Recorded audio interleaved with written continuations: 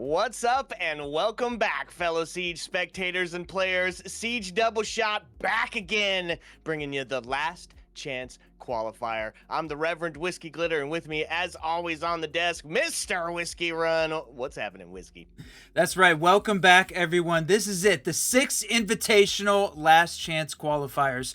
All day today, we've been watching the EML going on, and man, some banger games over on that side of the pond. But this time, it is time to start here in the North America League. And wow, the last teams that they're in this, unbelievable. I can't believe we have to come down to a single team, but it is going to happen this weekend between today, tomorrow, and Sunday. And man, what a game to kick it off. Cloud9 taking on JJ and Co. But we'll go ahead and take a look at that bracket, man. 8 teams left.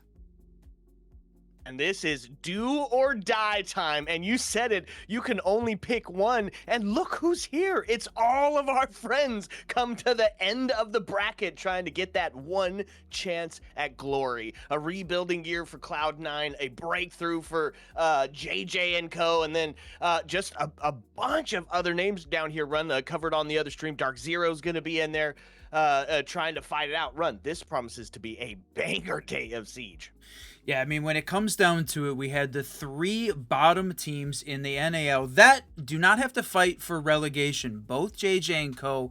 and Standby LFO, those guys had to fight through relegation in the Challenger Series, but they're in the last chance qualifier bracket because they both qualified through the open qualifiers. Now, I guess it's not unexpected you'd see the Pro League teams win those open qualifiers, but man, there were some close games we got to see on our stream here to make that happen. But if you're just joining us, checking this one out, X-Core and OW, those guys in match 2, that is the Element 5 and the Element 6 winners that got bids here to the last chance qualifier playoffs. But obviously, the big T1 teams are the favorites to make it to the end, but again, only one team can make it. As we get down to our game, though, Cloud9, JJ and Co. Let's take a look at the roster. Okay, well, getting into it, one of them is correct there. A little bit of a troll prod. Okay, prod. Thanks. You know. You know who's on JJ Co. It's our homies. They came up through the Challenger Series. It's X Team MV taking on Cloud9. Also, Kobe Lax, Dream, Giddy, Aiden, a bunch of folks that have been featured on the Siege Double Shot as well as we watched their rise up to the top of T1. So absolutely going to be a banger game. But the story must be told by where the battleground is set. And if you're looking at it, that's right. Fortress is on the board. Unbelievable that we get a chance to see Fortress here on the stream here. I know it's been played a couple of times, but it was the place that Cloud9 wanted to start this thing off. Crazy that it's going to be here, and I think they're feeling very confident going into this map. And then a couple of great ones to finish this thing off, but man, I am really looking forward to it because it is time for Fortress. That's right, Fortress, newest update, newest rework, and haven't really had a chance to watch it all that often here in the higher echelon of the Siege scene. So excited for today. One thing that we do know is that Horse is going to be a major contest point for getting in and active on both of those top floor sites. So looking to see some cheeky little rotates and get our ranked books ready. I love that part about getting to watch competitive Siege is figuring out what's the right way, the great way to play these new maps. But this is Fortress. I mean, recently reworked, and we've seen a lot of chat about it on Twitter. What's the right way to play out this map? A couple of sites, I think, have some good options, but certainly those downstairs going to be the place. And as the bans are done, we're just jumping into this thing, making sure we're not slowing it down at all. Yeah, we're going to lose the clash. Attackers need to locate. Seems good, right? On a map that you're not quite familiar with, any way that you can slow down the other side, and Glass being a great proponent of that, yeah, makes sense. Get it off the board, and then Mira, honestly, that's just the permaban, right? That's who you take off the board, almost given any map that you're going to, just so strong at holding so far away. And then on the other side of it, you're going to see the Glass and the Blitz banned out. Of course, there's the shield play that is active. That is great for taking taking up that space in a hurry. And then, honestly, we've been seeing the glass everywhere, right? Sit in the doorway in the smoke, take the kills, get your plant, any sort of number of activities at him. So they're both going to be gone for this. Yeah, that's a great point. Is, man, Glass has been just one of those ops that, you know, surprising that we're getting to see him banned so often. Used to be never played, never banned, wasn't really a factor in competitive play, but now very important. And it does leave, I mean, the Azami on the board and the Aruni here burn a little bit of that attacker utility, and I think Azami continues to be one of the top defenders. And even though you don't have the Mira and the Clash this time around, leaving Azami on the board is it's a tough choice when the attacker's about which one you want to go with. Absolutely. The Architect, great at just holding on to the long, and that's exactly what she's going to be trying to do here. It's going to be some vertical, right? They're going to get in, take some of this top tower space, and try to put some split pressure on to these sites up top. First minute is gone as the drones are getting in, kind of trying to suss out kind of exactly what this first round is, the feeling round, if you will. Test the bona fides, and already Monty's made his way all the way up towards that door. He is sussed out, though, of course, as they're going to get that environmental ingredient off of it. Rival is there sitting on the Kiba barrier ready to do some damage. Yeah, over on the side of gaming there, that wall, making sure they get a chance to open that up from the hallway is definitely an important point. And, I mean, Rival is just absolutely locked in on games. Using those Kibas, going to take a few shots, but with the Monty on the door, still have got the electricity blocking that from being opened up, so they don't have direct access in yet, but certainly it's a gaming side take, at least here to start with. Yep, they're able to get that single wall open. That's going to force them back just a little bit farther, start retreating back towards site, as now they've made their way in towards that billiards area. Take advantage and does get a shot, gets it down. Rival's going to take Aiden off the board, and that's going to be the first loss here in this last chance qualifier. 2 to go down now as Ivan takes his Giddy off the board. 5-3. Oh, Dream so close to losing his life there as Ivan took another DMR shot just behind his back. Again, they gained control over there on the gaming side, but that was not enough to be able to hold on to the JJ & Co defense. And in a 3v3 now, a Snake answers back, taking down JJ. Man, this has come down to that last 40 seconds. Doesn't feel like right now Cloud9 has got this thing completely locked down, and what a flank there from Rival coming up to take down Kobe, and quick end to the round. Yeah, just all falls apart as soon as that pressure from behind comes in, and Rival's able to get the kill, and then it's a 3-2-1. Everybody else drops as they try to get into the response. Round 1 going to go to the defense. No surprises on that one. Now let's take a look at that second top floor.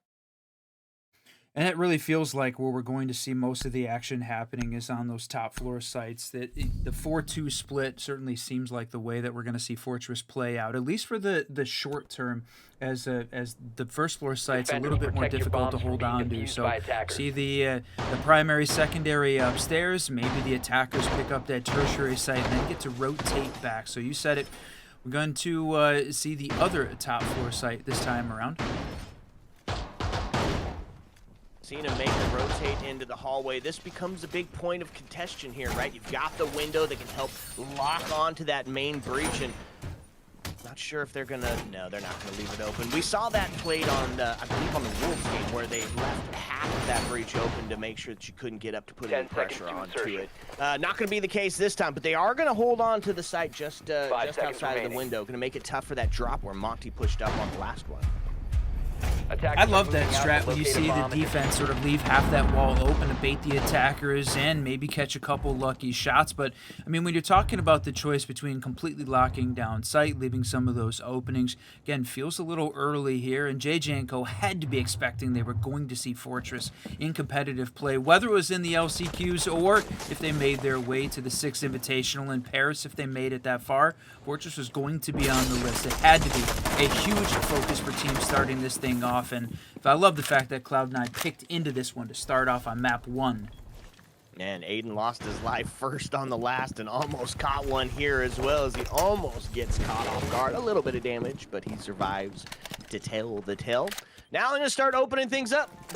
try to get some of that split pressure going. Not quite able to get the walls done yet, but here's Thatcher in his new rework run. Just able to, that launcher now is just able to continuously take those bandit batteries off the board, just making it really difficult, of course, to get that bandit trick going. Not going to be needed here. They're just going to open that. Yeah, the fact that he's got 5 of the charges now, significantly more utility and value out of Thatcher, to the point where, to me, it feels like he's going to be one of the ops that starts to enter the ban phase just because of how good he is. But the fact that we saw JJ and Co ban out Glaz and Blitz feels like they've got some pretty defined operatives they don't want to have to manage, and they're okay with at least slowing down that hard breach. Let them open up the wall, just burn a little bit of time, burn a little bit of utility, making it happen. And Dream locked in the corner this time. They gained a lot of that game space quickly on the round 1, but this time JJ with the smoke has got him locked in the corner down to that final minute of gameplay. Excellent that they're keeping this rotate open as well, kind of almost trying to bait somebody in to take an unnecessary swing. They're just kind of in a hurry up and wait at the moment now, jumping into the window. It's going to see Snake get a little bit of a sound cue from the barbed wire, and that's going to be dead down on the Ivan, and Cloud9 looking real good at finding their first round. Man, it feels a little bit early to say that. JJ SMG 11 takes down 1. Packer to answer back, and now a double play on Monty. Completely shuts him down. 2v4. Caster cursed off the board. The fact that Ivan is down, though, I mean, it's not a complete lockdown, and Cloud9 has certainly got an option here at this point. You still have got Snake and Aiden left alive. A little bit of utility left in pocket. 2 of the smokes here from the Twitch. Man. Immediate run. Now they do have that man advantage, but health advantage is very low. Quick switch. Or AJ now onto the triple kill. There's 3 seconds left. There's no diffuser in hand. What is he gonna? He's gotta go for kills, but instead he's just gonna wait it out by the rotate. Okay, there's no saving KD here when we get into the competitive. At least, you know what? I was waiting to see whether or not that was gonna come out, but the second floor here on Fortress, certainly the stronger places, the stronger sites, and seeing the defense pick up those 2 very close when we got into that final minute, and then Cloud9 sort of falling apart as JJ picked up a couple of those kills. They did a much better job of managing Monty and the top of that game's hallway with Snake playing right in the corner of the old stairs. I love that more aggressive style from him, and he picks up an SMG 11 kill. Tons of utility out of the smoke on that round, and making sure that Dream could gain a little bit of space, use the Monty better this time around, worked out really well for them. So now we get a chance to see first floor Fortress. Yeah, what do you even do here? It's a tough site to find yourself on, although happy circumstances to get there, right? Defense wins 2, which means now the test on the Tersh. And this one's difficult, right? A little bit of vertical, not like a ton, but you're definitely going to see a little bit of the extension up here. I'm excited to see how these guys are going to play this one out. Get your rank hits ready. Yeah, cafeteria waiting. So I just hanging out below the gaming site below, so it's really sort of a focus again. It's got a little bit of feel like Lair, where there's a lot of time spent upstairs holding down the R6 room. If you're going to go for like a bunks briefing, take right below it. So JJ and Co, yeah, they've got this thing on lockdown. A lot of utility and players set up upstairs at this point. 3 with Rival, Ivan, and Packer all spending time on the second floor, and expecting the shield another time around with Ivan running the Ella again, making sure that those the Grismont mines are ready to shield break to give them a little bit of a boost. And the shield is a change this time. Dream switching onto the Blackbeard, which, you know what, a little bit more aggressive. I honestly like that change. Look at all this intel being provided by Packer right now. One scan has got 4 different gadgets, 4 different bits of intel to direct exactly where this attack team's going to be coming from. Huge first bit. It could potentially lead to that first kill.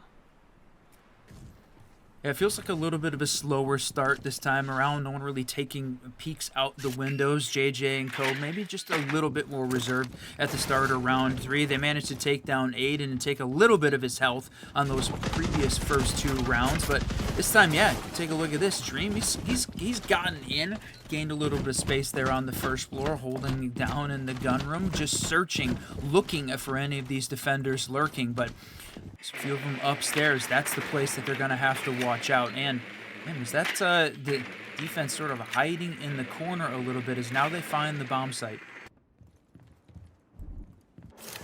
Packer on the roam, on the hunt, looking to be that agent of chaos up onto the second floor, makes his way into museum and start trying to find that intel. Where in the world is that push now coming from? Pings are starting to come out as they try to make a pincher move on, and look at this, they are just absolutely moving. Solus been targeted, Deimos is on the hunt, so the hunter becomes the hunted now, as Solus might find themselves in a little bit of danger. They're pretty much ignoring the second floor at this point. Everybody on the Cloud9 Cloud9 side downstairs on the first, in my life, just sort of backing off, not worrying about taking the vertical at this point, trying to be a little bit more site direct. That feels like that could, I was going to say, fall apart for them, but wow, a double there picking up has even this thing back up, and then again it put JJ and Co on the offensive here. 3 to. You know what, I'm just going to let you handle the last piece of it because this thing's almost over. Yeah, now into a 1v2. Aiden, all that's left but JJ with a shotgun in hand. And honestly, that's what Fresh talked about when he did the breakdown of the Wolves game and the change to Fortress. One of the things that he said was a pinch point before in Fortress was there wasn't a ton of vertical to be had on those first floor sites, and he was wondering if that was going to become a problem this time. And this time, they didn't even really put too much effort towards taking it, right? Push in, punch them straight in the face, and they got close. It was a 1v2 at the end. It's a 3 up and 3 down for JJ and Co, though. Yeah, interesting to see this the JJ and Co ban there on the Dokkaebi, right? So they're wanting to make sure that that they have a little bit more freedom to move around. Maybe that helps them out in terms of trying to spend a little bit more time upstairs if they need to fight out that fight downstairs on the first, looking for a little bit more of that lurk play. And then we talked about how much value a zombie was bringing, certainly to start off on that games hold on the second floor from JJ and Co. I love that Cloud9 banned that out. And you see this a lot, it feels like, after the change to the new ban phases, after the first 3 rounds are done, that first quarter is done, yeah, take a timeout, wait and see who's going to get banned, and then talk about how you want to adapt the strategy to it. So Cloud9, a little bit of a slow start here, but it is Fortress, one of the first few times we're getting to see it in competitive play, and man, love that we're getting a new map in Siege. Oh, yeah, it's fresh, it's new, it's exciting. And speaking of exciting, Wolfsman, just want to say thank you so much for the sub. 32 months subbed, 31 months in a row. Just want to say thank you so much. I can't believe it's already been that long. And, of course, all the new subs that have, or follows that have come in. There's been a ton of them. We appreciate you being here as JJ and Co. taking on Cloud9. Just happy to have you. Yeah, honestly, a great community. Appreciate you all being here. So, not unexpected to see upstairs again one more time to play out Fortress. And, you know, I feel like we're all sort of learning this one together at this point, and certainly relying on the pros to find some fantastic strats as a way to see the new map being played out, because honestly, you know, it's as part of the great thing about Siege. There's so many different angles, plays that can happen here, and I want to see how are the pros going to handle this. So with the commander bedroom hold upstairs, the bombs themselves are relatively close, a little bit of rotate in between, but for sure that horse room continues to be one of those strong, I wouldn't say pinch points, but one of the defensive strongholds that they spend a significant amount of time and effort holding on to, and is that double breach wall on commander close to the bomb. That is certainly an important piece the attackers are looking to gain control on. What I love is they opened it up for a rotate near that tower area, right? And now if you've got somebody holding onto that main stair with, you know, a barbed wire proxy or something, effectively cutting off that whole lane and the potential window and the push up from there. So honestly, feels like a good call if you're gonna have smoke holding down. we're getting into that nearly that first minute of gameplay done. Again, Cloud9 spending a lot of time here on the utility intel side of this, right? Giddy making sure they're running the Brava, stealing away some of these gadgets here. They're going to grab the Malusi, grab some of these cams. They don't have access to the Dokkaebi this time, so might as well steal the gadgets this time around. So they lose one quick. Great play there by Ivan, holding down to deny some of that intel. But they've certainly burned a lot of time on the defensive side. A minute 10 into this, and just now starting to clear out those Goyo canisters. And they've gained, space on the game side because it's a lot more open. JJ and Co just sort of giving away a lot of the space as they focus over on Commander bathroom side or bedroom side of it. You know what I love about this match, specifically, Run, is that, first kill. Aiden gonna take the off the board. There goes the trip connectors, followed again with Packers gonna fall as well. Yo! Cloud9 takes that man advantage now into a 5-3, and now they can take a second, right? Minute 18 left. They've got some time to work. They can check a few more boxes, get some exact info. Did they get him? Did they suss him out? It did stop just before. Could be huge if he holds on here and gets a kill. Well, I mean, you see Mike W holding down to that Horse Museum side of this. They needed to make sure that that thing stays locked down. They're going to try and open up the double. There it is. That space is open. You're talking about 50 seconds, but it is Cloud9. Certainly, that's plenty of time here for them to get the execute in play. They've got all 5 left alive. Dream running that Blackbeard. Aiden takes another one. So, man, he's the first guy that goes down. But what a round he's had this time. In a good redirect, right? You see the first 3 rounds, you go down, gives you a second to kind of find out exactly how the other team's playing, and when they come back on the other side of the first round to rotate, it's flawless. They just absolutely tore that defense apart. Yeah, that's the adaptation that we were expecting from this Cloud9 team, right? They managed to, lose the first 3. The whole first quarter is a sweep. JJ and Co picks up 3 in a row. What does Cloud9 do? Ban out the Azami that was a significant part of that JJ and Co defense. Take a timeout, and the timeout buff comes in strong with a flawless at the start of the second quarter this time. And that Cloud9 just sit and talk about it, figure out the ways that JJ and Co was working, picked them apart upstairs. So this time they're going to switch up the bomb site, play the alternative second floor dormitory and games this time around rather than go back to the commander bathroom side of the map. And it's the place that it feels like Cloud9 has pushed in on games basically every round at this point. So that's been the starting point aside from that first floor. So as they lock this thing down a little bit more, keep it a pretty standard lineup. I like JJ back on this smoke. We saw him be very effective in that game's hallway the previous time we saw this on round 3 or on round 2. He's going to pull that magic off again.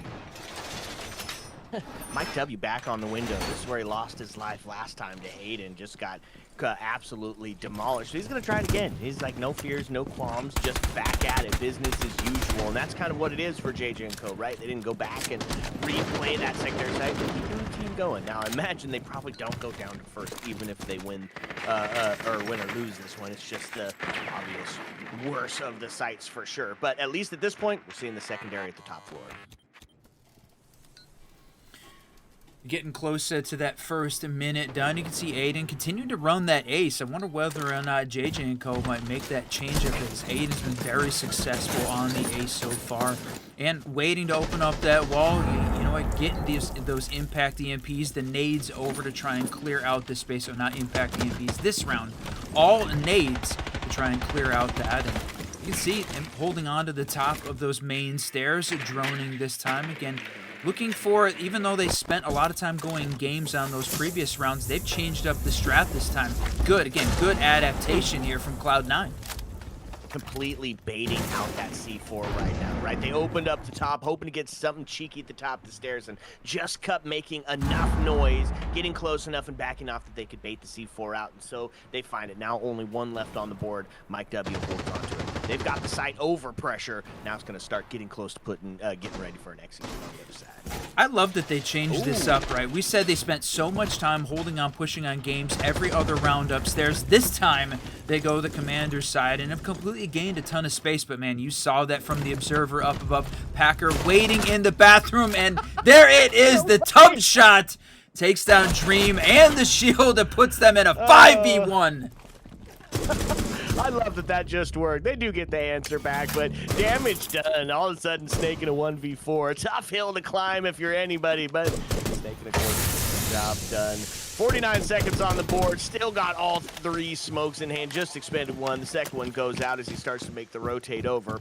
Diffuser cold now back into the hands for the last 40. Gonna try to get something active. There's not gonna be much he's gonna be able to do here. Oh, and he's got to wait out the smoke here. That's just wasting a ton of time. Now, he doesn't have any more of those left, but Mike W still has got a C4 in hand. Would love to see that thing get tossed over top of this door. Not going to need it, though, as JJ is the one to clean it up again with that shoddy in hand. Pre-fires the door as he walks in. So, well played on the prone style, and there it is. That C9 timeout buff only lasts 1 round as JJ & Co. picks up another. Again, on that stronger second floor site, not unexpected.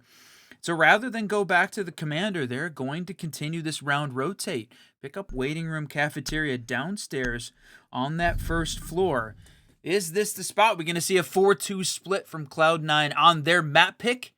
Or they've got an incredible defense just waiting in store for us when it gets onto their defensive half. Attackers need to locate and defuse bombs. You know, one of the things that was prophesied by Fresh is that potentially Fortress might become a little formulaic in its top floor approaches. So hopefully we'll see something different out of Cloud9, a little switch up to the strat there. They got to get through this one to get it done. And they're going to be a switch up on the defense side, bringing in the Pulse, a little bit more intel instead of that Solus who they had on there. Then we talk about the bands that came out. Run, that was the Architect and the Dokkaebi. So how they were successful on this last one, definitely a zombie holding on to some strange angles. Yeah, sort of gave them a little bit of a boost, so they're going to have to change up this strat. Run the castle this time around to block off some of those sight lines, make it a little bit more difficult. And we're still sitting this time. Only one of this defense is holding on upstairs, Mike W. And he's sort of near the stairs there, able to make that quick rotate down. I mean, maybe they're expecting Cloud9 again to go pretty objective focused, direct to that first floor rather than spend a lot of time upstairs. Like you mentioned, not nearly as many vertical options you have on Fortress as some of the others, but Aiden, 8, 4, and 1. A hell of a way to start off map 1 here for the LCQ. No kidding, especially when we've got 2 players on the other, or also kind of sitting in that killless frame in the middle. Now, obviously, KD isn't everything. That's not going to base it on that, of course, and especially when you're running shields. It can be a little bit more difficult, but definitely feels like a little bit part of the reason that we're seeing it sit 4-1 currently outside of that normal standard defensive take on that Forge. Yeah, for sure. We'd love to see Giddy and Dream get active. Now, Dream certainly has been sort of a hinge point here for his attacking team. He's been the guy that the shield that they're all working off of behind. So he's the man that's made a couple of those rounds get close. They just need to find a way to close out some of these. Gain a little bit of, I don't want to say get lucky at this point, but they need to close out some of these rounds. They've gotten close. I love this Pulse playing down below, though, Packer. Man, just the intel flowing right now. Absolutely. So main advantage is into the hands now of Cloud9. We're going to start to try to find something from the top. Ram opening up the floor, pushing those defenders out of some of those potential critical push point spots. Looking towards potential hatch drops with some utility. We get into that final minute of gameplay. I mean, we're stacked 4 and 5, 9 players left alive in the lobby. Slight advantage here to the attackers. They're going to continue to burn all of this util. JJ has just been, smoking them on the smoke at this point, and Aiden picks up another, going for double digits before the first half is even over, on his way for a 20 bomb on that first one. So he's going to burn one more of his smoke. JJ's got just 1 left at this point, goes and takes a shot, but it is a triple from Aiden. Are you kidding me? Man, 4-2 on the split as they just absolutely collapse. Finds last kill up top. Beautiful play by the attacking team, and it sets a standard. Whew, man, there it is. Standard split. Cloud9 pulls it off. It was the first floor site. They managed to find one, and the second floor after that timeout. So great run from JJ & Co. to start off the defensive half here on Fortress. Man, not unexpected. We saw this the way that we expected it to play out, with the second floor being that stronghold for the defense overall. Cloud9 had a couple of great pushes. Now, they don't want to have to deal with the shields, though, from JJ Co, banning both the Monty and the Blackbeard this time around. So it's going to leave all the hard breach ops and those, the how do you call the cheese ops, the Ying, the Blitz, the Glass, all of them are going to be available. So they want to be able to deal with a little bit more of the strategic fundamental siege. Don't mind if you bring a couple of the cheese ops along, because they're going to rely on just mechanically gifted gameplay and its shots here from Cloud9. If you don't have a shield in front of your face in a one-shot headshot game, I think they've got a little bit of an advantage going into this one. Yeah, fun op Mira on the board. This is going to make it for a difficult push, especially getting that activity towards the tower when you're splitting it up, right? You're starting to put that pressure on the main stair, and pressure from Horse. Mira makes that quite a bit more difficult. Couple that with the smoke and a little bit of intel out of the Valkyrie. This is a good defensive setup here. I'm excited to see what JJ was bringing to the table. 10 seconds to insertion. Now, I like that Cloud9 opted into the intel piece of this. We saw that significantly on their attacking half, running the Brava, running the Twitch. They wanted to be denying utility, adding a little bit of extra intel with the drones, and going to continue that over onto their defensive half this time. Snake running the Valkyrie, and we have seen Snake be absolutely devastating with this op. And, it continues to be one of those ops that's, she's the MPX has rarely changed. Valkyrie has rarely changed. I know that's been a focus for you at some points in your Siege career, Glitter, but I like the fact that, she's been one of those ops that falls in and out of favor. And so we'll see if this extra intel is going to be the thing that certainly gives Cloud9 this defensive boost. JJ & Co is moving a little bit slowly here to start this thing off. It feels uncharacteristic for this team. Yeah, they're just really making sure, right? This first round on attack, you're really just kind of checking the bona fides of the defense. Where are they sitting? How are they holding? What are the zones? And then checking all the boxes, right? Take up the space. Looking to capitalize on that first kill. If it can be a pinch, get it pinched. And then get yourself set up and ready towards an execute. Here's what we talked about before. This being kind of that power position with a smoke holding down the stairs. So a bit of barbed wire in place could really aid that process along too. And now effectively with the rotate towards tower, or I guess the mirror towards tower, you're stopping tower. You're potentially stopping the window coming in, and that main stairs means all your traffic has to come from that horse side. That's a great point. It's one of the most important points we see upstairs on this defense. You need to be able to try and hold it or clear it out. And talk about this, the attacker util ops of both this, the Grim Packer running that piece, and then Rival on the Deimos. So good on Deimos in competitive play across the board.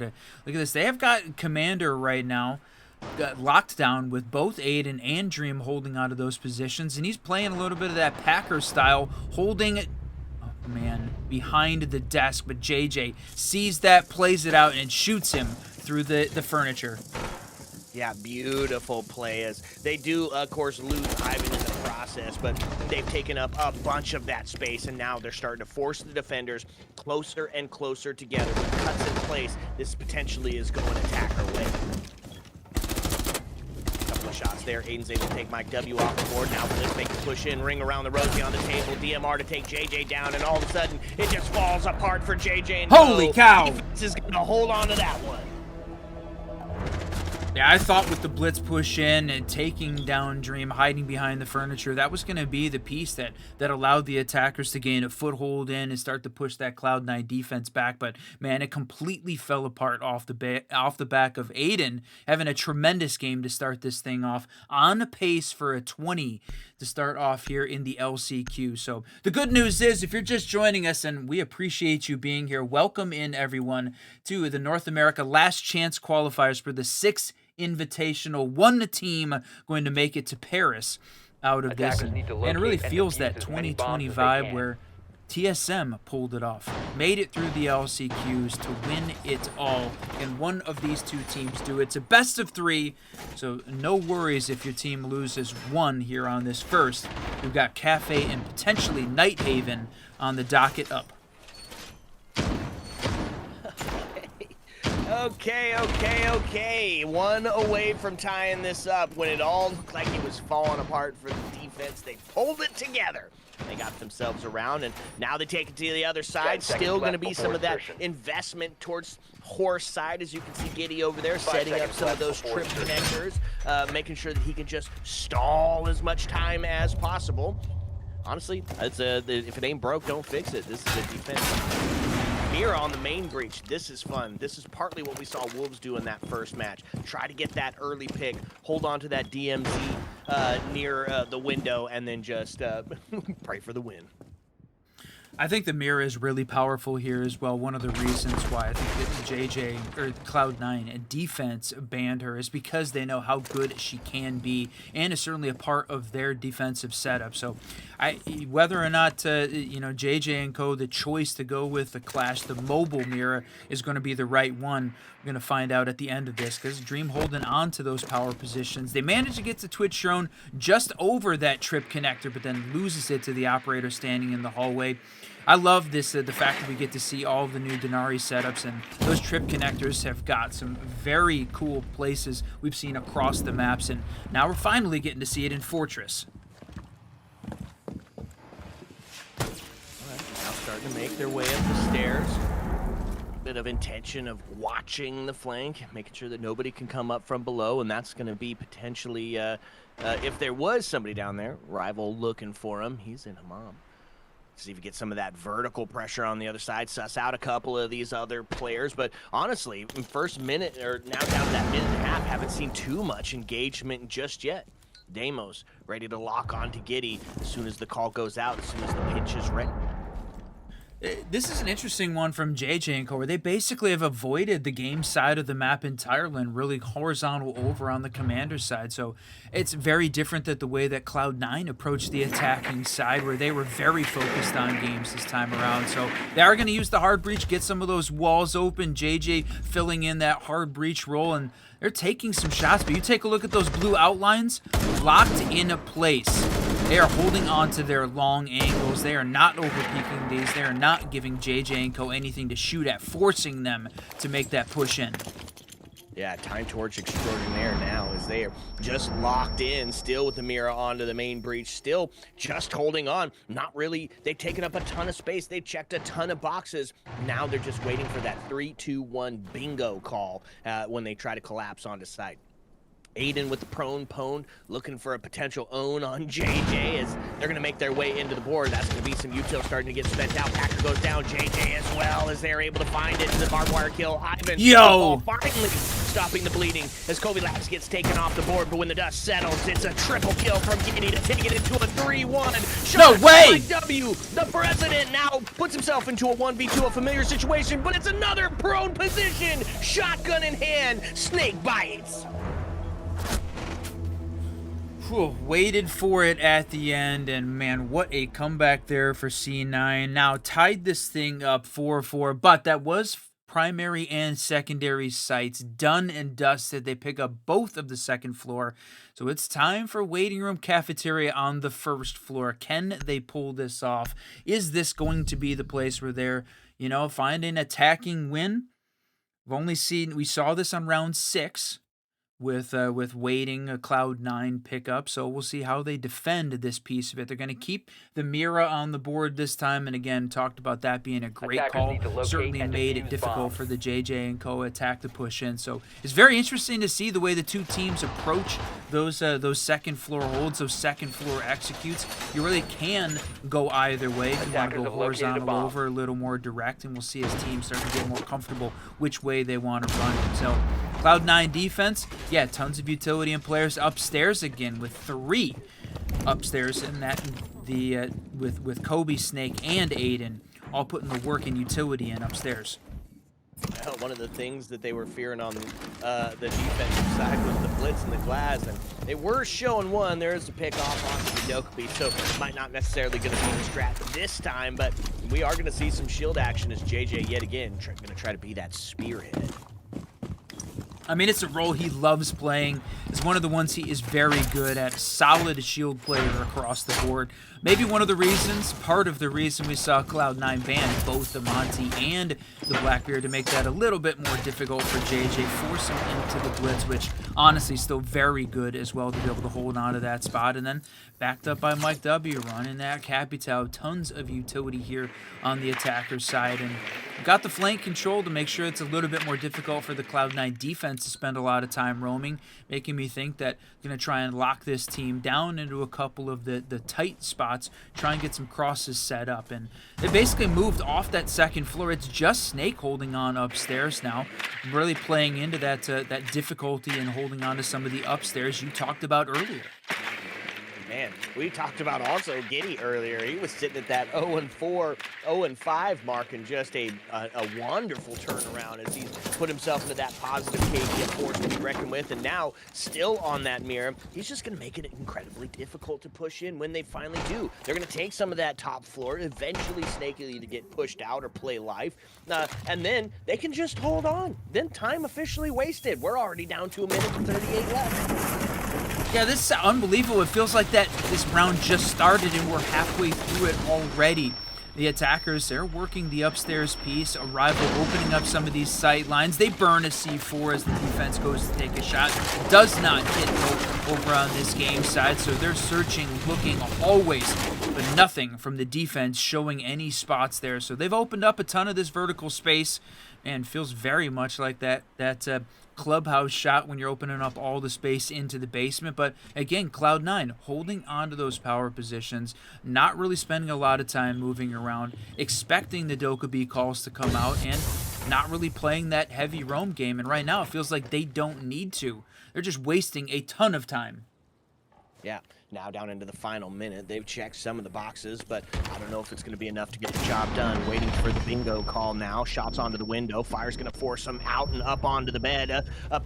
Crazy. Jeez, another!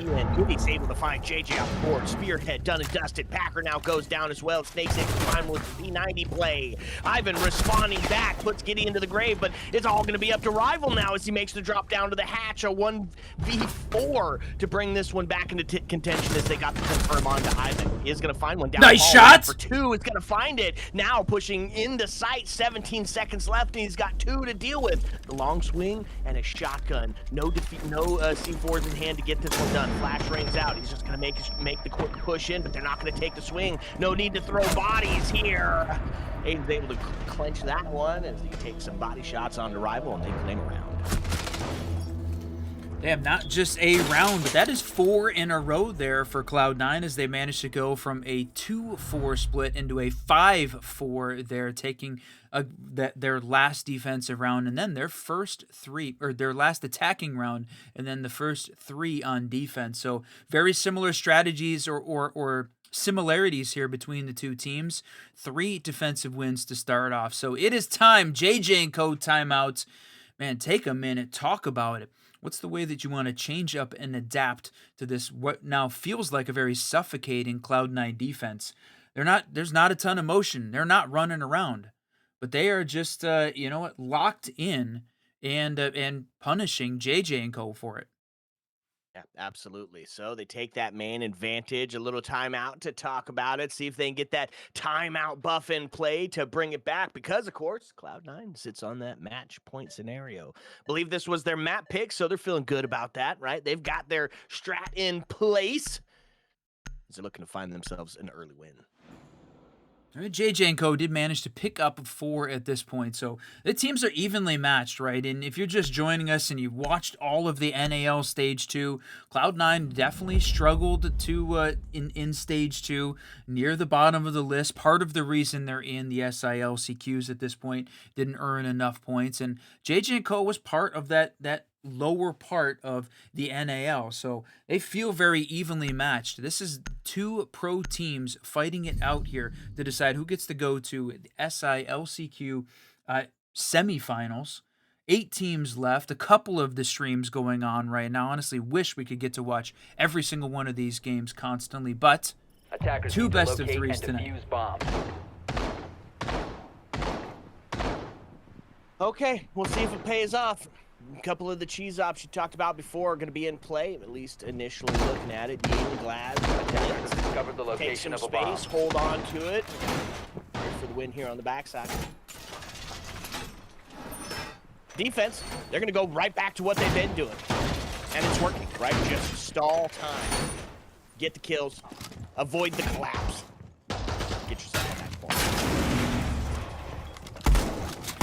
I love the Deimos ban there from Cloud9. It's one of the things that Rival was doing very well on the Deimos. It gives you a little bit less flexibility to move around. And if you had to choose one of those roam clear operators to get rid of, you could go the Dokkaebi, you could go the Deimos.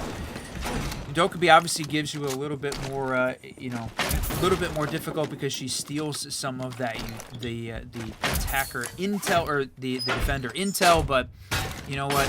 If Deimos is just hot, if he's the guy that is utilizing those soft walls across the board, yeah, I think that's a good call to get him off the board. All right, Run, here we go. Into the round. Drone's going to start to do their work, see if they can find out where these defenders are sitting. Looks eerily similar to what we were seeing before. Trying to get one early as the glass is looking down, and you can hear Candela's starting to ring out. So they're going to put some pressure on very quick, force some movement out of this defense. Yeah, I mean, using some of that utility early, taking some shots, and they're very spread out. You take a look at where this JJ & Co attack is. They are all the way across the map. No super coordinated push at this point. They're just looking to maybe catch one of the Cloud9 guys off guard. You said it, tossing in some of this utility. The combination of the Ying and the Glass, I think certainly you ban out the ward and lean into some of that attacker util. Try and catch one of these. The only thing that feels like it's missing is maybe a Capitao to try and bolster Mike W on that Glass. But so far, right now, moving slowly. Again, feels uncharacteristic for the way that JJ & Co normally run some of their attacks. They're feeling like a more disciplined team in these SI LCQs. Being on tech, no. Aiden's going to push up, take Mike W down. That's the Glass done and dealt with. Horses secure as he's able to just hold on as well. Ivan is able to take the kill onto Snake. But that was a damage done situation. Now the return fire starts to happen. Equalize. Packer with a shotgun is going to take one off the board. Again, Giddy starting to make sure that his presence is felt. The long shot. Packer good on the double. Now wow. It's 2-2 with 53 left. Man, 50 seconds left, a 2-2. Now it starts to feel a little strategic. Both of the attackers are stacked up, paired up, looking to maybe try and pinch out one of these Cloud9 guys, catch them off guard. But again, they're holding these long angles. They know the exact spots to stand, and man, perfectly played there by Kobe. The double rings out. Kobe gets the double play. A little bit of a call out in the all chat right afterwards. 6-4. Cloud9 on that match point scenario, which means we now got to see JJ & Co perfect for 2 for map number 1. And that is 5 in a row there for Cloud9. So the timeout buff ineffective for JJ & Co. They take the pause, they talk about it. They utilize it, ban out the Warden specifically, try and go for the Blitz Ying Glass combo, and it just doesn't work the way they wanted. Cloud9 is able to shut that down, and they've just been very good with holding angles on this map, and it feels like one of those things you're just going to have to try and prep around. So Cloud9 seems very comfortable. I can see why they picked into this map here to start off. And it's a best of 3, so it's a great place to start. Even if you were to lose one, you get to go back to some very familiar and stronghold maps for both of these teams. Kafe and Nighthaven, map 2 and 3 of this best of 3 to see which one of who is going to pick this one up. And what we've seen after the last 5 rounds is this looks like a Cloud9 map win on their map pick. JJ & Co have got to be perfect for 2 just to force OT at this point. Business as usual for Cloud9. Smoke back on the board as he's going to try to deny any sort of shield presence. JJ being the perpetrator of that one. I like that. Honestly, I like the Glass pick. I think the Glav Mav, or dang it, I did it. The Glass and Mav combo is probably one of my favorites ever. I accidentally said that in a ranked game, and now it haunted me.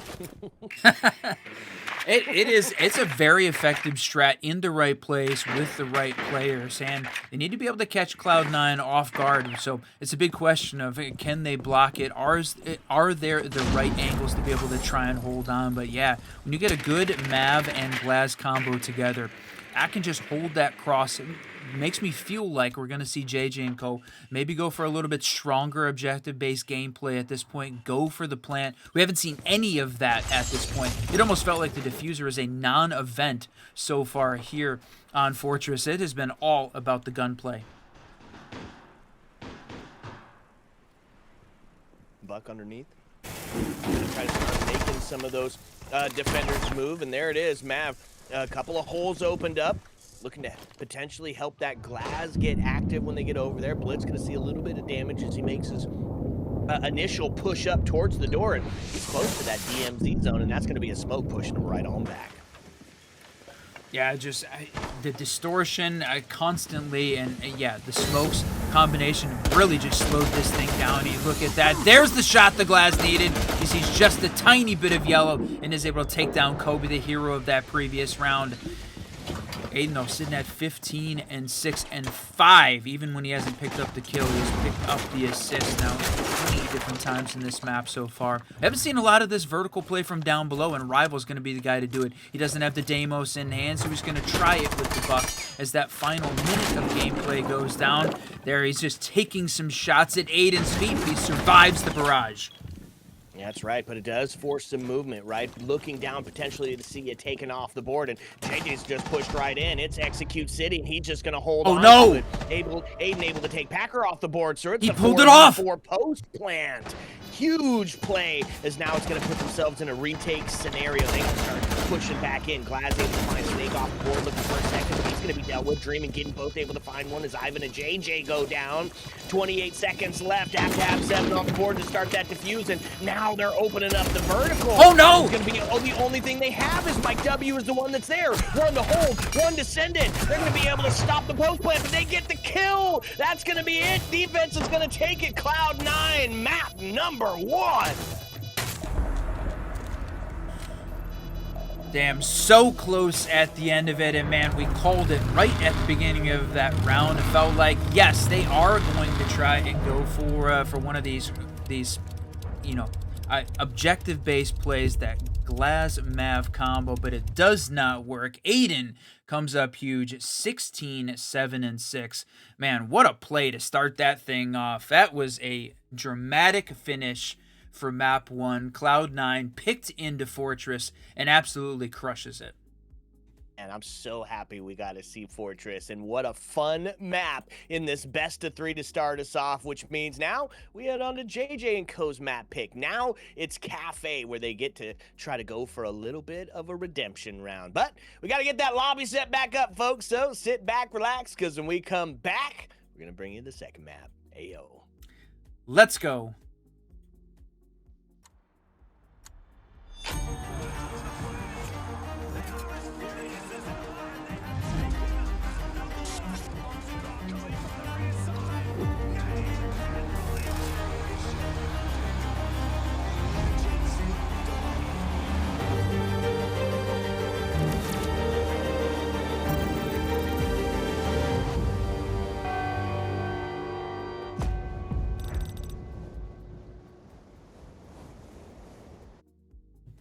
What's up, and welcome back, fellow Siege spectators and players. You saw it, here to make history. Cloud9 takes map number 1 off JJ and Co, so now the tension has built. Now it is do or die time for JJ and Co, as they need to get it done on their map pick run.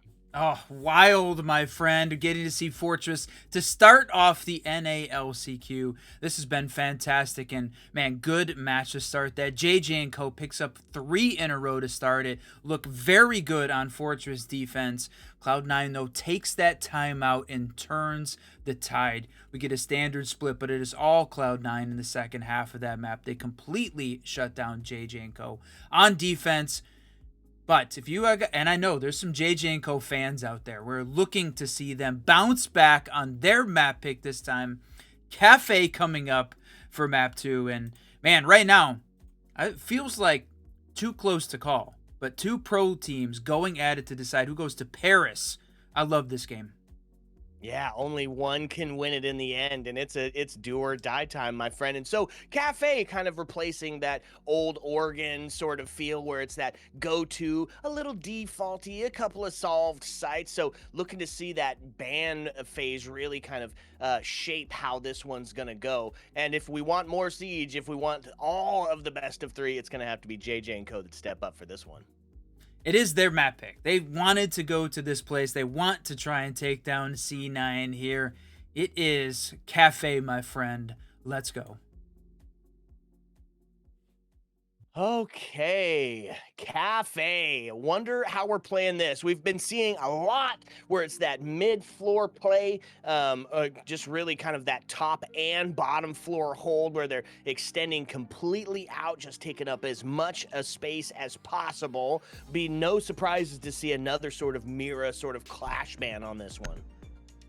Yeah, you know what? If they want to try and get rid of the shields, they know JJ loves playing that style, and it felt like he was sort of handicapped having to try and play just the blitz across the board on Fortress. So, you know what? Carry that into their map pick. Take away that utility. I don't know. It's when you have a pro league team stacked up around you, that doesn't feel like it's as impactful it is in, say, a ranked game. But right now, really feels like it's working it. So Cloud9's going to split it though and instead go with the Monty and the Ying to take away a little bit of that attacker cheese util.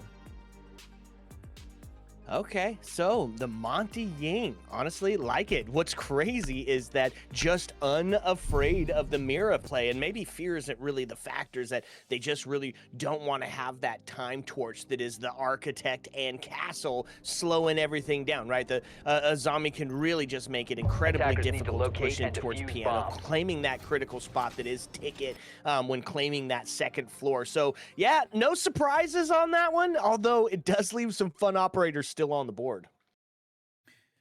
Yeah, I think the fact that taking down the Azami Castle pair here on this one is absolutely the right call on the attacking side. Azami is just so good on this map across the board. And you know what? Every single site, she's got tons of utility, so they need to be able to take some shots. It is the great window simulator. The problem is you need to be able to have the sight lines to make the windows work for you. So that's one of the things I'd love to see here. It's going to make that just a little bit easier for the JJ and Co team. Now, one of the things we didn't talk about during the break was the fact that unbelievably believable, I'm not sure which way you want to go with it, Karn and Co picks up a win over Oxygen in the other side of this bottom bracket here in the LCQ. So that was a big one. Map 1 out of a best of 3. Oxygen, I'm sure, is going to bounce back. But you know what? I don't know that I was expecting to see a Karn & Co victory over Oxygen here at this point, because that is the T2 team that earned their spot through the open quals. And they haven't had an awful lot of opportunity there to face Oxygen. Basically zero outside of scrims. Man, hey, T2 Warlords getting it done, at least on the first one, my friend. Okay, here we go. Let's get started. Kafe round number 1. Attack side going to bring an extra special investment into making sure they don't get flanked. Mike W, Ivan, both bringing out some operators to close off the backside, right? Gridlock, Nomad, and then open things up. Twitch to make sure that they can suss out some of those cams, not be as susceptible to the C4s that are lying in wait. 3 of them, mind you. Yeah, tons of C4s with good reason, because they're certainly going to play the vertical. Kafe known for the top-down take at this point, and it's a first floor, or a second floor, the mid-floor reading site here. And JJ and Co spending some time upstairs. We've got Mike W is finally in. The rest of the players, though, getting close to halfway through this round, still outside the building. And not unexpected for the way that Kafe at least starts off, but you know that the attackers are going to hold on to some spots on that third floor, so look for the C4s to come in. But Snake's going to get it done with the pointy end of his gun first, taking down a Mike W. A lot of chat, you know, a lot of all chat warrior going on that previous match, so we'll love to see how this one's going to work out. But look at that nice shot through the wall. His rival takes down Snake. Man, huge couple of kills answering back and forth to each other as the man advantage does get tied up for this last 60, holding on to a pixel, praying for a peek and looking for perfection on this one. They're going to take a shot, and he's going to miss it. Oh, no, a missed opportunity. Shots, though, onto White. Rival takes Kobe Lax off the board, and man advantage down to the hands of the attacking side as JJ and Co. looking to close one out. 44 seconds as it starts to count down. Yeah, getting close here. They've got a little bit of the pieces of the execute in play. The man advantage as well. The problem is Aiden was absolutely insane on that previous map, holding down on the chassis, but the cross is too good. All right, 4-2 defense trying to hold on, but that's the plant starting to go down run as they're looking towards mining. Hit saw a bit of a peek up, but not enough. So that's going to be plant down, and now it's all going to be up to Dream in that DMR to bring it back. He's going to have to be absolutely incredible here, looking towards that laundry hall. Nobody quite peeking just yet, and some siege timing is going to allow Packer to take the win on that one. That's one of the things we talked about right at the end of that Fortress map, is we really hadn't seen a lot of the objective-based gameplay from JJ and Co. on the attack. They basically ignored, really across that entire map, we saw the team sort of ignoring getting the diffuser down. Until we got to the end, JJ and Co. goes for that plant on that final round. They managed to get it down, but can't hold the post plant with a little bit of vertical in play. This time they started off, same thing. They go for the defuse this time on round one. That changeup seems to be working. I don't know, it feels like maybe just a little bit better than, or Cloud9 maybe not expecting that objective-based gameplay after spending a whole map with basically ignoring it. Great read there by JJ and Co. when they pick up an attacking win on reading, which, you know, it has felt like one of the stronger defensive sites here on Kafe recently. Agreed. A double attention to the intel here. Pulse and Mozzie on the board. I like it. Some BPs to add to the mix. I like it even more, which means we're going to be looking for some explosive combat for sure on this next round as they go to the offside. I love it. I love when we see the secondary mid-floor played here and the attention up top that's going to take to hold on to it. And you take a look at this, intel outside, the default cams outside still up pretty late into this round, giving away a little bit of this intel to this Cloud9 defense. JJ and Co. sort of avoiding it just a little bit. Man, W plays to start this thing off, though. All right, in the late round, Cade Claw. You might not have sussed this one out. And look at where they're bringing it. A little bottom up with the Cade to try to hold on to some of these walls. Honestly, feels like a good call, especially when you're going to be taking cocktail for some of that site overplay. We talked about it on that first round. Tons of time spent by the JJ and Co. attack. The great window simulator, tons of time over there. So they're working the top down clear this time. And take a look at where Cloud9's playing at so far. 2 upstairs on that third floor, and Dream holding downstairs in that. Yeah, man, Giddy on this pulse. Just so much intel there for his team. JJ and Co., I mean, they're obviously going to jump in here in just a moment, and the fact that they've got all of this intel on where those players are at, looking for it to run out outside. No way! Oh, what a miss. Yeah, he's going to be mad about that one, my friend. Does get some of the intel off the board as they start to push in towards that top floor. Flashes pressure towards White as they're just going to keep making their way up to claim some of this vertical space. And man, he's going to look back at the VOD on that one and just be upset about it. Yeah, tragic. I mean, take a couple great shots there, and it felt like it was slow motion with Ivan in the ash repelling in the window, and he lost half his health after Snake took a couple shots there. So, and he's used up his C4. There's still 2 more on the board, though, with Aiden and Giddy both holding on to one. And that final minute of gameplay starting to tick down. From the JJ and Co. side, they've got third floor on lockdown, completely occupied that space, pushed all of the defenders down to the first and second floor. But the problem is they have to make that transition down to the first. And man, Packer taking down Kobe. He's having a great game to start this thing off, 3-1. Significant improvement over that start he had on Fortress.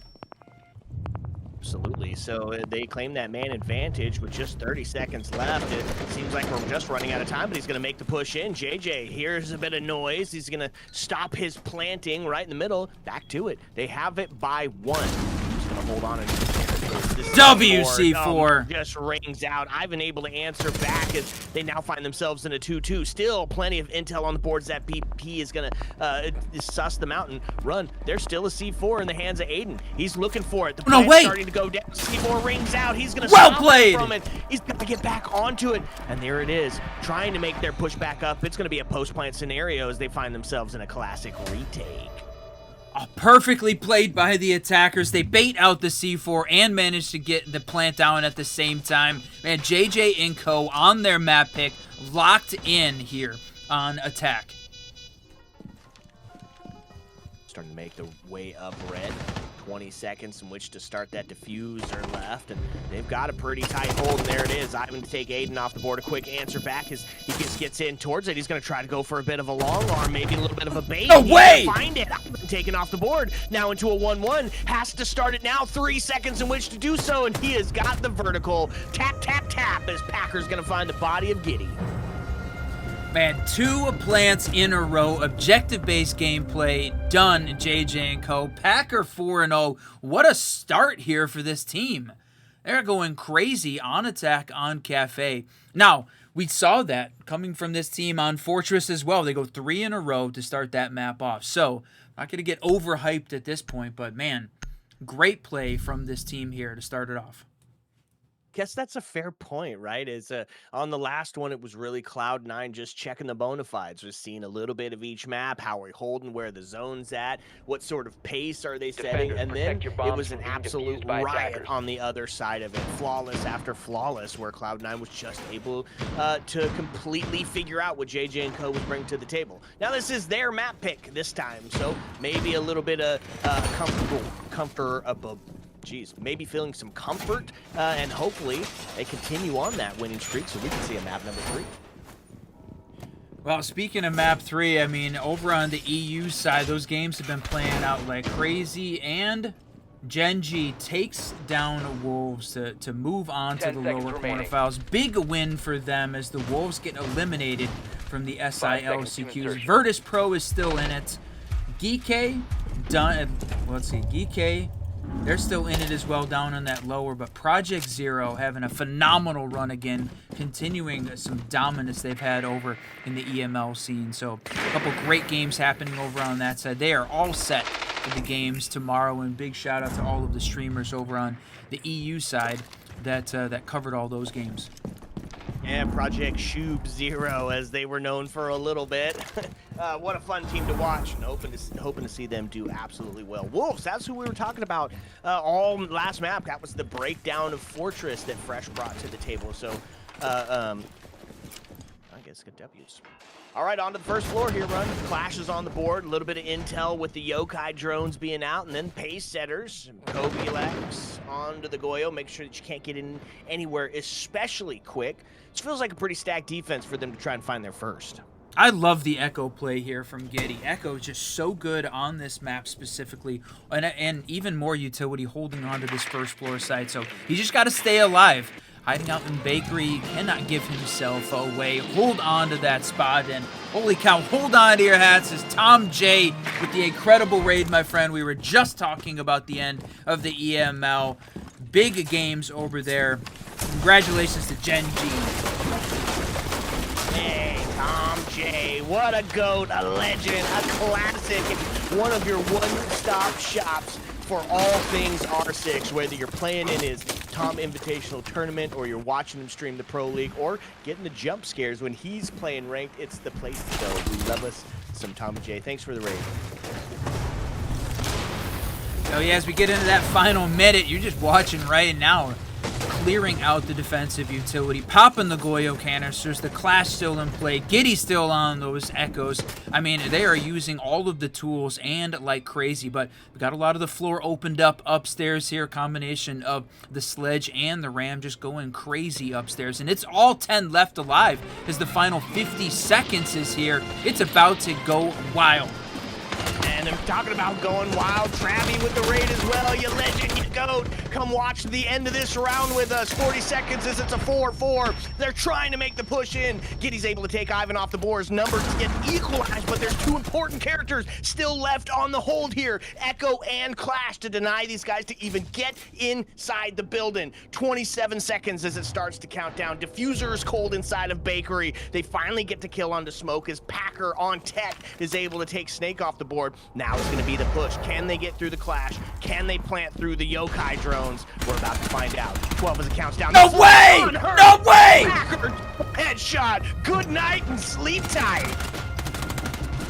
Man, the Reaper has got to be one of the best additions to the game recently. I absolutely love that weapon. Apparently Packer does too, as JJ and Co pick up 3 in a row to start off map 2. Same we saw on Fortress. Those guys are absolutely locked in to start the map. But can they carry that momentum forward, close out some rounds in the latter part of this map, or are they going to let Cloud9 dominate the second half of this map again? The bans are in. Are we going to see another Cloud9 timeout? They did it on map 1, and yeah, there it is again. Very successful, it felt like, from this team, taking a pause, talking about it, seeing what JJ and Co did, and now it is time to adapt and react. Packer on Sledge Tech going crazy with a 3-piece, a shotgun and a double Reaper finish. Oh, just beautiful, right? And so, okay, now Cloud9, same thing that you saw on the last map. Now it's time to talk about their first few rounds, talk about the zones. Where were those pinch points that got us to lose those? They make the adjustment. We'll see if it's going to work the same way this time. JJ and Co looking real good right now. Man, certainly off the backer of some Packer individual heroics. 7-0 to start this thing off. We have got the opportunity to cast JJ and Co and Packer. This maybe is the 9th or 10th different team we've had the opportunity to cast him on. A perennial favorite in the scene. Love that guy in this team, but you know what? Cloud9 has got some absolute gunners as well. Aiden went crazy on that previous map, and then obviously Dream. What else can we say other than he's sexy? And just have absolutely locked in. So we saw them react very well. They are fantastic at adjusting, adapting to what the other team is bringing to the table. So Cloud9 timeout. Is this where we see that comeback start? They're going to play the 3rd floor. So now this is all 4 sites on Kafe played. They continue the round rotate. Make sure they catch all 4 of them. I like it, right? It's still kind of in that guess mode. Yeah, you see the first 2 mid floors. You got to look at the very strong Bakery side of it, but now you still get a question mark as far as the 3rd site, the top floor, that solve site, potentially, right? So they bring a very similar operator line to what we just watched. Some intel, a little bit of stuff for the shields, Clash on the board, Yokais, and then of course Dream on the DMR, just ready to deliver some justice with it. We'll see how JJ Co's going to react to it. Glaz going to be doing some of that long angle. The big fun part for me right now, JJ on Aurora. Yeah, this is one of the cocktail. Yeah, this is one of those maps we saw Aurora being demonstrated on from Ubisoft when she originally joined the operator lineup here in R6 Siege, locking off Cocktail. And it continues to be one of those places that she has a lot of value. There's a reason they use that to showcase, because she's so good. And obviously running the DMR as well, since we're in the DMR meta, the age of the DMR in Rainbow Six Siege. So, and Ivan's brought along the Glass to sort of back that thing up. So got a ton of firepower here on the attacking side. They have to deal with this Cloud9 defense with Dream locked in over on the Cocktail side. I love the Aruni here because matching that same energy with the DMR. And yeah, going to continue to run the Echo as well upstairs. Tons of utility here. They just haven't been able to convert that into a round win yet. And it feels like Aiden, he's the guy that we need to be watching out for. Not activated yet like he was on Fortress. Still looking for his first here. And when he gets hot, that is a dangerous situation for JJ and Co. All right, absolutely. Yokai drones out and about, getting some of that intel as the Grim Bees start to come out. Smokes.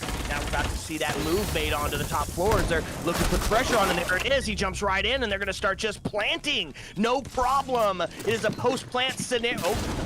Oh, Oh, we got... But not able to do it just yet. It's the C4 is able to push him off. So Mike W takes down Kobilac. Skitty able to respond on to Packer. Still man advantage into the hands of nobody as he gets... What a play! 3-3. 60 seconds left as they're getting into Piano to try to get some pressure from the other side as well. So they went for it. Didn't quite work out. Man, going absolutely crazy. Picks up 3 with the clash, and man, just absolutely on fire. Still locking down this site. I thought for sure JJ was going to get that plant down, and right now it feels like we have got a huge mistake for him not to be able to try and stick that plant in the final seconds. But man, the rest of the team is going to back him up at this point. It is all up to Aiden. Starting to go down. C4 in hand, he's going to bring out the Eagle, and that's going to find one. Looking for a second now, holding on to the rotate. They got an idea where he's at. He's just pushing straight up on a free into the bathroom. He's going to find it, and that's going to be Cloud9 finding their first round. He said, red like book. Wow, wild. We got a chance to see this the objective-based gameplay here from JJ and Co. Attack was very successful overall until it wasn't. And this time, there it is. Cloud9, they take the timeout. They come up with the round win immediately after. Their timeout buff now 100%. Both maps in a row successful at pausing, adapting, and shutting down JJ and Co. Okay, well, worked out the same time on the last one run, right? Timeout in place. They react to what they saw the first time, and they're able to find themselves a win. Potentially a little bit of a danger spot for JJ and Co. If you're a JJ & Co. fan, you're going, are you kidding me, Glitter? They're up 3-1, dominated that first quarter in dramatic fashion. Packer is sitting at 8-1. Mike W hasn't been activated at all. JJ is still, you know what, he's still ready to rock some skulls here at this point. You know what, watch out for this team. But Aiden picking up a 2 at the end. We said it, he was 16 kills on that previous map, 5 assists as well. So we said if he gets activated, they're going to have to watch out. Both of the second floor sites successful from the JJ and Co. attack. Again, off the back of some objective-based gameplay. So that previous round, I think if JJ had planted there, completely different result. We may have seen another attacker win. All right, well, let's see how they're going to adapt again. A lot of attention to the top floor here. Double mirror setup just inside, close to the freezer area. Honestly, like it. You're going to have a tough part pushing in to take Piano, to take some of that vertical. And honestly, we're seeing Nook on the board. I wonder if they're rocking the new DMR. My guess is probably yes. The age of the DMR. You know what, though? The FMG9 got a little bit of a boost as well, so we'll see what rival sort of favors as he walks into this one. But, yeah, I mean, big setup upstairs, tons of utility and players holding on to that third floor. It's just Giddy playing the mute downstairs, denying some of this intel, looking for the C4 from down below. So that's going to be a very power position as they're holding on to reading. So right now we've seen JJ and Co. They haven't, the Cloud9 defense is not repeated around yet until this round. So this is their first opportunity to adapt around what JJ brought to this specific one. And it was a plant scenario for them back on round 1. Can they pull it off again? You nailed it though. Yeah, Nook running that DMR. You know what? The DMR is so good, even I could be a DMR user. So no shot that, of course, it's going to be in the hands of rival who absolutely could put him down on that side of things. Couple of shots back and forth. No one worse the wear just yet, but already, look at this. Nomad made their way to the top of red, looking to put some pressure on that top floor early on. I love this lurk here from Rival, just holding, waiting, playing down below, a pair of nades in the hand, but Aiden sort of moving back and forth between the sites. There's a lot of motion. It feels like Cloud9 is moving significantly more than we saw them on Fortress, where they were really holding down angles, you know, not over-peaking, not overplaying their hand. They're playing Kafe a little bit more loose, it feels like, at this point. And there's that flank watch coming in play from Ivan once again. Really loving playing that thick lock on both maps.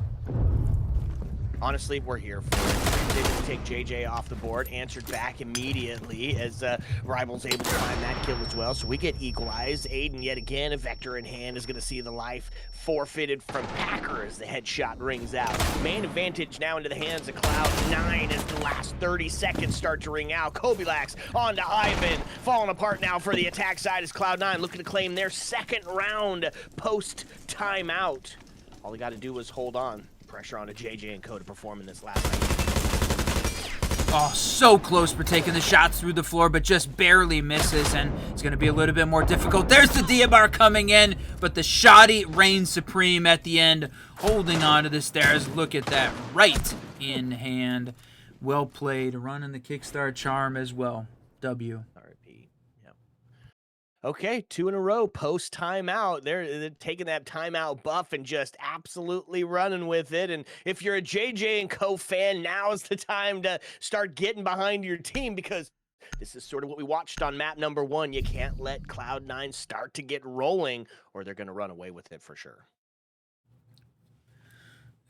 Kind of what it feels like at this point. I feel like JJ and Co made a few mistakes this time around, and Cloud9 absolutely capitalized on them. It's what we'd expect from the pro team at this point, is that they could pull it off. And again, we haven't, all of these teams making some lineup changes, and we didn't talk an awful lot about that at the startup. I mean, Aiden now joining this Cloud9 team, Snake joining, so a couple of changes here coming out. And then on the JJ and Co side, yeah, I mean, picking up Packer. He was running with the SOS team.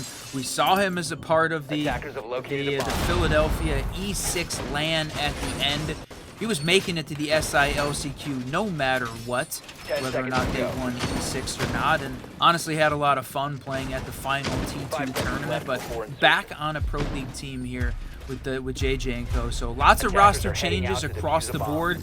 This is really that first time we're getting to see both of these guys, both of these rosters set up with this set of 5 stacks. So there's a lot of learning on both sides of the map right now. Love the adaptation here out of the defense. Fenrir being introduced, and could make it a little bit that you can't see, I can't see sort of strat that has worked out. Looking for a little bit of a spawn peek here. Oh, almost loses his life for it. A bold move, almost paid for the hubris, but now he's able to get back into ticket and give himself the relative safety behind the foil. Yeah, it felt like he didn't commit to the bit there at that case. He took a shot, opened up the wall, a little bit of a glance, and then walked away. And honestly, I think he got a little bit lucky.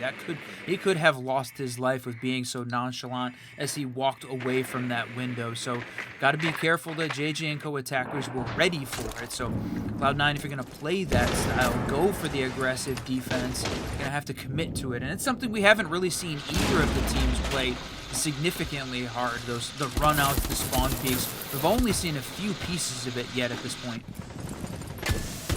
Well, trying to put a lot of pressure towards that pixel area, and they're going to swing right in. Ivan able to take Snake off the board, looking for more as he gets into the freezer area. A quick rotate over to Cocktail. They're going to see him again. Ivan good for 2 now as they claim that top floor. Is dealt with. His Dream's able to take him off the board. A DMR to take him.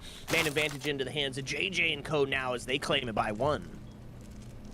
Yeah, this is huge, sitting at 4v3 with 1:22 left. Plenty of time here for the attackers. Yes, they lose. Ivan is sitting at 5, 5, and 5 assists. Just, taking little bits and pieces off of all of the defenders. So the Ash is done. There's still plenty of utility, though, here on the attacker side. Dreams holding on to this, the reading side of it, looking, watching, waiting. Yeah, now it feels like they're holding some of those positions that got a little bit late into round. You see Aim Packer run the buck this time, taking some shots down through that floor to put vertical pressure on Aiden. He backs off the engagement, but they're going to have to move quick. They've got to make the transition downstairs. Looks like more focused on the mining side rather on the dining side, so leaving Aiden sort of to his own devices over here this side of the map. Well, they're opening it up. They know something's coming. Dream's able to take presidential candidate Mike W off the board. JJ to answer back on Aiden, and the Kobilax headshot onto Rival. Plans start to go down, but it's going to be denied. It's Kobilax good for 2 in the end. Wow, what a run. What a run for this defense team. After losing 3 in a row to JJ to start this thing off on what looked like an incredible play for the JJ and Co team, Cloud9 took the timeout and answered back in a big way. 3 in a row for themselves. So they closed out the end of Fortress with 6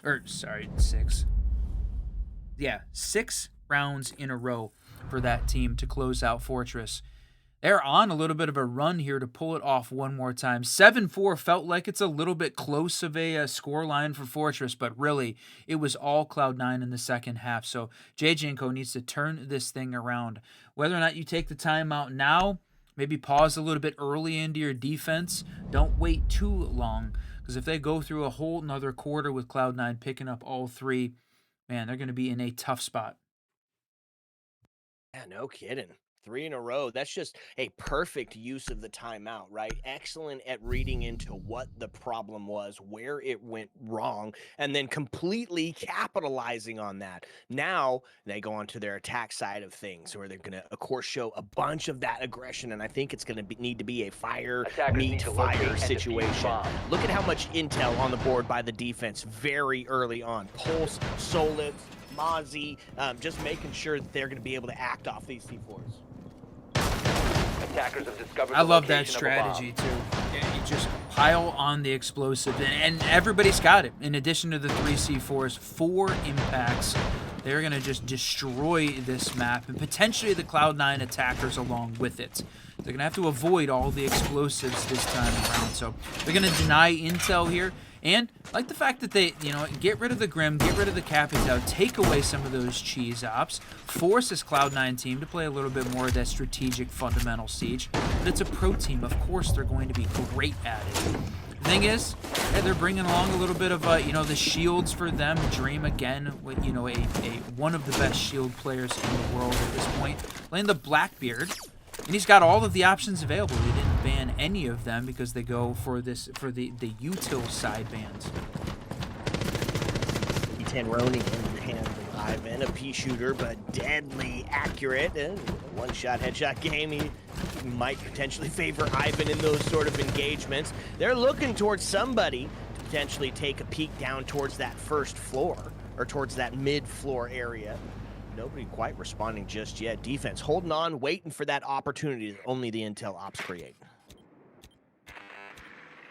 Yeah, I mean, just taking a look at through these attackers, right? Almost everybody was on a piece of their intel there, whether it be a drone or one of the cams. Just everybody spending a ton of time searching for where this JJ & Co defense is, and a lot of the guys, again, tons of utility upstairs. 3 of the defenders playing upstairs on that 3rd floor, and fairly spread out. They've got a heavy presence there on the white side, expecting that's where this Cloud9 attack is going to be coming from. Partly based on Packer running that pulse and giving them a ton of that intel piece. So look at this, going for the run out. He's absolutely ready for it, and Aiden punishes Mike W.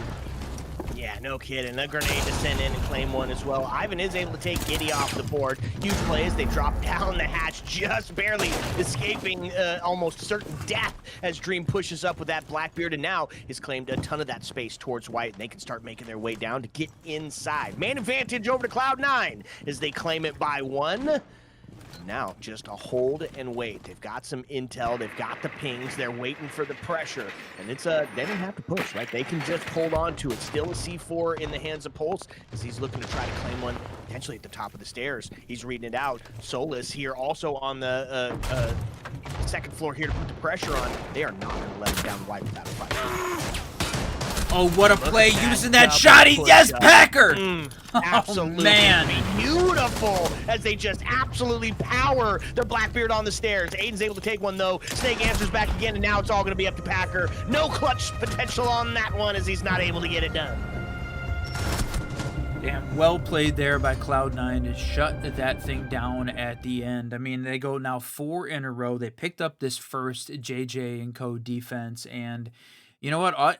Off the back of the Reaper again started to make its appearance, but that was just good attacking play playing off the shield. Even though they shut down the Dream on the shield on the stairs, they were just better, punishing JJ and Co for making a few mistakes. And yeah, we're gonna take just it. I know this is a short pause this time around, and you know what? Overall, we've had a great day of Siege so far. Tons of games in the EML and the NALCQs just kicking off.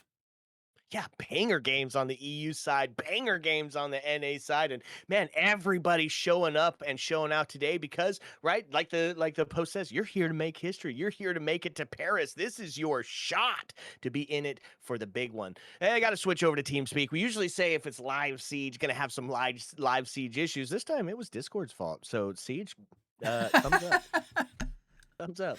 Classic. You know what? Making sure that you have the communication is one of the problems certainly with the online events Defenders, is protect your you bombs don't have from you don't have the being used by LAN attackers. problem sometimes like we saw during the NAL finals, that you have this ping servers, and there has certainly been a few of those problems. Siege has been in a bit of a struggle recently, but honestly, I'm super excited that the LCQ so far is running smoothly, my friends. And you know what? As we watch this one just continue to work our way into it, and we mentioned the EU teams. It was Project Zero and Virtus Pro that managed to get down to the final in the upper bracket, and with 4 teams still left alive in the lower, had to say goodbye to Wolves and Panahone, which was a bit of the surprise with how good they were in the Spoit Invitational.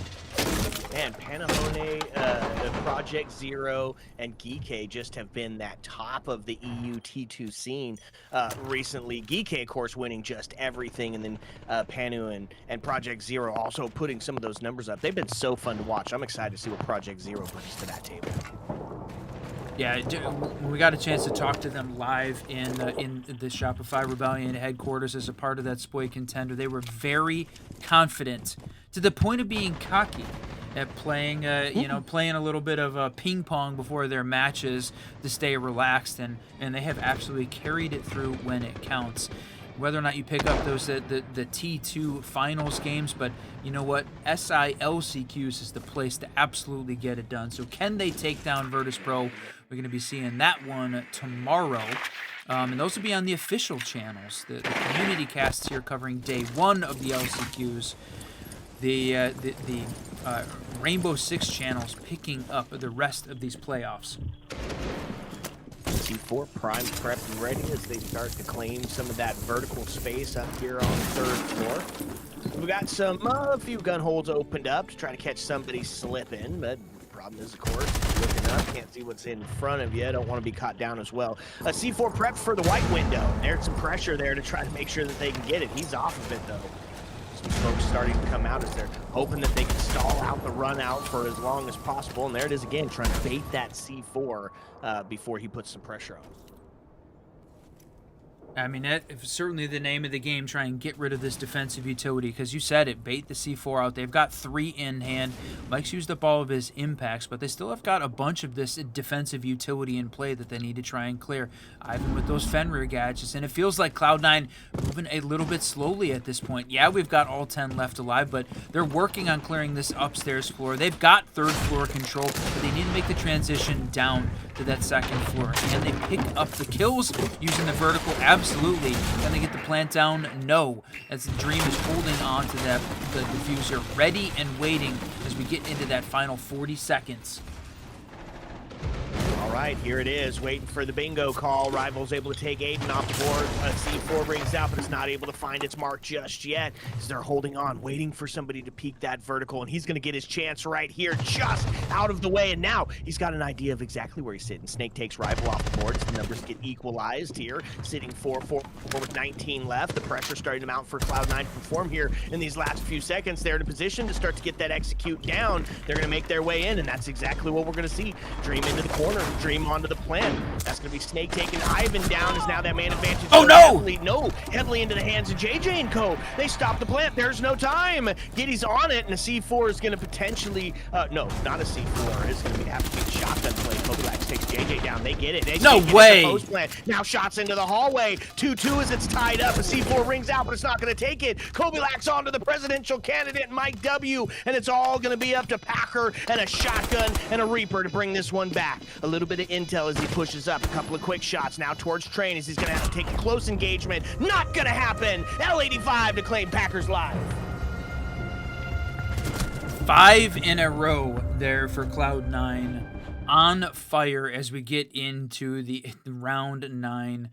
What a roll that these guys have had. JJ and Co picks up 3 in a row to start this thing off. They look magnificent on Kafe, and Cloud9 reads into it and completely shuts this thing down.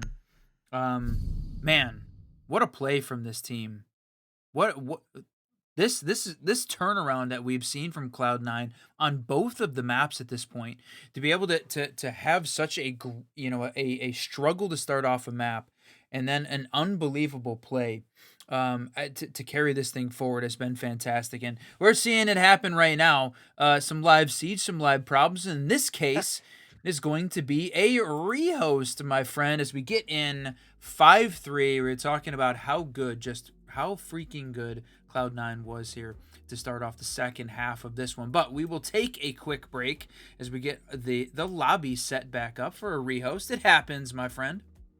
Yeah, I accidentally cast or cursed that one, didn't we? Whoops. Yeah, sorry, guys. Sorry about that, chat. Okay, you know the deal, you know the drill. Sit back, relax. We're going to get that lobby set up, and we'll be right back. Ayo.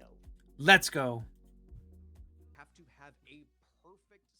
All right, there we go. Rehost done and dusted, and then straight into a timeout. Interesting. Well, maybe just a little bit extra longer to talk about it, I guess.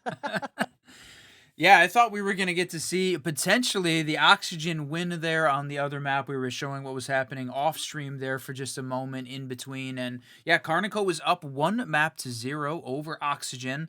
Oxygen very close, though, to closing that thing out on Chalet and sending it to map 3. I don't know, right now over here on this game, it certainly doesn't feel like we're going to see map 3. This right now certainly feels like Cloud9 has been on an unstoppable roll. Once that they is pick the up greatest some momentum, moment in my life, bro. They seem to be unstoppable. 5 in a row here on this map. After they went 6 in a row on the previous, can they pull it off one more time? 1 round away from match point. JJ and Co. Plenty of time here. They got to take the pause, the timeout as well to make sure everything is in order. Tech and mental, my friends, as we go to the first floor. See how this JJ and Co. kitchen defense is going to play out. Attackers have located just want to say a super special thanks for the Prime, the Tier 1 there, Tectonic. Appreciate you being around 6 months. He's been doing the sub thing for us. We appreciate you being here. Okay, Run. Here we go. Cloud9, they've got a couple of extra to talk about it. Same here for JJ and Co. as they're trying to figure out a way to get their first win on the backside of this half, and they've got to pull something together, right? Starting to feel a little bit dangerous here for JJ and Co. as it's going much the same way as it did in map number 1, and on the precipice of a match point scenario, this starts to spell pressure and disaster for JJ and Co. Yeah, now I was going to say, I like the Aruni here coming out with the DMR on the defense, but Giddy just running that Brava, stealing away the intel, and is going to pick up one of the Aruni gates there to start this thing off. So Dream continues to be, a legend on the shield at this point. They're going to burn one of the Goyo canisters on that main wall, and it's early. Get rid of this defensive util, and that has been the streak that they're on. JJ and Co doesn't feel like they can rely on their defensive utility because it's gone so quickly at this point. Cloud9 is just absolutely locked in. I think it shows one of the reasons that, both of the teams obviously pro, but JJ and Co is one of the teams, along with Standby LFO, that are going to need to fight for that Pro League spot in the Challenger Series coming up here after the 6th Invitational. Relegation.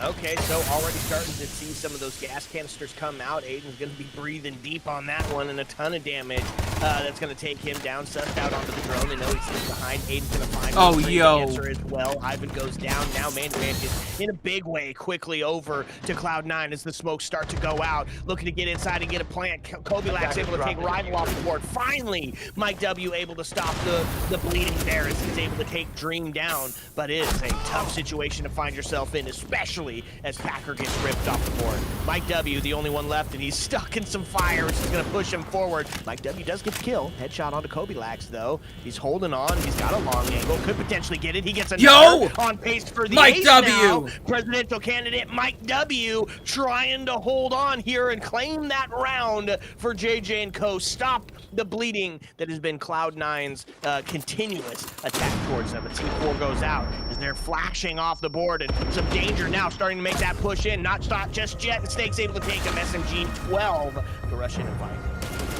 Oh, damn, so close. Mike W had an incredible play there from playing back in the kitchen. He picks up 3 when he get in a nearly unwinnable scenario. Mike W answered. The problem was it was just an overwhelming force from Cloud9, and they find a match point scenario, my friend. But it's not just match point. It is match point, map point, series point, and right now, quarter final point. If Cloud9 finds one more round, they are moving on and sending JJ and Co. to the lower bracket to do battle. The other side of this one, and it was Oxygen that picked up that win that we saw briefly on the Be Right Back screen, as now that game heading to map 3 with Karn & Co. winning the first, Oxygen winning the second. But JJ and Co., they've got to be perfect for 3 on a map that they have seriously struggled on to get anything done. Yeah, at least on this side of it, right? They had a Attackers need to locate explosive and start, defuse but as then many just bombs as they absolutely can. red from here on out. Now, similar situation to map 1. They have got to be perfect for 3 to bring this one back. So it's all intel. It's Mozzie and Packer come out, slow down in the hands of Goyo and Fender, and then try to deny some of that intel. But run, we're seeing some of those agents of chaos on the board as they bringing out the Ying, Blackbeard, the Sledge as well. And this feels like this one could be quick. Yeah, I like that JJ and Co. got rid of the Brava. I think she was just giving this Cloud9 team a ton of value and stealing away the utility. I mean, forcing them into gunfights. And right now they're not winning the gunfight, so they need to keep the utility around longer to be able to have that back them up. So, you know what? That feels like a significant switch, and so use the Mozzie, steal some away that Cloud9 drone intel, force them into taking a few more risks rather than being able to act off that intel directly. And then, yeah, Mike W and Nagoyo go for more of the mechanical slowdown there with the area denial, and that feels like it's working. The one thing that they haven't been playing a lot of that was very successful, it felt like, on Fortress was the smoke. Haven't seen very much smoke come out here. Only the Goyo for area denial this time around on Kafe. Yeah, well, he kind of fits that role on Fortress, right? He can stop some of that. There's only a couple of lanes, at least discovered lanes so far on Fortress, where you're making that push in, and smoke can really be the determining factor for that. He's been around, though. We've seen him a couple of times. I like what they're bringing. I like that they've got some C4s. I like that they've got the slowdown capability. Now, we just need to see him win the ones. Yeah, and that's a place that they have certainly been struggling in. They're not winning the ones, and Cloud9 taking advantage of all of the mistakes that JJ and Co. is making. So, start to win the ones. Oof, that's a tough shot. You know, whether or not you're feeling it, whether or not the mental is in play, but you can make fewer mistakes, and that's what JJ and Co. has certainly got to focus on. But Snake is just there to answer back. The near hero of that previous round, Mike W, goes down in a hail of bullets. Giddy, though, also downed at the same time. He's on the roof, though, so he's going to be recoverable. Yeah, absolutely. At least they'll be able to get him back up. Aiden, however, gone to a place you can't pick up. That's going to be a 4v2 now as Dream's able to take JJ off the board. No way he survives that. Yeah, Shield is going to make sure that he stays alive, sans a little bit of that health, and now it's all going to be back up again to Packer and Rival to try to bring What is this he one doing? back down, and they've got intel galore as Blackbeard's just able to be that mobile drone, that mobile intel factor, allow them to play on behind them. No C4s. Almost being targeted, which means we're going to see some of that pressure from above, and now onto the rotates as well as it starts collapsing onto these defenders. They're still holding on to him, and that's going to be Packer that goes down. Does find Rival and take one, but Snake able to take Rival off the board, and that one is going to do it. JJ and Co, unfortunately, are going to go down. Oat. Man, tragic if you are a JJ and Co fan, but obviously big GG's there to the Cloud9 team. And man, after the rehost, they were unbeatable. Really, after the first quarter, they were unbeatable across the board. That was a hell of a good game from them. JJ and Co, they both maps, great start, but Cloud9 was ready. They were their adaptation strats were unbelievable. They found all of the holes in the JJ and Co defense and attack and just punched a ton of holes in it. Well played, Cloud9. Congratulations. Move on to the semifinals, and JJ and Co head down to the lower bracket. It is double elim, so their day is not over. Their chance isn't over, but they're going to have to do it in the lower bracket this time around. Man, okay, climb up. Yeah, so now we got to wait on that that game over, what is that, on Cards' channel? Oxygen versus Karn & Co. currently. It's the winner of that coming to take on Cloud9 to see who stays alive. Cino's channel. Okay. So, yeah, a quick break for us. And then when we come back, we're going to bring you another best of 3 banger. Ayo. Let's go.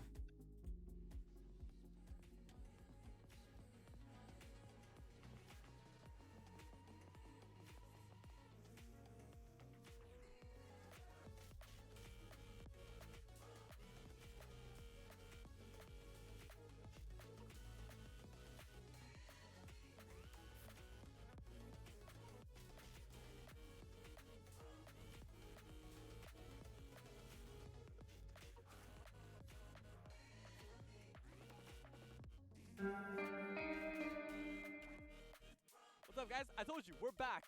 The timer is always wrong. I always anticipate there are delays, but today it is clean cut. It is straight to the chase. And we actually have some news for you guys. Now, I know the bracket was a little bit outdated, but we've finally gotten our first plugin of the night. Cloud9 has officially beaten out Envy to advance on to match 8, where they will await Oxygen v Karn & Co. The winner of this game will be playing Cloud9. Irish, any thoughts? No, I'm just excited, man. I mean, it's just been a really good best of 3 so far, Oxygen versus Karn & Co, and it's just going to get better, regardless of who wins this matchup. Whether it is a Karn & Co masterclass, which would be super exciting, and because then they would run the gauntlet of tier 1 teams most likely, as I'm kind of expecting Dark Zero to win that top side of the bracket, or if it's Oxygen instead, then it would be a redemption arc for them going up against all tier 1 teams, and they would be going up against DZ in the final if they make it that far, and if DZ make it that far, which was the team that won against them to put them in 6th place coming out of the playoffs. So either way, fantastic story. Either way, great games. So I'm not even making a prediction. I'm not even saying, oh, this is what I kind of want to happen. I'm just here for great games, and it's already delivering. Just to let you know DZ lost their first map, eh? They lost against Den by his first map. I had forgotten that you had told me that. And they currently are up 2-3. LFO are currently up 1 round on these guys. This might be a crazy bracket that nobody expected, but that lower bracket is going to be one for the ages to remember. Yeah. Envy, potentially DZ, potentially OXG. Yeah, that would be deadly. That'd be deadly for any team that gets knocked down after that, should all of these upsets happen. That's like confirmed elimination if you go to that lower bracket of hell, because Standby LFO just won their round to go at 4-2. Because that's pretty much like most events nowadays where Furia like loses round 1, goes into the lower, and then just absolutely smokes every team that they go up against. It would be like that for either Oxygen or DZ should any upset happen. It would just be terrifying every single game of that lower bracket. We haven't gotten there yet. The do or die, yeah, exactly. But I am really intrigued to see how Nighthaven is going to play out. I am so excited to see what Karn & Co has to offer us, because the pseudo timeout that kind of acts in between games allows teams to kind of mentally reset, especially when they don't have a coach. For Oxygen, it works out more in their favor because they can really break down on what's going wrong in between rounds and on games that they didn't win to really address this. But again, as this is probably, I will say, and I will personally vouch that this is probably one of the most balanced maps in all of Pro League, if not the most balanced. Anything can happen on either side. It's really just about which team is hungrier to get the win. Yeah, I quite like this map. It's basically, it feels like Clubhouse, but slightly bigger and significantly less solved, which I love, because you can roam towards the deeper edges, and if an attacking team goes for a full drone, they'll be wasting a ton of time. So roaming is very viable. Anchoring is also very viable because there are those hard anchor positions, those power positions like are present in Clubhouse as well, that you can play just kind of tucked in behind a Mira, tucked in behind a Clash, or tucked in behind a Kiba. Pretty much every single playstyle is viable for attack or for defense. You can go direct through the wall, you can push from opposite con side through. It's just a great map through and through, and like you said, a very even one to boot.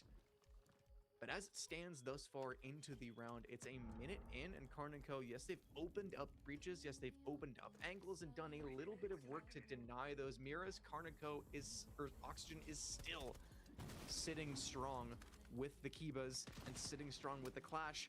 Karn & Co have to deal with a mountain of utility once they get closer to site. And that was a problem that was very evident on Chalet. They really were getting a little bit late in terms of clearing that utility, even though they were bringing that Flores when it was usually from Deity. Now, it looks like the roles have swapped. They will have Deity on that Severe entry and Raid on that Flores, but it really does matter on who does get the first pick, and it looks like it'll work out in the favor of the attackers.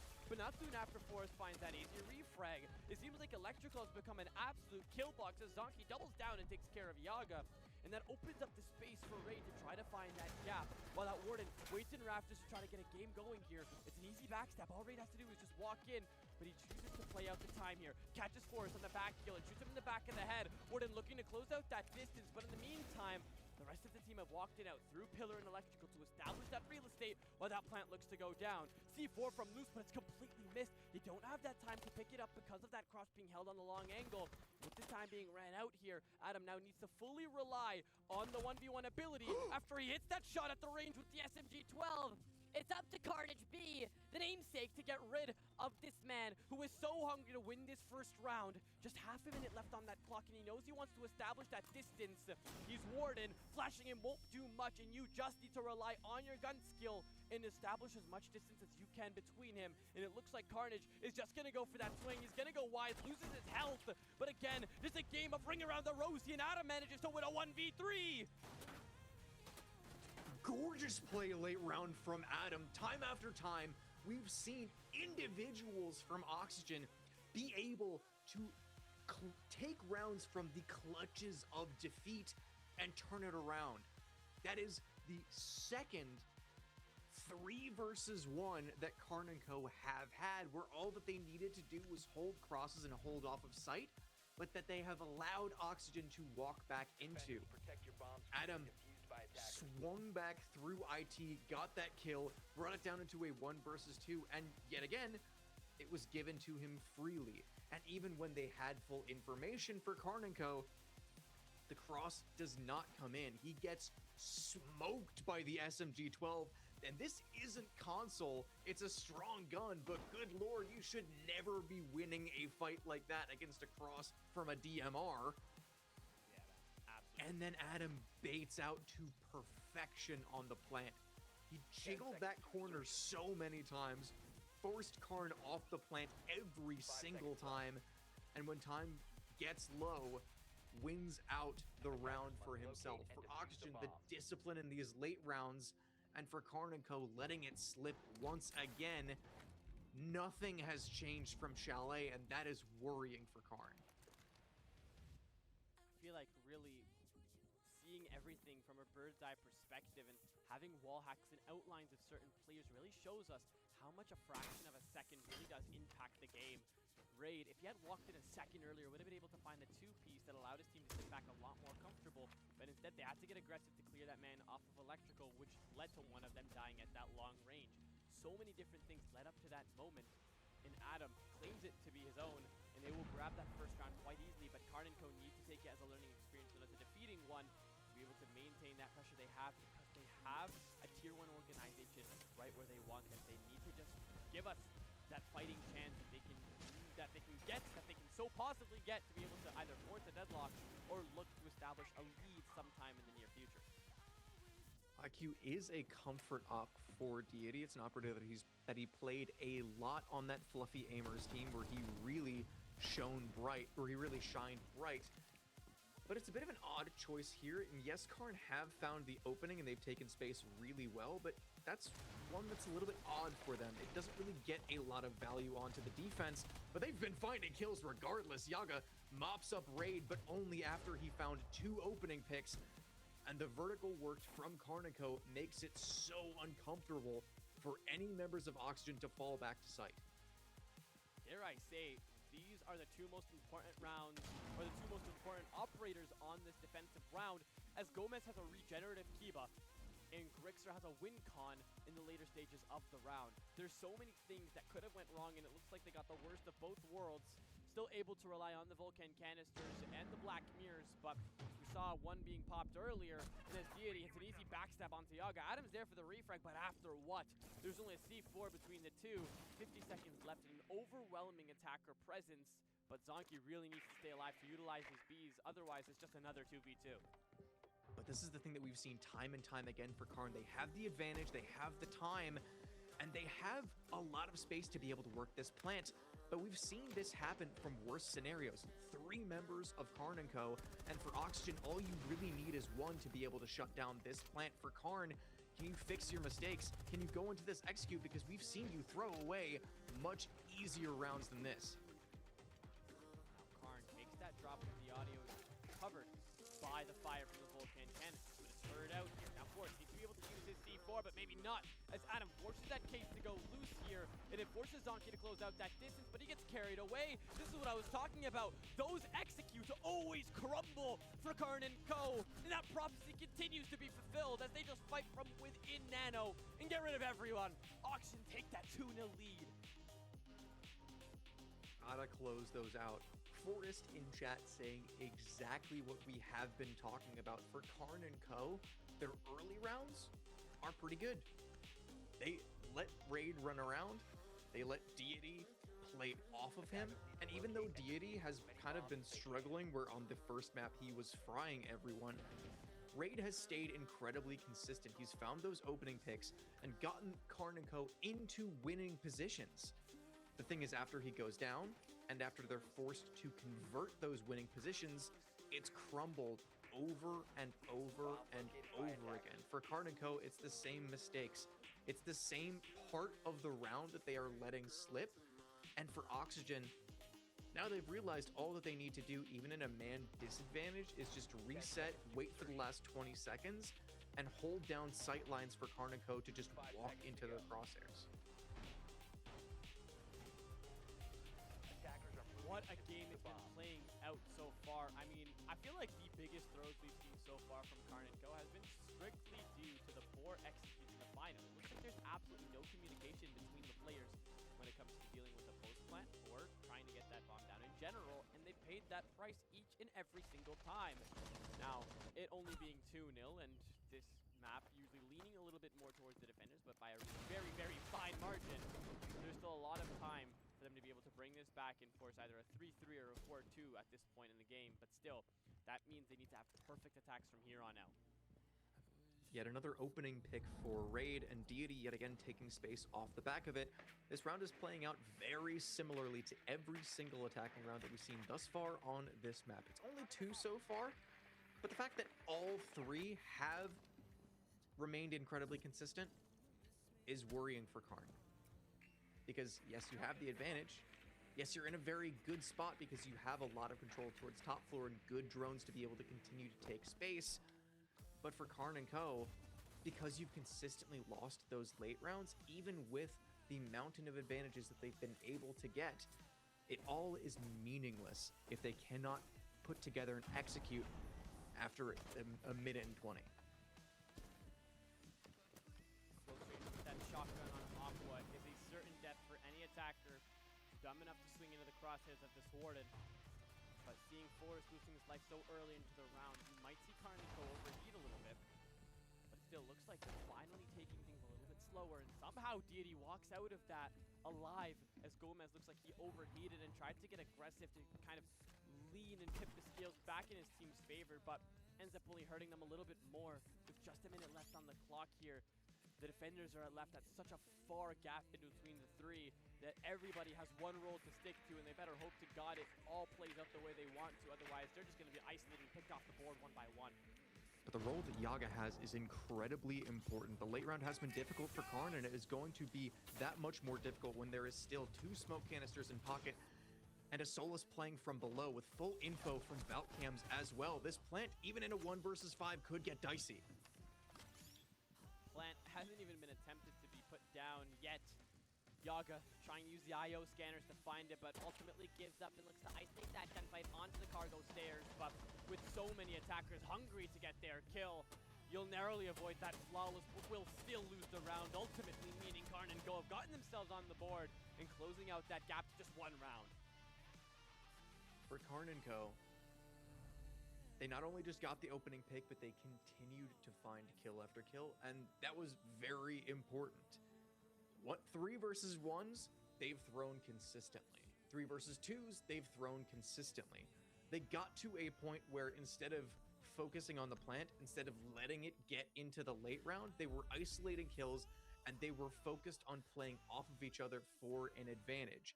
They played that round very well, because instead of it following the exact same storyline as the previous 2 before it, they got the opening pick, they got the second, they took control of top floor, and instead of opening up vertical angles, holding, waiting out time, and then going for late round plant, they pushed down Aqua, they played that off of the vert, and they played multiple players together to aggressively look for kills even when they had the advantage. They didn't sit pretty because they knew that if they let time get off the clock, even with an advantage, they would lose the round. So they switched things up in the mid round. And once they get to that late round as well, instead of forcing a plant where, I mean, there's a fraction of a percentage chance that you lose that, they take the guaranteed option of, hey, there's a Solus below, they have Valk cams, we have 5 players and they have 1, let's push for the kill. Great decision making in the mid round and late round for Karn, and what a great time to make that change.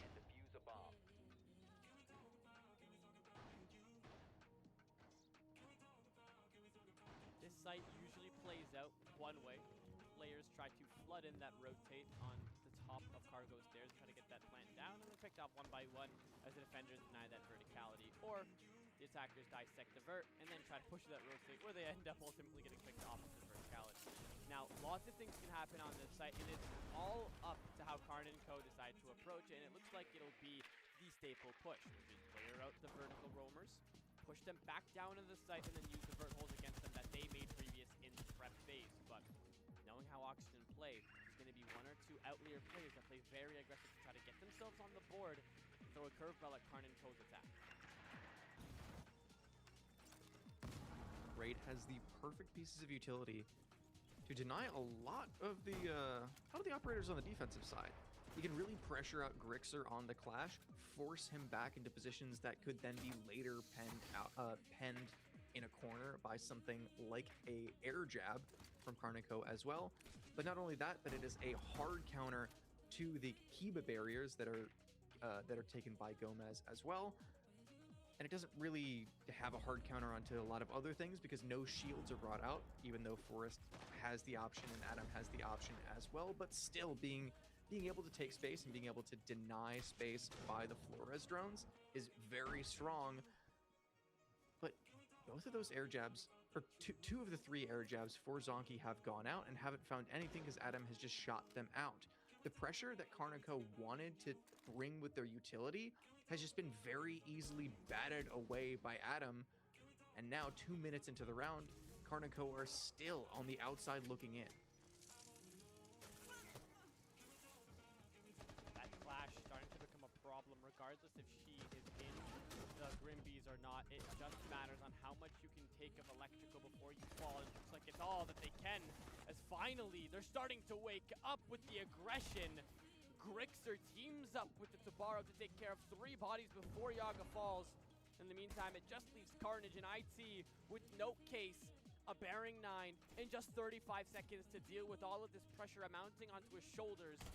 A 3-1 lead almost guaranteed to these players on Oxygen. And as the time boils down, Card & Co need to go back to the drawing board and talk about how they want to push for a 3-3 split. Otherwise, this is going to be a very one-sided Nighthaven game. 1 versus 3, and unlike Karn & Co, Oxygen are not willing to let it slip.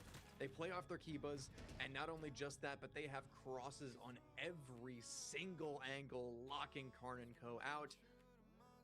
The one thing that's a little bit worrying from that round, from the side of Karn & Co, is they have looked, even though it was a 2-1 split, they looked like they were in relatively good positions in the early and mid round. The mistake was towards the late round, but in that round it was a disaster through and through.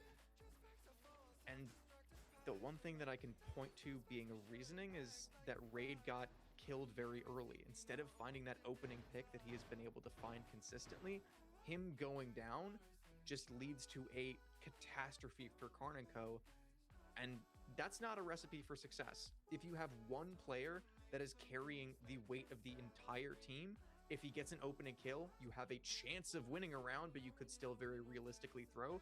And if he dies on that opening, then you've already lost the round. That's not a recipe for success for Karn & Co. I still feel like, though, this game should not be this close in the slightest. This should be a very clear-cut, one-sided game. 2-0 to the boys over at Oxygen, and it looks like they're making it a lot harder for themselves, but give credit where credit is due. They're really rising to the task in terms of getting the job done, but it is still very, very critical that they don't allow Karn & Co to wake up and close out that difference, because if anything higher than a 4-2 split is achieved, you will find Karn & Co knocking at your front doorstep, waiting to get their cut of the pie, and looking to force us into a late-stage regulation game that might even funnel into OT if Oxygen don't win the next couple of rounds.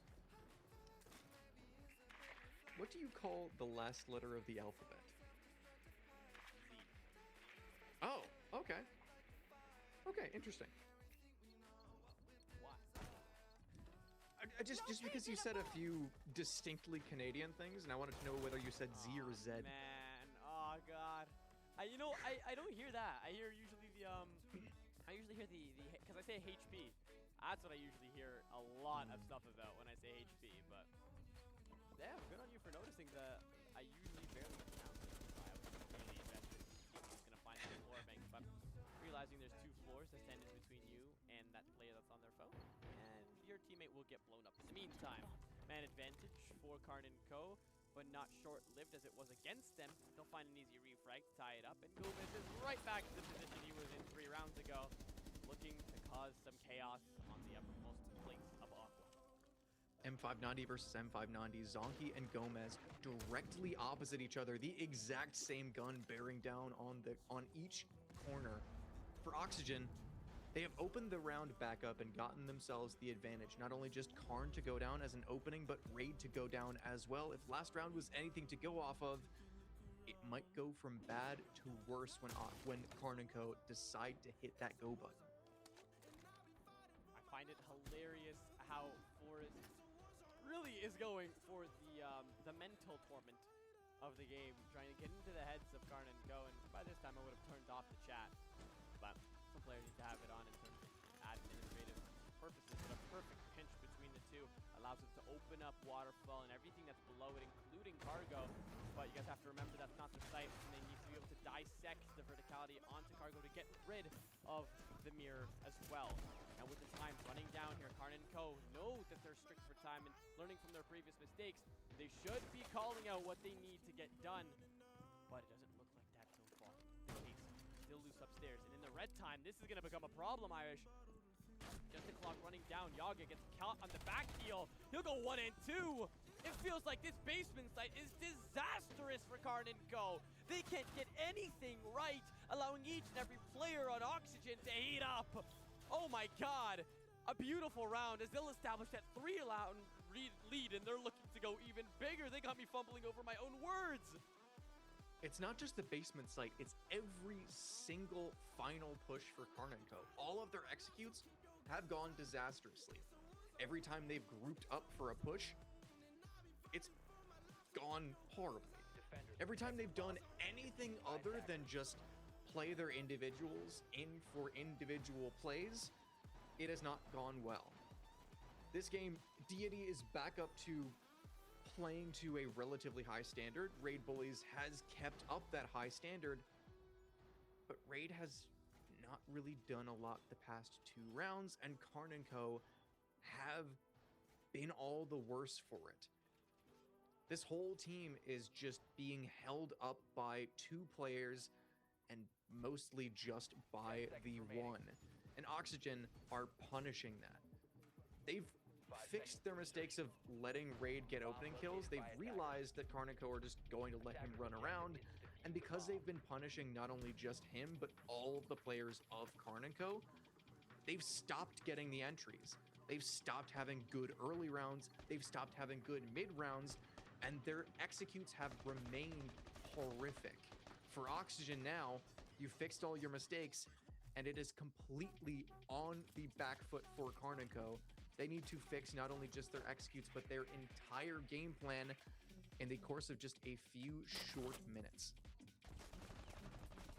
You know what I would love to see as the tiebreaker or the decider? I would have loved to see a Fortress game. It would have been a very fun game to watch. Because it would just be so chaotic, because it looks like, I don't know why you and I didn't come to this conclusion a little bit earlier, but it looks like the textbook way to play Siege will always go in the favor of Oxygen, because as you mentioned before, they're a team that is paid to play this game. They are on salary, they are with coaches, and they are training almost every single day, if not every single day, to become better and better. And I feel like on maps like Nighthaven that have a very distinct way to play it, it becomes manageable to be able to just play the same route consistently. Now, when Karn & Co. can't perfect their defenses and their attacks, they obviously will fall a little bit behind. And I feel like that's what's evident so far in this series. Kafe was a little bit interesting because they weren't playing it textbook, and the sides were all askew, meaning it was an easy round and map for Karn & Co. But Oxygen play on their own map, Chalet, and it looked a little bit more promising, and now they're starting to look like an absolute menacing team due to the textbook way of just playing Siege. Gomez has played top Aqua nearly every single round of this defensive side. He's held down that position, watched with the M590, and just waited for Karn & Co. It's an expected position, and they almost definitely know that he is there, but regardless, it forces them to either clear or to ignore. On this case, they have ignored, and that forces Gomez to drop back to site. If he's not going to get pressured and he's not going to have the opportunity to play close range with a shotgun, great, because that means that it's 45 seconds left, even man count until just now. But we've seen that Karn & Co., once the time gets low, everything begins to fall apart. For Oxygen, if you can just keep it low time, you can continue to win rounds. First pick takes care of Deity, but Raid meets it by taking care of Gomez, and with Grixer falling down earlier, yet again, important operators taking care of 2 of them that have significant win cons. And as you're getting closer to that red time, Carnage looks to pick that plant finally. Can he get it down without getting shot in the face here? Raid parking out behind the escalator to get rid of the man, but Forrest takes care of Carnage. Jog on to Zonky. Oxygen, it feels like them in the red time is a team that is unstoppable. Can they finally break the curse of best of threes, as they're 1 round shy away from that match point and 2 from ending it completely? That was a pretty bad half from Karn & Co. We've seen them look good on Kafe. We've seen them look okay on Chalet, but throughout this best of 3, every map it seems like they've gotten slower. Every map it seems like they've gotten more solved. And their attacks on Chalet were quite poor. I mean, I'm gonna bring back up the long arm on the defuse after a 1v3 post plant. But that has continued onto this map as well. Their attacks have been not only just slightly disconnected, but their executes have remained very bad. Their post plants have remained Swiss cheese. And Oxygen in that late round, time after time, are winning rounds that they have no business winning. Karn & Co. are falling apart, the wheels are coming off, and it's unfortunate because after the first map, it looked like this was going to be an electric best of 3. I mean, all good things come to an end, especially dominated games, but really, it was the hope that was really keeping our games alive, because most recently, these games have not been balanced, have not been evened out here, as Oxygen have taken a very positive advantage between both games here, and they're looking to continue to double the differential, as they are doing a beautiful job at keeping Karn & Co. on the ropes by taking away each and every mistake that they can get from them. If they hadn't made those easy mistakes on those plants, on those executes, then we might have seen a little bit of a closer game, but that is something that is up to their team, and their team only timeouts don't seem to be helping. I feel like it's nothing but to say this game is completely over. The good thing is, for Karn & Co., the individuals have looked quite good. If you are a team watching LCQs, watching like, hey, you know, I wonder what other teams are going to be here at SI. As a tier 1 team, if you watch this and don't have a great SI and are looking for players to pick up or to take a chance on, Raid Bullies and Deity have looked quite good. Raid Bullies specifically, he has been the one shining star of Karn & Co.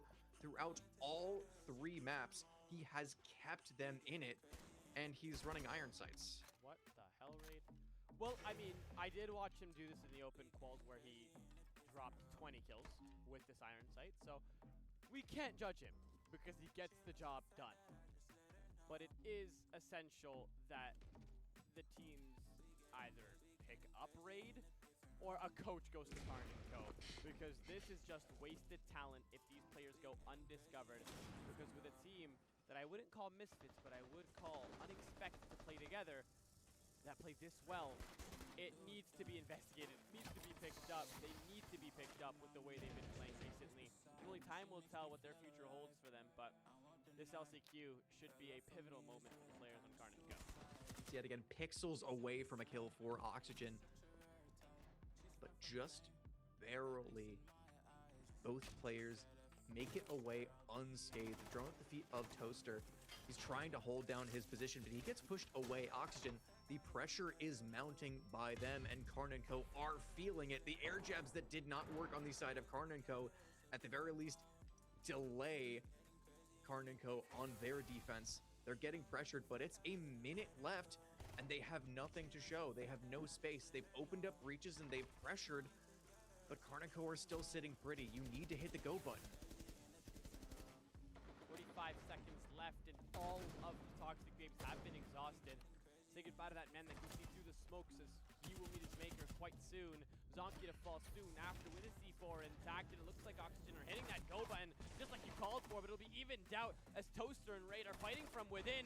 Toaster with a big 2, and Carnage shutting out that man from IT, leaving just Yaga by his lonesome and electrical, case in hand and fully healthy, but you have absolutely nothing to do when there's 3 angles being held on you, and each and every player hungry, but apparently not, as he hits a nasty shot as he rounds the curve. Flaming off the easy angle, he'll cut it off, allowing himself to isolate that man that's on the pillar, but it's going to be a game of guess and predict where that player will be. You have 3 seconds to make magic happen, but that shotgun will deal the final blow. Co win a round, survive for just a second longer, and keep themselves away from match point. That is the one thing that we kind of saw them crumble after losing that 3v1 on the last map of Chalet. So keeping yourselves away from the mentality cliff that is match and map and series point against Oxygen is not to be understated. Every round that Karn&Co can get to delay Oxygen from getting up to that point is quite good. If they go on a run here, get a few rounds in a row, and then Oxygen get up to match point, it's significantly better for Karn&Co because they have the mentality of being able to say, hey, we can do this. We've strung together a few rounds in a row. We were on the defensive side. We can bring it across the line. So for Karn&Co, obviously, because of the way that the series and because of the way that this map has looked, these next few rounds are pivotal. But for the mentality as well, and for the chance of being able to get to overtime, this is a must win for them.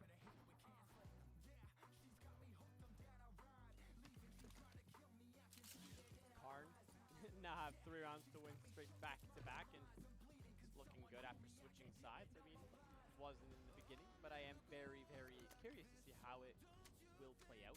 But Oxygen looking to be a little bit too patient in most recent rounds, so quite curious to see how they'll approach on this one, but only time will tell. Oxygen are only 1 round away from approaching that match point, and if we were in a very similar position on Chalet, very curious to see how it'll play out due to Oxygen's ability to overheat very easily, and the fact is they have a very long-lasting curse when it comes to BO3. Is that a big enough hole to be able to walk through? I think it can walk through. It's a risky angle with that vert being established as well. Yeah, either way, it's an awkward space. It's a very strange angle for Oxygen to be able to open up. But either way, they've taken top floor regardless. Walked in with a Monty, but the vertical that they opened up themselves could be the one thing that puts them down. Karn&Co on their side are working in from reverse vertical, and a C4 to go out doesn't find anything, but they found opening regardless. Traded out from Oxygen, takes down Deity, stops the roll of that single player, but Raid is still alive. There's still 3 C4s in pocket, a dead player to be able to give comms, and Valk cams galore for Karn&Co to be able to use. Serious? That's never a gunfight. Somebody should be losing. Deity falls, but takes away those bookie drones before he does. That's a beautiful trade out here. Now Forrest trying to establish some real estate into the control hall. Does so indeed, but leaving just a minute on the clock and no primary vert onto the site. There's a lot left to be done. And the question is, does Oxygen have enough time to get it done? Minutes still on the clock for them to work, and we've seen that on the side of Oxygen, when time gets low, when it gets into the red time, even on attack, they have stayed consistent. They have stayed disciplined. Unlike Karn&Co, they are very cool, calm, and collected in the clutch. So as this time gets low, I am still scared of what Oxygen can do. C4 goes loose to absolutely no connections. Adam goes down to 1 HP and needs to keep that vert held down if he wants to protect this Monty, but that C4, the second attempt, will connect. Grixer onto Raid, which means that Case is now left unattended, but it's back up to a leveled man count. With just 15 seconds left, something needs to happen, and Grixer's gonna say, I'm gonna go straight for the swings. Mozzie really trying to keep these players off of the Case, and will do so, but there's only 1 man left, and he's fighting from within the site. Will deny that man watching that cross, but Adam's gonna have to think it whether he likes it or not, but it's up to him to try to go for it. It's an isolated 1v1, tries to close out that distance, and can't do so. Yaga hits that long-range shot with the pistol in hand, and they will advance on to the match point. 6-3 for or 6-2 for Oxygen. 4 opportunities for them to close it out in regulation. Not only just the map, but the entire series to be able to move on, play C9, and get that 1 step closer to the biggest tournament of the entire year. Paris, France is at your fingertips, Oxygen. Need to locate and It defuse starts bombs. right here. It starts right now. So many chances. Forrest saying that the first map was luck. I kind of disagree. I disagree fully. Karn & Co. looked very strong on that first map. Yes, things have gotten away from them. Yes, things have fallen apart. But Karn & Co. are still a formidable Attackers have team. located a bomb. I don't expect them to string 4 rounds in a row on their defense to be able to go a perfect site rotation and then 1. 10 seconds to go.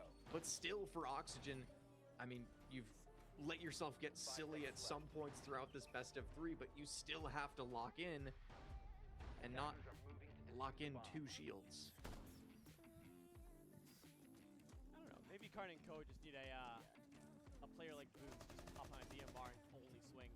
It looks like their biggest problem has been establishing first picks and either being able to build something off of that, or when it comes to going for an execute, they struggle and they struggle hard, as we've seen previously. But it's all things to learn from, as they still have more Siege to play. Even if they lose the series, there's still that lower bracket to push through, which we thought was going to happen a lot faster than nearly 3 hours into the series. Map 3 was not something I had on my bingo card for a Tier 1 versus a Tier 2 team that's been struggling within Tier 2. So Oxygen need to be able to go back to the drawing board before they verse Cloud9, because this is going to be a very rough night for them if they play the same way as they did within this series. Yeah, and yes, Oxygen did win against Cloud9 during the regular stage, but that was maximum regulation. It was on labs, but also that was a different C9. C9 have upgraded. They've gotten Aiden and Snake from Envy and look significantly stronger. Adam finding the opening pick, and that is immediately the spark that Oxygen need to just rush onto site. 2 kills for them, and they are bearing down on Karn & Co. Karn & Co. really need that first kill. Zonky trying to bait out, but nothing worked in his favor. Could this be the end? Deity will fall, and the plant is down. A 5v2, 7 bodies, and none of it leans in the favor of Karn & Co. Shooting the bodies, Forrest wants to let it be known that his team are the winners of this best of 3 series, and Oxygen will go on to verse Cloud9. Good game played on either side. The expected victors come through of Oxygen, but it was not nearly as clean as we expected. Oxygen losing their initial map pick and giving us both a scary time. We were both thinking that it would be a quick 2 map, quick turnaround, and then we would be able to see a Tier 1 team versus a Tier 1 team, but Karn & Co. brought it much deeper than we expected. They started to kind of fall apart towards the tail end, and their attacks on the last 2 maps did not look as strong as Kafe, but either way, taking Oxygen to 3 maps and making it look as close as it was is most certainly an achievement. Sorry if I looked a little bit distraught there. I'm looking at the scores. Dark Zero have just won 7 rounds in a row to come back from an insane deficit to win in OT to send Nadeshot to the 3rd map. So that means there's another game that we're going to have to be waiting for, but in the meantime, that means 2 games are now set in stone if you're unfamiliar with the bracket. You have Cloud9 versus Envy, which ended an hour ago. The bracket's yet to be updated, so they will move on to match 8, where they will now verse Oxygen after they've just confirmed their spot. Karn & Co. move to match 5 in the lower bracket, where they will verse against the loser of C9 versus Envy, which is obviously going to be Envy, so that will be another banger game, as you will have Karn & Co. versus JJ and Co. Lots of Co's thrown in there. We might cover that game. We are unsure as of now, but still, there is a lot of Siege left to be played. We have 1 confirmed BO3 and maybe more after that, but an absolute heater of a first game that I don't think anybody could have predicted with Karn & Co. winning that first round. If there's a prophecy for you guys to fulfill for those Tier 1 teams, if anyone's listening, pick up that boy Raid or D&D. They're locked, and the rest of the team needs a coach if you don't want to pick them up. But with that being said, grab a refresher. We're going to get things in order to get set up for our next game. I've been Sino, that's been Irish. Make sure to drop a follow if you've been enjoying, and we'll be back soon as we can.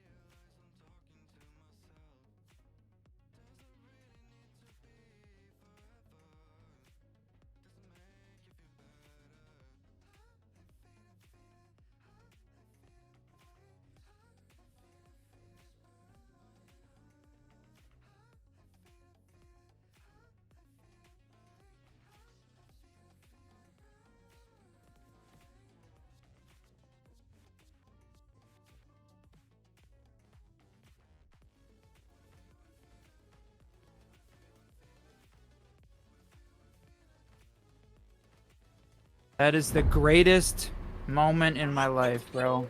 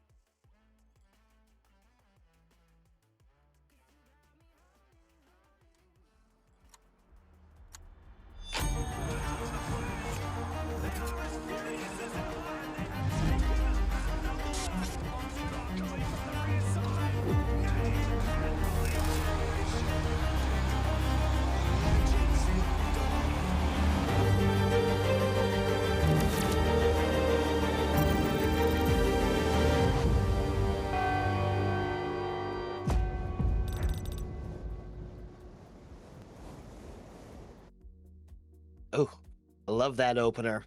What's up and welcome back, fellow Siege spectators and players. We're back. It is the second match for the Siege Double Shot today, and this one promises to be an absolute banger. Run, take us through it. Man, just checking T1 teams off the list as we count down to the 6th Invitational Last Chance Qualifier. That is the And man, greatest some great moment games in my happening life, over the bro. course of today. We'll show you the bracket real quick. Man, Dark Zero Standby. What a battle between those two. Dark Zero coming out on top. Standby, though, got closest. The T1 teams just really struggled today to start off. And then Oxygen, Karn & Co. Man, Karn & Co. looked good. They almost made it. And then JJ & Co. looking good at the beginning of both maps versus Cloud9 before ultimately following, landing us with an Oxygen Cloud9 semi-final game in the upper bracket, and that's where we're at, my friend.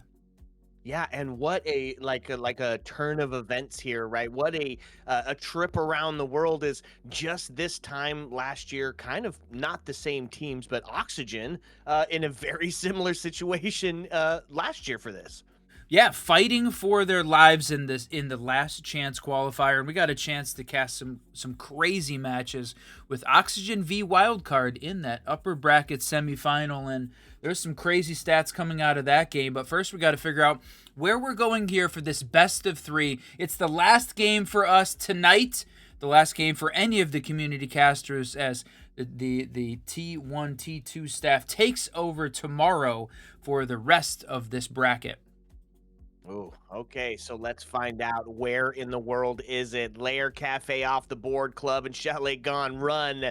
We're getting another look at Fortress. Is it's going to be the first map of today in this best of 3, followed up with Bank, and then should fate deem it necessary, and fingers crossed, y'all, border for a finale in a really aggressive ending potentially. Now, funny enough, talking about rotating back, right, seeing Oxygen in the same stage before, it was a similar map, right? They did the same thing last year in this similar stage, Bank being a prevalent option there.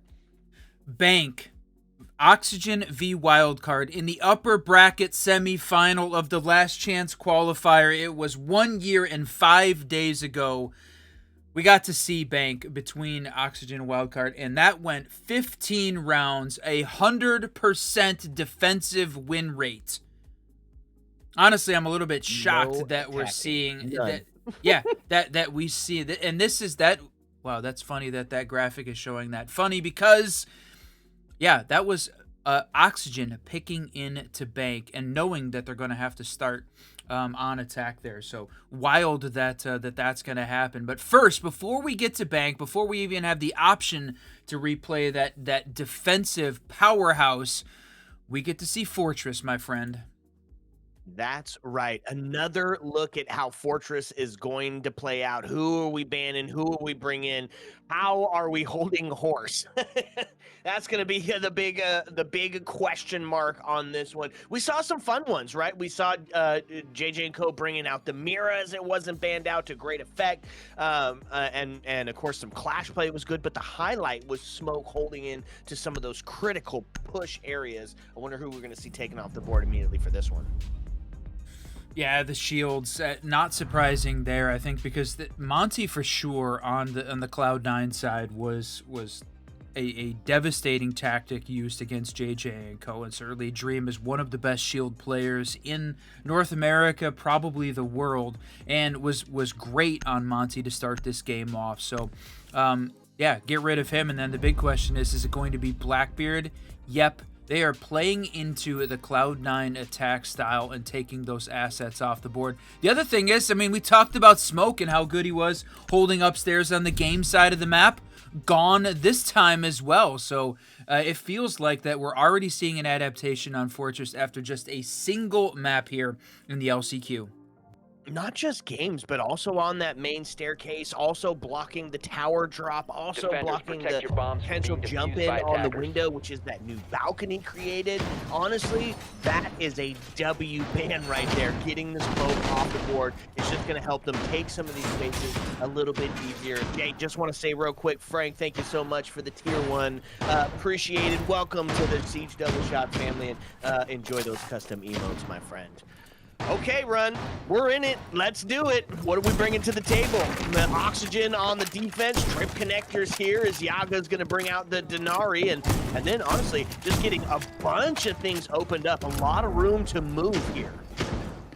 Yeah, it feels like the name of the game is mobility here to open up the top of this map. So we're seeing, you said, the trip connectors, and look at this, covering long distances across the hallway, outside of the, just outside the site. So Gomez, I thought he was going to maybe go for a spawn peek. It's one of the things that I felt like we missed in the Cloud9 JJ game, was that there was just not a lot of extended defensive pressure early on in the map. It was completely missed. So look at this. He's going to again steal 2 of the trip connectors, and then the Aruni gate. Tons of defensive utility just gone with the Brava. Yeah, no kidding. Just really just getting a lot of value out of that pick. And now they've made their way in and are ready to make that first initial drop. And this is one of those positions that Smoke was so good at defending against when we saw this on the first iteration of this game against JJ and Co. So this time, a little bit more free reign to get a little active here. Now, we said that the shields were an important part of the way that Cloud9 was running the attack. They lose the Monty, they lose the Blackbeard. Dream gets to play the Blitz and then lost his life as Gomez takes him down, putting right now Oxygen a commanding 5-3 lead to start off here. So Snake got some early utility, getting rid of the utility. Not able to find it, back up the rest of the team as Aiden continuing to run. That ace goes down. So his ace gets protected, even though the Hard Breachers certainly have had their heyday in Siege right now. He goes down, leaving Giddy in a 1v4 with basically 0 health. Yeah, no kidding. A hell of a welcoming committee for that attacking team as they just walked into just a ton of gunfire. They lose their lives, and it's going to be, oh no, Goo in the shoe to take down that last player. I mean, he had no health left. It was going to be a win for sure for that Oxygen defense, and it was just a matter of who was going to pick up that kill. And yeah, Legion from the grave is the one that's able to pull it off. So great play there from Oxygen to start this thing off. Cloud9 trying to find their footing without the use of the Monty or the Blackbeard this time around. So it seemed like they struggled a little bit. Again, Dream going down quick, but I think the fact that Aiden alive and has the ace in hand is certainly a wild card here for this Cloud9 team. Keeping him alive because he went absolutely nuclear, 16 with 5 assists on that the first time we got to see Fortress. Well, and that's who did have the answer for the spawn peak on the other side, right? Aiden on that ace was just absolutely devastating towards those first windows. Whenever they were coming up, he got a couple of kills off of those early picks that ultimately led to those wins. So are we going downstairs? Is that what I just saw? That was the question about we talked so much in the early rounds of Fortress about how good the upper sites were, but I think Oxygen, this is the first time we're getting to see Oxygen play out here on Fortress, and certainly that feels like the feelings in the community is the second floor is the better site. We've seen that from the analysts as well, but you know what? Oxygen, they've had time to prepare, right? Run into it, and there it is. Forest, the run outside, main hallway. Dang, a statement made on round 2. Well, that's what you talked about, a little bit lacking on the other side of it, was there wasn't enough running out, there wasn't enough aggression, allowing you to get close to the building and inside of it. Well, Forrest says, okay, hold my G Fuel, here you go. And there's one, and then take that flank watch off the board. Kobe Lax now done and dusted, and going to remain killless within the first 2. Yeah, that is a huge statement there. So Cloud9 struggling just a little bit here to get anything going. Struggled on that the first round, getting just I really didn't feel like they gained a significant amount of map control. Never really put any pressure on the Oxygen defense. We're not very focused from an objective based. And yeah, to lose Nomad, lose that flank watch is going to give Oxygen the ability to move around the map just a little bit easier. When you're backed up too by the Solus to give you all of that intel is going to make, this Cloud9 attack team is going to have to looking over their shoulder the entire time. Okay, so still maintaining that The man attacker's advantage bomb now as we diffuser hit has been that dropped. minute and a half, and they're going to claim it by 2 as Dream's going to go down. A headshot onto the blitz means your spearhead is done and dusted. Answer back, though. Giddy from the courtyard is going to find the head of Forest as they answer onto it, now into a 4-3. Just trying to find where that vertical pressure is being put from. Yeah, I mean, from the defensive side, it's Gomez upstairs playing over on the game side. He's going to walk in, put some pressure down, but it's Adam that's going to ultimately find Giddy. And, man, he just gets crossed at the end before he was able to make his way into cafeteria. So all of this action happening outside of the site. Right now, Oxygen is feeling very good on Fortress here. This feels like a little bit of a rougher start, and it was Cloud9 that picked into this map. They like Fortress, and I think the fact that they've shown it twice now in both of their best of 3 shows how confident they are on it. It is attack, though. Feels like it's a defensive sided, at least to start off initially. Yeah, but Attackers the need to interesting part, locate right, and they defuse won as the many bombs as they first can. one. They got done what would arguably be tougher of the 2, and they got it done pretty fantastically, right? A little bit of drama, a little bit of flair, and now they're up onto that dormitory side, and they've got the mirror in hand for this defense, which means that long distance hold, man, this could be devastating to work against. Yeah, I love the Mira play here, and it Clash is sort of that mobile Mira, but if you're going to have to pick one or the other, you're going to leave the shield up and give it to this Oxygen defense. You know what? Close it off. Force them into using the Mira, but she is still very powerful on this map. So we're going to see Yaga run the Denari this time around, and again, go long distance across these hallways. Feels like it was easily managed with the Brava previously, but Cloud9's not bringing out the Brava this time, so maybe those trip connectors will stay alive just a little bit longer. I like that this breach is halfway open. You can kind of maybe see it kind of similarly to that we do on Skyscraper if he puts it. Yeah. The only difference being, of course, it's a stand-up mirror instead of that crouched one like you would see on Skyscraper for the exhibition side. Either way, it's aggressive, it's brutal, and if it connects, it's going to be devastating. All right, 30 seconds into this round. No run out this time from Forrest. He's going to hang back, but it's going to, cause Cloud9 to at least slow down a little bit. There's still everybody outside the building, with the exception of Snake, has made his way in. But, I mean, we're nearly 30% of this round done, and they don't have a tremendous amount of map control yet. But they're working on making this push in. They've got to deal with the mirror, and look at this. The C4 over top. The vending doesn't hit, though. Love that play. That's tough. Doesn't quite make it over now. The Dream has made its way up. Aiden does go down, and they're going to start to push in and take a couple of those shots. It does get down in return, as Grixer's able to find Dream off the board. A well-placed headshot. Sees Giddy go down as well. So a 4v2 as Gomez has seen the down, but not out just yet. Finally gets confirmed. When the dust settles, man, it is all uphill for Cloud9 to try to bring this one back. Look at all that intel coming out. The yellow ping's going crazy, and Snake punishes Forrest for hanging on the same spot, even though there was a pair of yellow pings, so they had plenty of intel. And look at this. They are going to manage to pick up Giddy as well. Man, Cloud9, and that is an excellent set of plays back-to-back to take down the defender, res your teammate, keep the Sens alive. They still have got tons of this attacker util as well. Couple of nades, flashes, and we still have the Sens gadget. 59 seconds left. This is probably the best position they've been in on the attacker side. Honestly, yeah, equalized on the man advantage, and now going to be able to set themselves up for a potential execute. Now the rotate starts to happen. It's going to put some pressure towards the door, but there's still an air jab, and there it goes. You hear it firing off towards the doorway. There it is. Now plant starts to go down. He sticks it to 50 to 75. It's a post-plant scenario, and they do it with the man advantage. Up by 1. Snake onto the triple kill. All it's going to be left is Snake and Grixer both on triple kill. Who's breaking out the barbecue sauce for this 4-piece? It's going to be Snake in that pistol to pop him. Wow, W play there from this attacking team. They managed to find one. It is not a perfect quarter for the first time on the Double Shot stream today.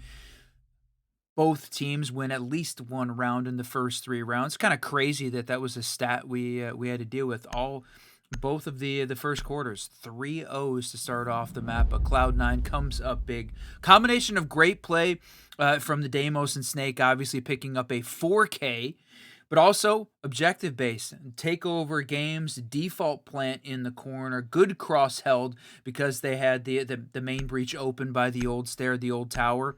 Just well played, good execute, and that's going to be the place that the defense is going to have to watch out for. They were a little bit more spread out on like the commander bathroom side of the map, and it was mostly ignored by the Cloud9 protect your attack bombs and from being worked defused in by their attackers. favor. It's going to be an adjustment they're going to make.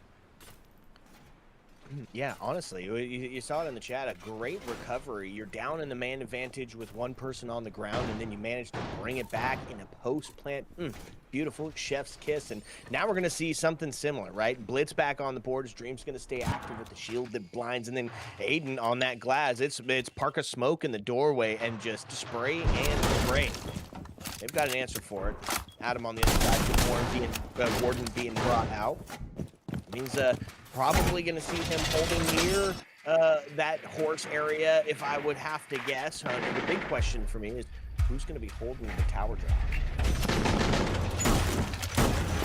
Yeah, what's feels like it's kind of wild at this point was, right, you had to choose: are you going to ban the Blitz or you're going to ban the Deimos? And I probably would have gone the Blitz up until Aiden picks up a 4K with the Deimos, and I think that's what pushes Oxygen over the edge and says, nah, never mind. Dream's only got one. He hasn't been super effective on the Blitz. Let him continue to play that op out. We're going to get rid of the Deimos and take that what felt like just the right operator, right time for Snake. And he's going to go back onto the Twitch, so they're going to run the other piece of the intel deny, stealing, destroying this Oxygen Defender utility. And again, kind of a slow start for Cloud9. They managed to turn it around off the back of some individual heroics there from Snake, but can they pull this one off again? They need to move a little bit quicker, it feels like. Sometimes you ban the operator, sometimes you're banning the player, and that's what the Deimos call felt like. It's like, no, you won't do that to us again on that one. So instead, he's going to have to get it done on the glass side of things. Grim Keys go out as they're trying to suss outside of that location, and now starting to take some pretty good areas. Pushed right into bathroom, forced left uncontested, which means an F2 is going to take Gomez off the board. Immediately responded back. Snake's life is forfeit, so man advantage does get equalized as the shots on Dream start to ring out from below the on footholds. Man, that just completely fell apart there. Snake got one good one, but then just the rest of the team is all the way over on the renovation side. So they're pushing more direct into the commander bedroom side of the map, and it's a little bit more well defended. So all of that action happening on the far side of the map. Now we get into the meat and potatoes here of this attacking. Kobe is going to take down one. How about two? Yeah, give him a double and trying to find reward with a third. Not going to be able to find it just yet. P90 with the Soulless going to be the last thing alive as Aiden's able to take Grixer off the board, but it's not going to be enough. Kobe Lax going to get activated. 3-piece just peeking. All right, so it's anybody's game. Anybody can pop off at any given time, and Cloud9 has picked up a second, 2 in a row, and really, that has been the name of the game for this Cloud9 team over the course of all of the maps today. When they get hot, they are unbeatable. They carry that streak, that momentum forward, and become very difficult to stop. So it's actually almost feels interesting that Cloud9 goes and takes their time out here on attack when they've just had 2 rounds in a row and are feeling some success. They want to make sure that they're adapting for anything here that this Oxygen team is bringing to the table. But Oxygen, man, they need to regroup. Good couple rounds to start this thing off, and then all of that momentum stopped by the Snake 4K in round 3. Yeah, time to get active, my friends. I love the Cloud9 timeout here, right? It was pivotal in both of those early matches against JJ and Co. When they finally saw something that they could exploit, they could figure out they needed an extra second to potentially talk about it, an extra second to breathe. Now, I won't pretend to, of course, know what the comms are on that, but it has been one of those pivotal turnaround points for Cloud9. Is it going to work Attackers here? need to Well, I guess locate we're and gonna find defuse that one as out many together. bombs as they can. We were taking a look, and I think Attackers have located a so bomb. far we've only seen this this first floor the waiting site on first floor. That's it. We have not seen the cafeteria waiting. We haven't seen the sitting side of the map at all. And I think that's been pretty well defined at that point. That site is terrible from a defensive perspective. When we talk about the off sites, the quad sites, that one is certainly going to be on the list as nearly never or never played in competitive. And at least to start this thing off, for sure, that's been the case. So we're going to go cafeteria waiting again. Attackers are Interesting heading out that to they defuse a choose to bomb. play the first floor when they have both of the upstairs sites available, because Cloud9 won on the attack both in round 3 and 4 on the 2 upstairs sites, so they could have run it back, right? And it feels like that those sites are just better, and it's worth it to try and go back rather than keep the rotation running and pick up a first floor site. Yeah, potentially they won their first floor site last time. So, you know, get it going. If it works, don't fix it. It ain't broke, right? Send it. We'll see if they've got what it takes for that. We're going to see Gomez back onto the Solix, which has been kind of that one of those fun watches earlier. So much intel in the P90 that was just wrecking. Now you're going to see Dream take he drop down the stairs. The gridlock trap starts to go out. There's that sound. You heard him starting to get shot already, so he's got an idea potentially, you would think, that somebody's sitting behind him. Yeah, I mean, Gomez playing over near that courtyard side and sitting at 5, 3, and 5. A tremendous contribution here to this Oxygen team. So they got to convert that into round wins, though. That's been the piece that they've lacked, at least in the last 2 rounds. So going to use the Snake's going to use the Ram to open up that wall dramatically and then just slow down on the Laundry side. No run out from Forest this time. It's sort of backed up, and it's Grixer playing deep with that C4. No one really upstairs to hold on to this 2F. The vertical given away completely from the Oxygen team, so Cloud9 has got freedom to roam upstairs. They're just going to have to watch out for the C4 as the pair in Grixer and Forest's hands. So they're going to give them the space, but can they convert that? Can they turn that into, you know, a little bit of pressure downstairs on the first floor? They're opening up right above that blue area, which it could give them just a little bit, enough room to get in, potentially make that plant as they're forcing the defenders out. Look at that. He's got some intel, a little bit of shot, and it was coming from above as well. So gonna have to look up when he takes his next shot. Dokkaebi ping goes out. That's gonna reveal the location of where they're sitting at. No more sneaking as he starts to make his way down the stairs. Collect one of them. Legion Goo goes out. Not going to do anything just yet. It's a hurry up and hold. 40 seconds left. We'll start to see the C4s come out. Blitz still fading just outside of sight. Distraction! Get a plant down. That's going to be Giddy. And a double rings out. Forest and Gomez life forfeit. Now as they find themselves main advantage sitting into the hands of Cloud9. They still got the intel. They're going to take a shot. Equalizes. Adam's able to find Kobe Lax off the board. A body shot to ring it out. Plant starting to go down as Blitz is there. It's a back plant. Not going to be able to stop it without some sort of... There's no explosions left, actually. Grixer's going to get taken down. A Snake is able to find him. Man advantage in a post-plant run. A great toss there for the Legion Goo, but it doesn't work. Adam's able to take Dream now into a 2-2 scenario. See if they can get in, and it's going to be retaking the vertical here by the attack, and he just has to hold long enough for that vertical to get into play, but they're sticking it. He's going to have it. Nice shot! Got a little quicker. Good aim! Naga with the double. Man, well played there by the Oxygen defense. I thought that was a round in the bag for Cloud9 on attack. Great play on the first floor to get in, gain control from Old, open up the cafeteria, get that plant down. And then it looked like the hold that was going to work. Vertical's so tough on that site because the hatch is over on waiting and on laundry, and they don't really have a good sight line into cafeteria if you can get that diffuser down. They had the cross set up, but too far. The shot from cafeteria takes down the infirmary player, and Defenders, protect you your know what? bombs. Great play by Oxygen. Even though I think Snake maybe just got a little bit too far off site, outside the building on rappel, hoping to be able to make his play back in, but loses the 1v1 gunfight when he felt like he was trying to rush. Good play there by Oxygen defense and Cloud9. W to get that diffuser down, but unfortunately the post-plant Oxygen comes out on top. It's crazy because, like, in a ton of situations, that's an easy W. One to hold down below, one to get up and have the vertical, but just not enough to get that done. Not enough time, not enough resources, and they were right on that, ready to one hold and one defuse. Works out. Oxygen takes the lead, and they're looking to get themselves a standard here on Fortress, that 4-2 split. Not seeming like that would be such a crazy... nobody really kind of in the pressure situation, if that's where we land.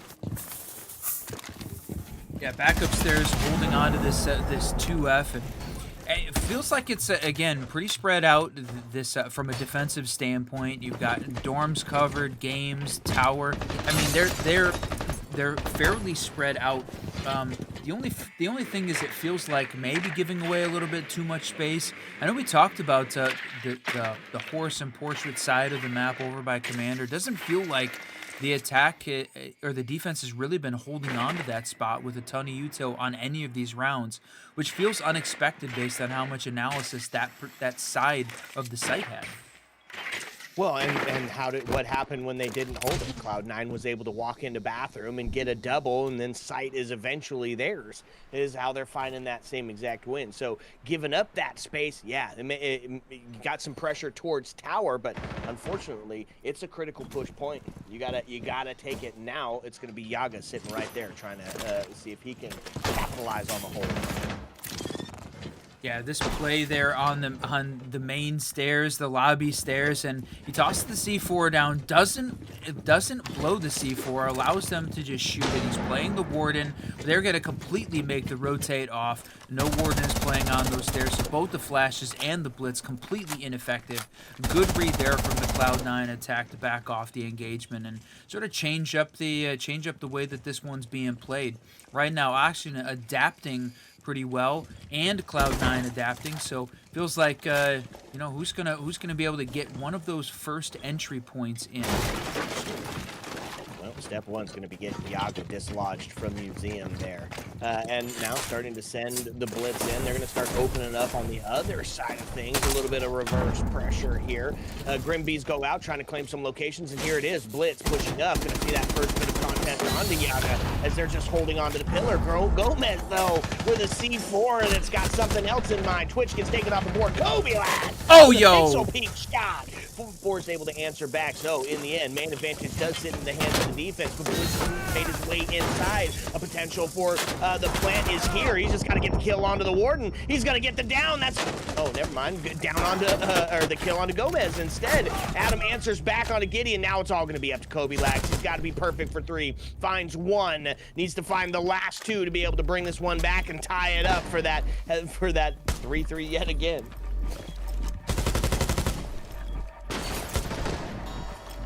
No chance here. 5 seconds left to be perfect for it. They've got it split, and all they got to do is hold on to it, and they do. Defense is going to find it.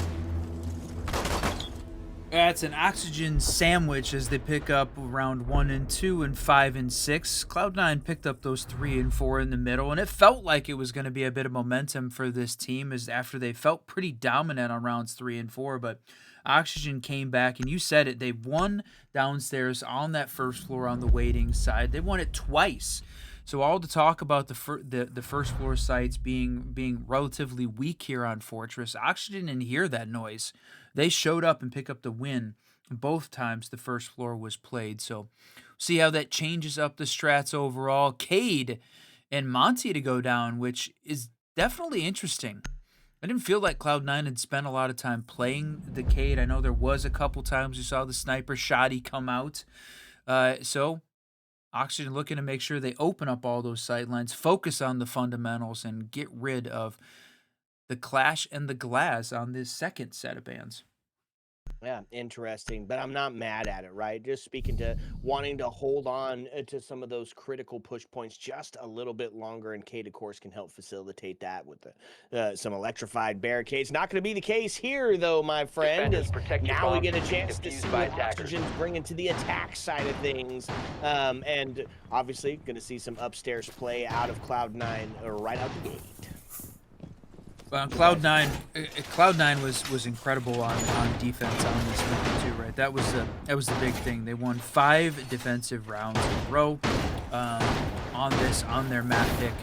when they played it against JJ and Co. So Oxygen, if they weren't able to watch that match because they were playing their own at the same time. So, you know, the viewers and us have a little bit more information on the way that Cloud9 played this out than Oxygen does. May have had a few minutes to take a look at it, but because their map was going to map 3, Cloud9 had a ton of time to wait after taking out JJ and Co. in 2. I think they're maybe a little bit more prepared. So we're looking for, you know, if you're a Cloud9 fan, this is the time to see them start to go crazy and start to recoup, gain that lead, and push past. And Oxygen is going to try and stop it. So I liked how aggressive they were being to start rounds on the defense. Want to see that? I'd love to see that same here on the attacking side. Man, look how spread out, how far over the investment into the extension is. I mean, they're setting up like it's a site over as well, right? They've got the rotates. They're holding on to the DMZ area by that, by the window, and making sure you can't get an easy drop. I mean, this is completely investment on the top floor extension hold. Yeah, I mean, there's plenty of space to be able to play this map. It's fairly large, right? Even though Fortress is a 2-floor map, essentially. A lot of roof space, but it's pretty far spread out, right? It's got a little bit of that layer feel with how spread out and how the hallways and some of the short sight lines you have. But it felt like Oxygen or Cloud9 and really had done a great job of exploiting some of those long sight lines. But right now, what feels like Oxygen is exploiting all of this attacker util. They're just causing Cloud9 to panic, it feels like, holding on to some of these sites. Yeah, just overwhelming force here. The good thing is, though, they still have a zombie and smoke on the board, so the potential to stall out here is huge, right? Keep a barriers 3 in hand. There goes the final bit of smokes, but they're all utilized before the last 60 seconds has started to bring out. So, yeah, you stopped it. Now you give yourself a chance to breathe and maybe potentially try to find those ones, but not quite enough. Blitz has made his way inside. He's going to go ahead and start to get that plant down, and now the pressure going to mount for smoke only. Double rings out. Yeah, the little bit of pressure there from the diffuser going down, but Oxygen was just oppressive in their use of utility. You had line pings, you had smokes, you had flashes, you had the blitz shield. Like it was just complete chaos upstairs. The Grimbees coming out, add in the defensive smokes, and I mean it was a utility, just chaos upstairs in Fortress. And Oxygen comes out on top after they worked to get that diffuser down, but didn't even need that objective in the end of it after clearing out the rest of this Cloud9 roster. So Attackers coming need to out of locate or and coming defuse into bombs. this game maybe a little bit cold, Oxygen carried that momentum off their big win over Karn & Co. forward and have converted that into some great rounds so far here on this first map. And this one is Cloud9's map. They're looking for them to be extremely strong coming into their defensive half. So they're going to lose the commander side. They're going to now go over to the game side of that second floor. All right, Mira back on the board for that run. Potential to see that half breach opened up. We like the way that was done the last time they brought it out. It was effective at keeping that wall nearly untouchable. We'll see if they're going to bring back that similar gameplay. I imagine probably, right? And then with the smoke in hand, this is a defense built to stall. We'll see if it's going to play out that way. Because Oxygen on the precipice of a match point scenario, huge. Yeah, this is, I'll be honest, I thought that this was going to go the other way. Cloud9 looks so good on Fortress. They picked into it twice. Feels like they put all the work in on this map, certainly, to be dominating, knowing that this is going to be a part of the competitive scene going forward as everybody wants a little bit of a change. The fact that they've sort of struggled the second time around after doing so great versus JJ and Co. feels like it's sort of a different team. Obviously, you know, all three of these teams that we just mentioned, pro teams, but Oxygen on just maybe a little bit of a different level than where JJ and Co. is at, and certainly giving Cloud9 a bigger run for their money. Okay, well, holding on to it. Kobe Lax looking to get active early on the spawn peak. Nobody quite getting to that area just yet. We do like the floors here. Little Rotero drones to disrupt some of the flow of the defense, get rid of some of that extension util, and I think the biggest part, the biggest thing that they're wanting to do here is cause some movement in the defense, right? Get them to where they have to get out in front of where your cut is set up. You can claim that man advantage and then start to get working on some of this deeper insight util. They're definitely, from the Oxygen attack, moving slowly, methodically. C9, for sure, felt like they did a great job of holding the power positions, not having too much movement, not throwing away bodies as they tried to chase some of the attackers. And it doesn't feel panicked yet, but it certainly felt like they were, maybe sort of running into each other a little bit there. Didn't feel as coordinated at this point. So they're gonna open up that bathroom main breach into briefing. So they've got a sight line there, but it is Aiden ready, waiting on the game side of that door. It's not gonna happen though, as Dream takes him down from dorms, and that is the diffuser down. Yeah, huge play, and just say here, there's still 3 people that were even outside of the building. Adam is able to answer back on to Giddy, so the numbers do get equalized, but Run, we're 35 seconds from round number 8 being completely done and dusted, and they're still having to take another look. They're still having to try to find that specific way in. The mirror just proving to be difficult to deal with. Now, smoke canisters, the first of 3 goes out, and this is Stall City. You ain't going that way unless we find a way to kill the smoke. Look at the shot onto the stairs. Wow! Just falls apart. 1, 2, 3, 4. Bang, bang, boom. They got him. Sheesh. Yeah, the observers, the casters got flashbanged at the end, but Cloud9 did not. They came up big when they needed to, and great shot. I think that was through the drone hole the observer was showing us, leaving the diffuser down right there on the drone hole, well covered in Oxygen. Felt like, Cloud9 was sort of, as I said, it felt a little bit panicky as they're all sort of clustered together, didn't feel very coordinated. But in the end, power positions held on site upstairs and shut down the Oxygen attack and brings it a little bit closer. 5-3, certainly a winnable scenario. If we were sitting at 6-2 match point, I would be very worried for this Cloud9 roster, but they are not done yet. Man, the question now in the mini games of the bands run, right? When we're after this, right, what are we going to see taken off the board, right? That defensive setup was just absolutely airtight between the Miras, the smokes, the Wardens not being able to be pushed here. So I'm curious. They now go with the castle and the zombie. So really just the dedication to holding on to the pace, still with the Mira on board. Would not be surprised to see her taken out on this next band phase. Yeah, if you were going to go for a target ban in this case from the defensive side, it definitely feels very strong. Not having they haven't really used a lot of the breach now. It hasn't been a significant portion of the way that the defense is playing out. I thought maybe the Warden, if we wanted to see Oxygen get a little bit more cheesy in their gameplay, because they had been very focused on a lot of the attacker util dump. So we'll see which way this goes. But you said it. If Giddy pulls off a multi-kill here on this round, that may tip the scales in Mira's favor. But we're looking at getting close to that first minute of gameplay done, working the intel side. Gained a little bit of space over here on Infirmary, and look at this. Default cam outside, not closed, looking into the courtyard fountain side, now gaining some space in the Infirmary as well. So they knew Blackbeard was there, they knew Yaga was ready to make that push in, but playing as the shield, not really able to do anything about it. Yeah, no kidding. Intel be damned. Yo. Push in, just straight in the face, and C4 rings out, but it's not going to quite get the job done, and now it's a 5v2. So much time left. Sens gadgets going out, tracks going down, smokes and fires, just an absolute util dump.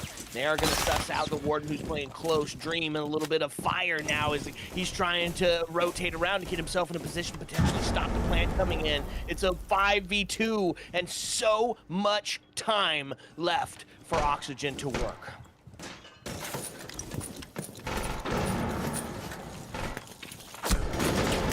Take the shot. shot. Adam's going to find Dream off the board as the headshot goes. So now all up to Giddy to try to bring back. On pace for the ace to do it. He finds one, but it's not going to be enough. They take him down, and it's a match point scenario.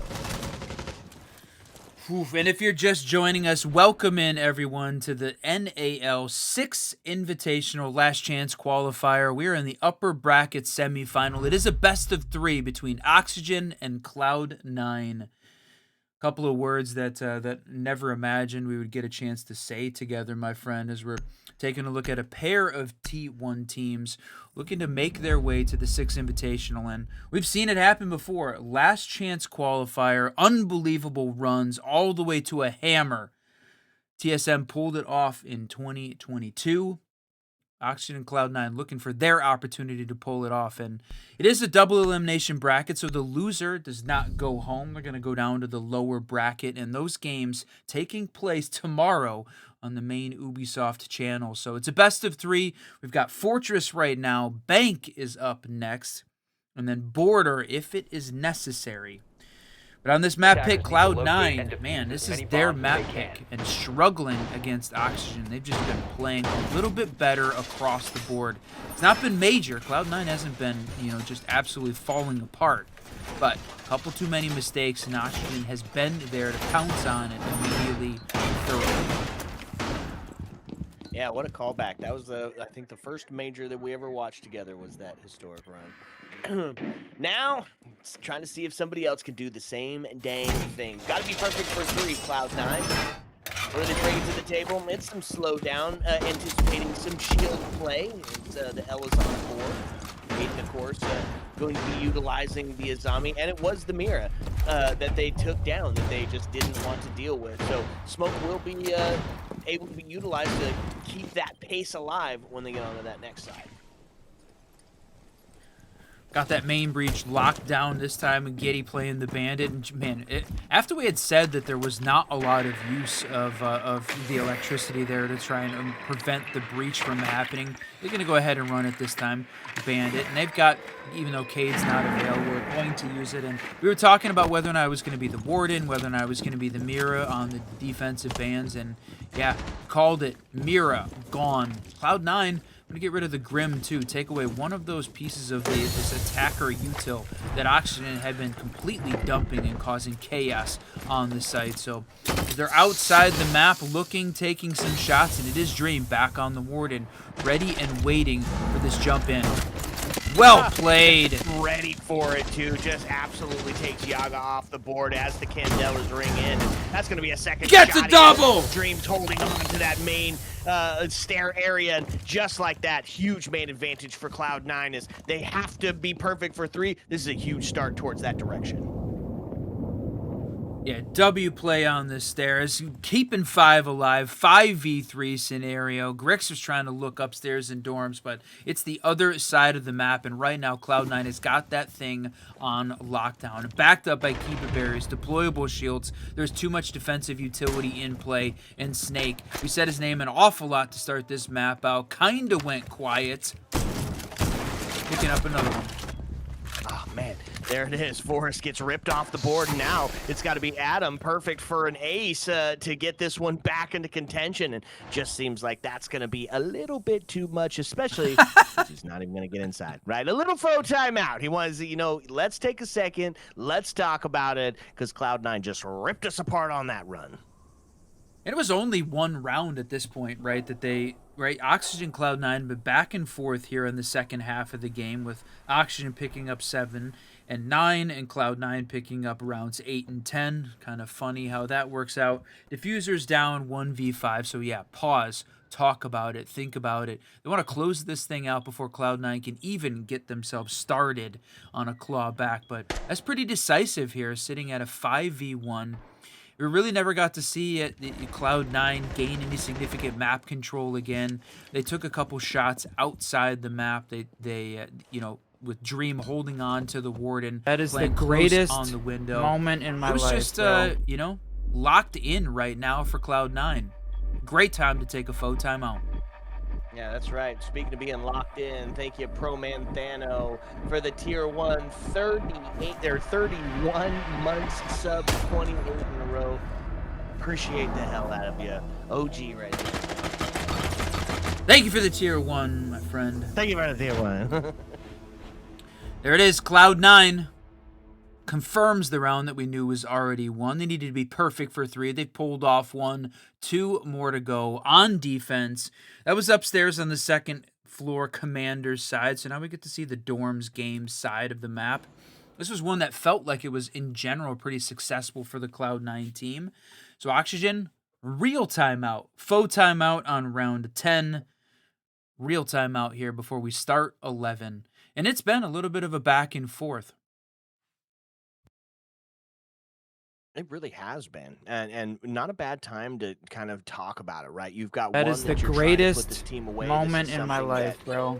Cloud9 has been successful with, especially against that JJ and Co team. They showed some dominance on it. Take a second, talk about it before you try to close this one out. And yo, thank you so much. That's beyond me for the gifted subs. Appreciate the hell out of you. If anybody got one of those subs, make sure to say thank you and enjoy those custom emotes. Welcome to the community. We really appreciate it. Oh yeah, significant. I mean, the community has joined us in force today, and we want to say thank you back as well. Appreciate everybody being here for watching the last chance qualifiers onto the Siege double shot. Trying to bring you all of the games, T4 to T1 in this case. Last day for us here in NAL LCQs.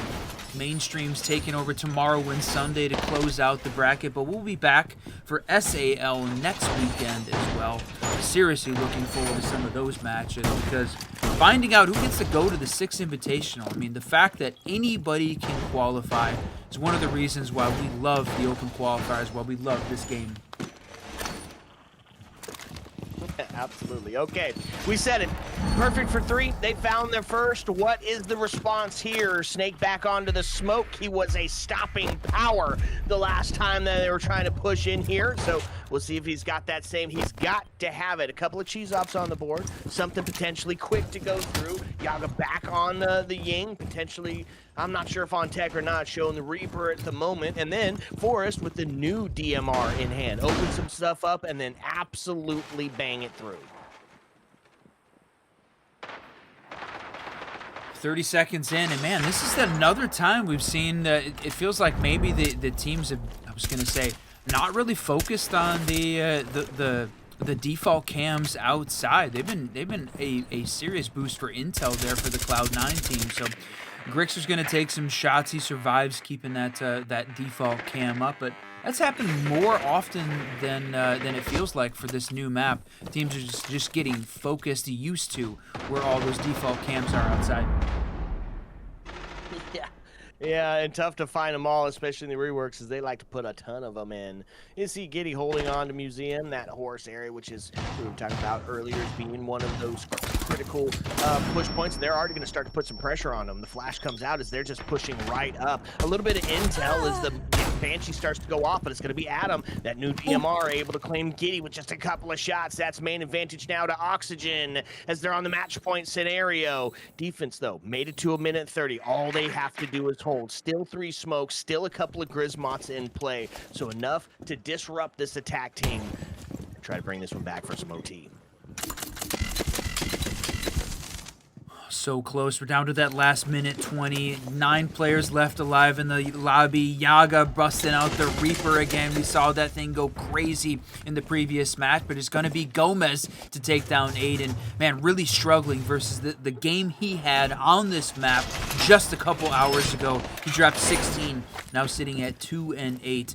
Just struggling right now, and Oxygen making him pay for it. It is coming down to this final round, my friend. Is this going to be the end of Fortress? Match point scenario.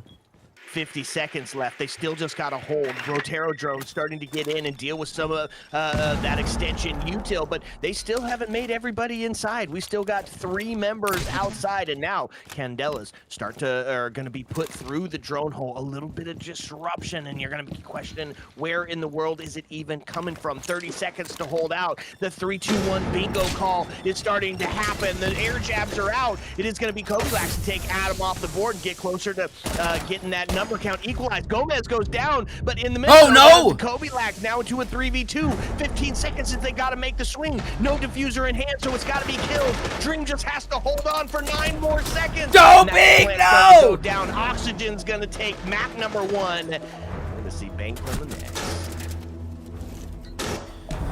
Wow, what a play there from Oxygen at the end.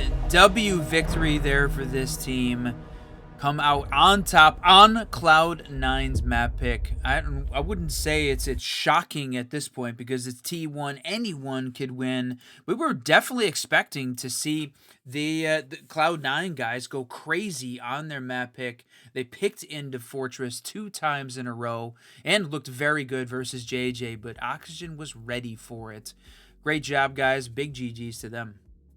Yeah, it was a valiant attempt. Cloud9, they had some really great stuff in that map 1, and now we go to another kind of bigger map, right? Bank. This is what we were talking about. Oxygen versus Wildcard last year in the semis when 0 Wild attacking game. wins total, just completely defensive sided. So we'll see. A little bit of aggression, a little bit of change on the board for Oxygen potentially. I imagine they'll get a attack round or 2, but we got to find out when we come back. Got to get the lobby set, my friends. So sit back, relax, because when we come back, we're gonna bring you the second map.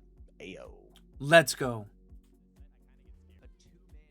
What's up and welcome back, fellow Siege spectators and players. It was a crazy map number 1, our second time that we got to watch some Fortress play, and now Oxygen and Cloud9 take it to Bank as they're trying to figure out if we're gonna end it in 2 or send it to 3.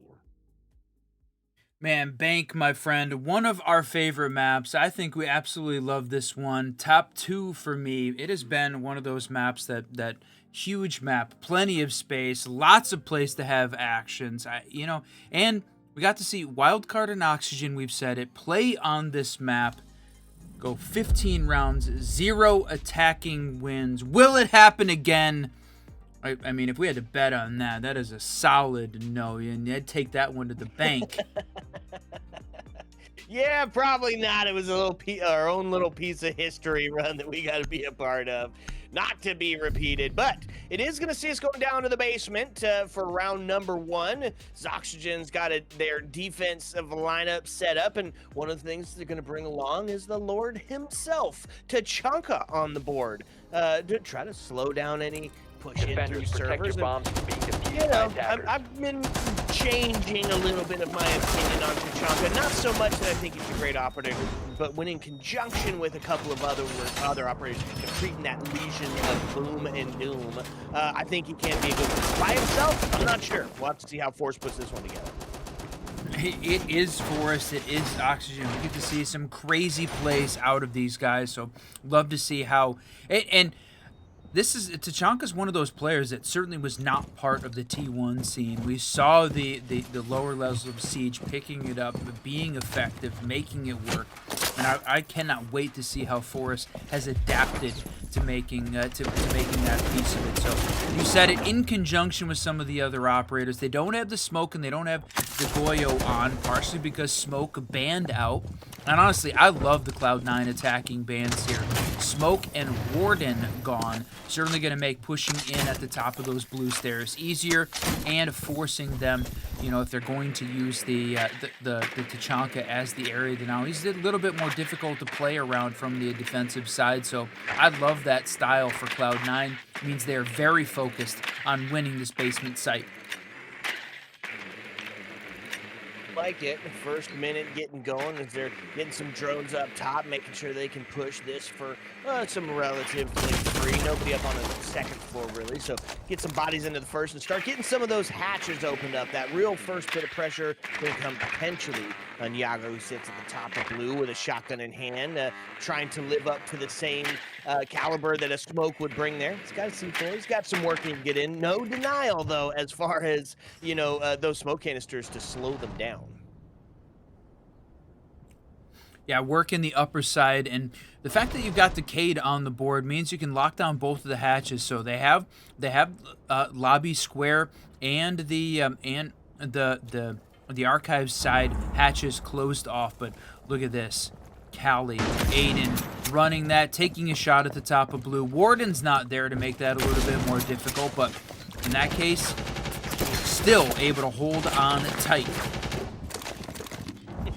Cali coming through to get that Cade Claw off. Two Brow's going to slow down this process, and kind of strangely, we still have, I was going to say all five alive, but a C4 goes up through the hatch, not able to find anything just yet, which is going to allow the fuse. Let's go, Dream! Mind you, to get active and destroy some util, force some movement down here for sure. So now, can opener to open it up, and it's going to come all to the util dump here, right? Hold on and pray for it as they get ready to send it for an execution. Oh, it was so close. I thought we were going to see the fuse charge go off one more time. They're just clearing out utility, forcing players to move downstairs. But it is Forrest back with the Tachanka. You can hear the Shumika launcher going off, causing some chaos downstairs in the basement. And right now, the defense is locked in. 5v5 with 30 seconds left. That's right, and it isn't hitting the right spot to Chunkafire and not in the right position to stop this plant from going down. That's the problem with the Lord himself. No way! Out the lineup. It's a post plant, and now Cloud9, they're putting themselves on a good position to be able to hold on to this one. Still got a Cali alive for the long distance. Still have that vertical. This is going to be a tough retake here for the defense. Yaga goes down now into a 5v3 situation as the clock is just going to start to tick on down.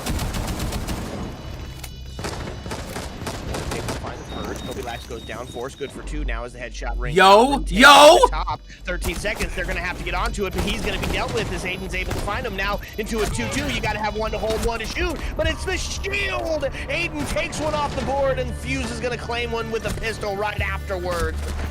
Man, Run, that's the problem with the Tachanka right there. You have to be in a perfect spot, or you have to have watched a pendant video on where those lineups are supposed to be. Now, obviously, Forrest, he's a pro player. He's incredibly goated at the game, but was not going to be able to be in a position to stop that plant. They get it down, and then it's just hold on for your dear lives. And because of that, Cloud9 walks away with one. That was a W play there from Cloud9. And honestly, Aiden picking up a couple with the Cali SMG was a significant factor, certainly. You know, they go for the take upstairs. He wins both of the battles on the first floor over top that hatch. And, you know, if the defense had been able to pick up one of those, different story, but Aiden hit all of those shots. And we talked about him after having an incredible game on that first map of Fortress. Really struggled on the previous one, but what a way to start this one off. 3-0 and backed up by Dream onto the Fuse shield, which I freaking love. Yeah, you do. As a Fuse glass main, I'm sure that just gets you right in the feels for that one, for sure. They're going to switch off the Fuse for this one, though, as they take it up to the top floor, opting for no shield use this time. Dream going on to the IQ. Point out where some of those dreadful gadgets are. And we didn't even really talk about it. Mira still left on the board. She can be utilized here.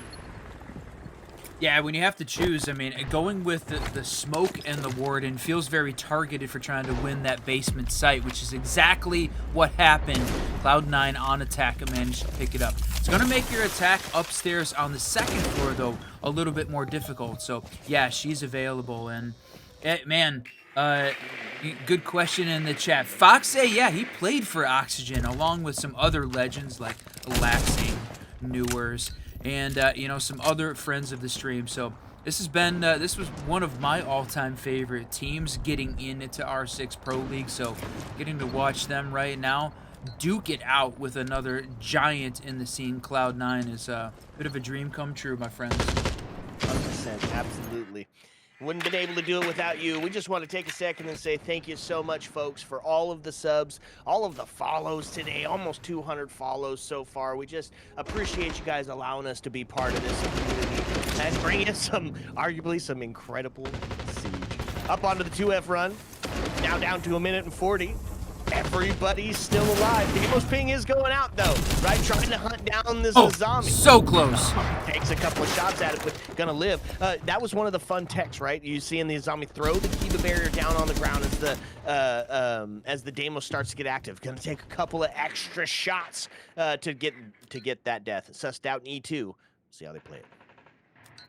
Look at that, good intel there coming from the elevator. So is the attackers going to use this pieces of extra intel? They know Valka's holding on to it. Forrest is there and ready. Is it worth it to try and swing? Look at that, the nade comes out, and it's Holy Whiff City from Snake! Tough one. Forrest is able to take Snake off the board, and that's going to be the main advantage to Oxygen. Now as they just kind of have to rely on that trade game and hold this last 49 seconds out. So looking for somebody to step up on Cloud9 for a multi-kill to bring this one back into favor, or we're going to find ourselves tied up real quick. Now pushed into top of square as they're going to start making their way towards that eventual execution. Numbers get equalized, though. Deimos gets taken off the board, and that's a huge one for the defense. Yeah, but Snake had been struggling a little bit here, and there's still a ton of these attacker assets in place. You've got the ace charges. You still have got a couple of the gridlock tracks in play, so they can clear out the janitor. But no, they lose the battle. The Grixer, does he pick up one? No, it's only one before he gets down, but it's a trade back and forth as Adam takes down Dream. Man, 4 seconds left, and again, Cloud9 goes for the plant. Yeah, just not going to be able to capitalize. All sorts of intel as the pings are ringing out. They claim a life on the crossfire, and that's going to be one for the defense. OXG upstairs. They shut down the Cloud9 attack, although damn, it got close. Another diffuser down. Cloud9 and Dream, as they've got some unbelievable statistics for sure on that side of the game from a plant scenario. So it got close. We expected the battle between these two teams to come down to the wire, whether it's on one round or the map. Fortress felt a little bit lopsided in Oxygen's favor, so glad to see that we're seeing what feels like a resurgent Cloud9 on attack on Bank, putting some pressure here on Oxygen.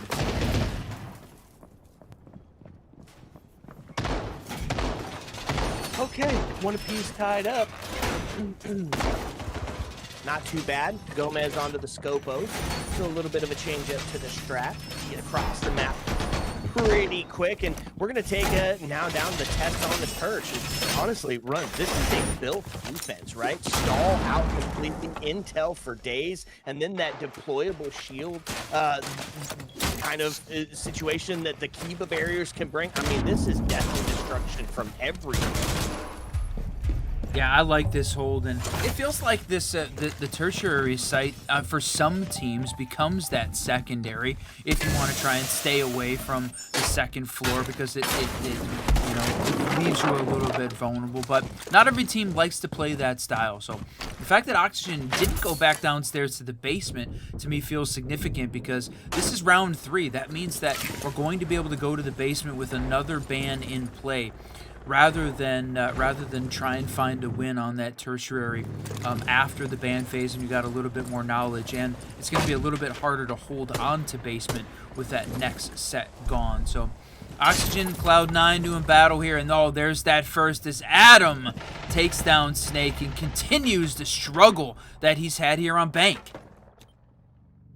Okay, well, they find 2, and that's an easy 2, keeping them both killless, unfortunately. And so now they've got the man advantage. They've got Mira's still on the board. They've got C4s galore. This feels like a tough one to bring back. Now, they did gain that vertical, and that's one of the C4s done and dusted, as Blackbeard barely takes any damage from that one.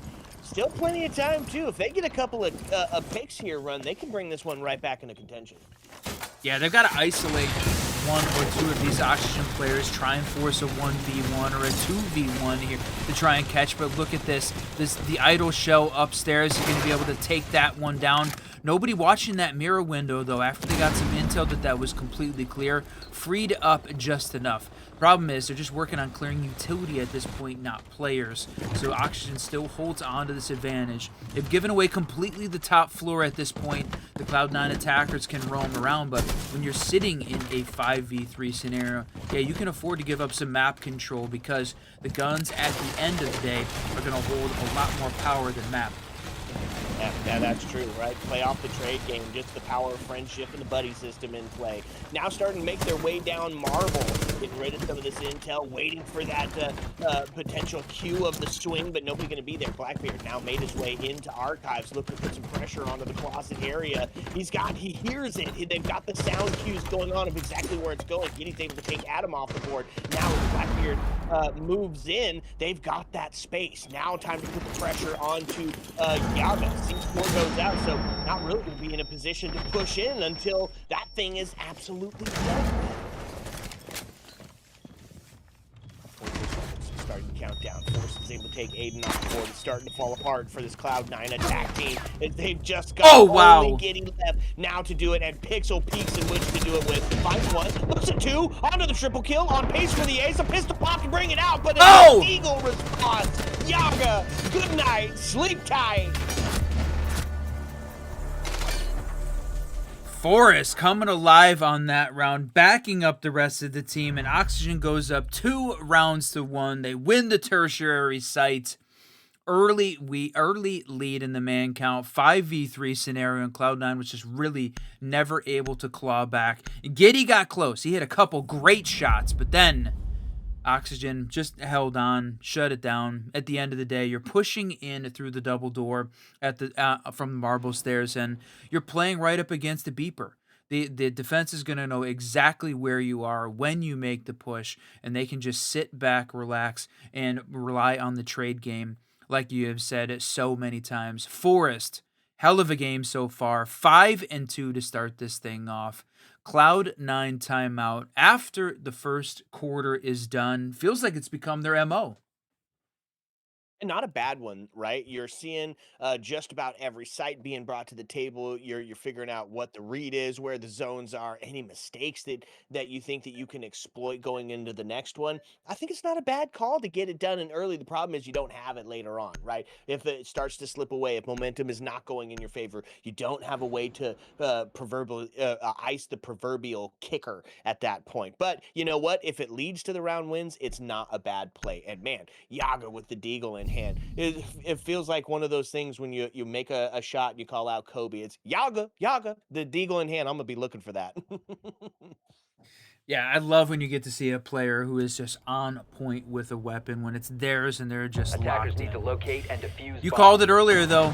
Cloud9 taking it down the mirror, so going to make the hold in the basement just a little bit more difficult. And they're going to go area denial this time, but you know what? Playing right into your style, they're going to switch for the Goyo instead of the Tachanka. And Forrest is going to make that change, having an incredible game after struggling that first round. Going to switch onto the Vigil. Sitting at 5-2-1, we talked about him, and he's going to be upstairs. So heavy roam game coming out here from Oxygen on defense to defend this basement site, and it feels like one of those things we've talked about many times, both with the Shopify Rebellion team and with some of the other T2 players when we were talking at the NA finals. Oxygen really has some of these strats that I don't want to say gimmicky, but rely on some tricks rather than solid fundamentals, and they can sort of turn that around on an attack team that is expecting more of a standard hold and just pull off some crazy tricks that work. I love that style of gameplay. One of the reasons why Oxygen is one of my favorites.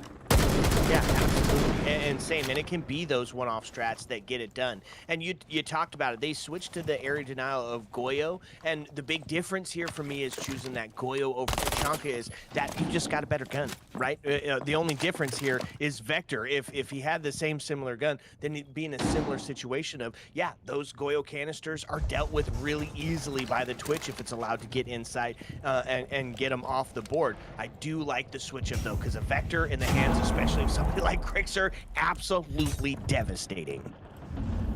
Yeah, he is dangerous. And again, we talked about heavy roam game playing over on the archive side. So they backed off the 2F, all gone to the first floor at this point. But it's a basement site, and you've only got one anchored downstairs. Adam is that guy holding onto the server side. He takes a little bit of a peek, running that TSG sniper shotty. And look at this. Cloud9 is ready. The C4 goes out. It is not going to hit, though, as Dreamus survives that. They pop a Goyo canister, and now opening up the sight lines. start to rain down some hell. The problem is he couldn't get close to that hatch because Grixer is playing there. So they need to be able to get a little bit of vertical on top of him, playing upstairs on that second floor. They should be able to clear Grixer out quick. Man, yeah, but he had the backup of Yaga was the problem, right? He was sitting up there as well onto the top, and they do take Yaga off the board. Boss G does claim Kobe Lax, but when the dust settles and as the bees come out, does see a man advantage into the hands of Cloud9 here. They claim one, and oh, sheesh, they had one, all the way until Forrest showed up with a Boss G in hand to say good night, sleep tight, and sit down. Equalized on the number count, though, 47 seconds. A little bit of pressure starting to mount here for Cloud9 as they've got to find a way to get in and capitalize. And first part of that is going to have to be dealing with Grixer. Yeah, they're moving way too slow. This roam heavy defense is working very well here for this Oxygen D. Cloud9 unable to deal with it at this point. 27 seconds. Grixer gets another. Yeah, that's tough. Now he's made the drop down the hatch. It's a pistol. They get the down. Giddy's able to take Adam off the board, and now looking back towards the blue stairs. Grixer on another as Aiden goes down. It's all going to be up to Giddy now. It's got to be good perfect in a 1v2.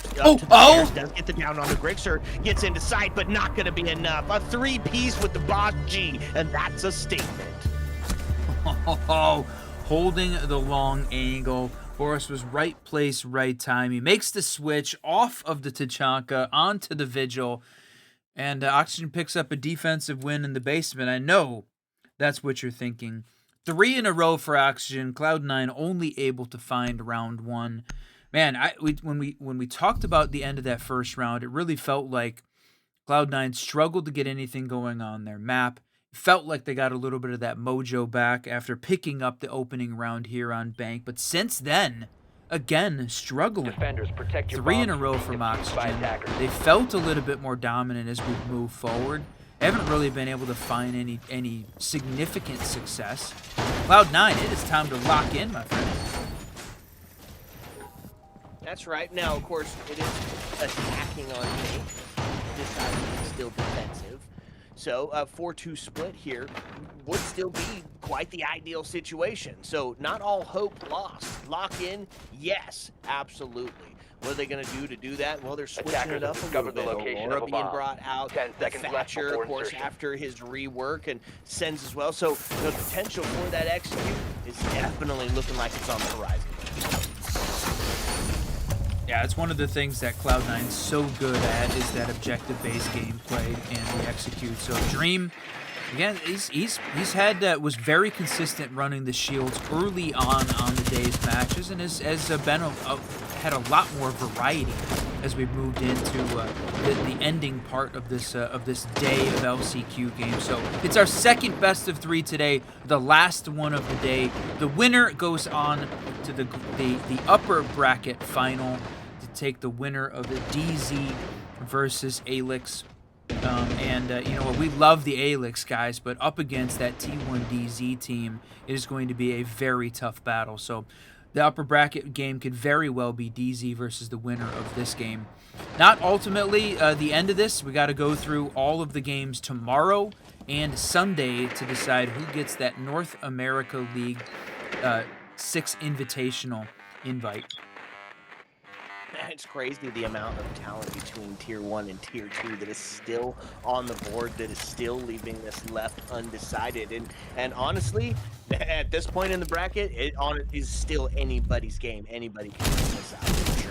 Game of King goes out as he's going to try to put some pressure. The 2-barrel canister, however, going to take away some of that. Now they start to push in as he gets taken down from the window. Sensgat goes down, and it is just all attack mode on this one. Quick and with passion. They find themselves in a post-plant scenario, now into a 4v2, locked away in Janitor Closet as he starts to make the rotate out towards that top square area, but just a tough position for the defense to try to bring this one back without getting them off the windows now.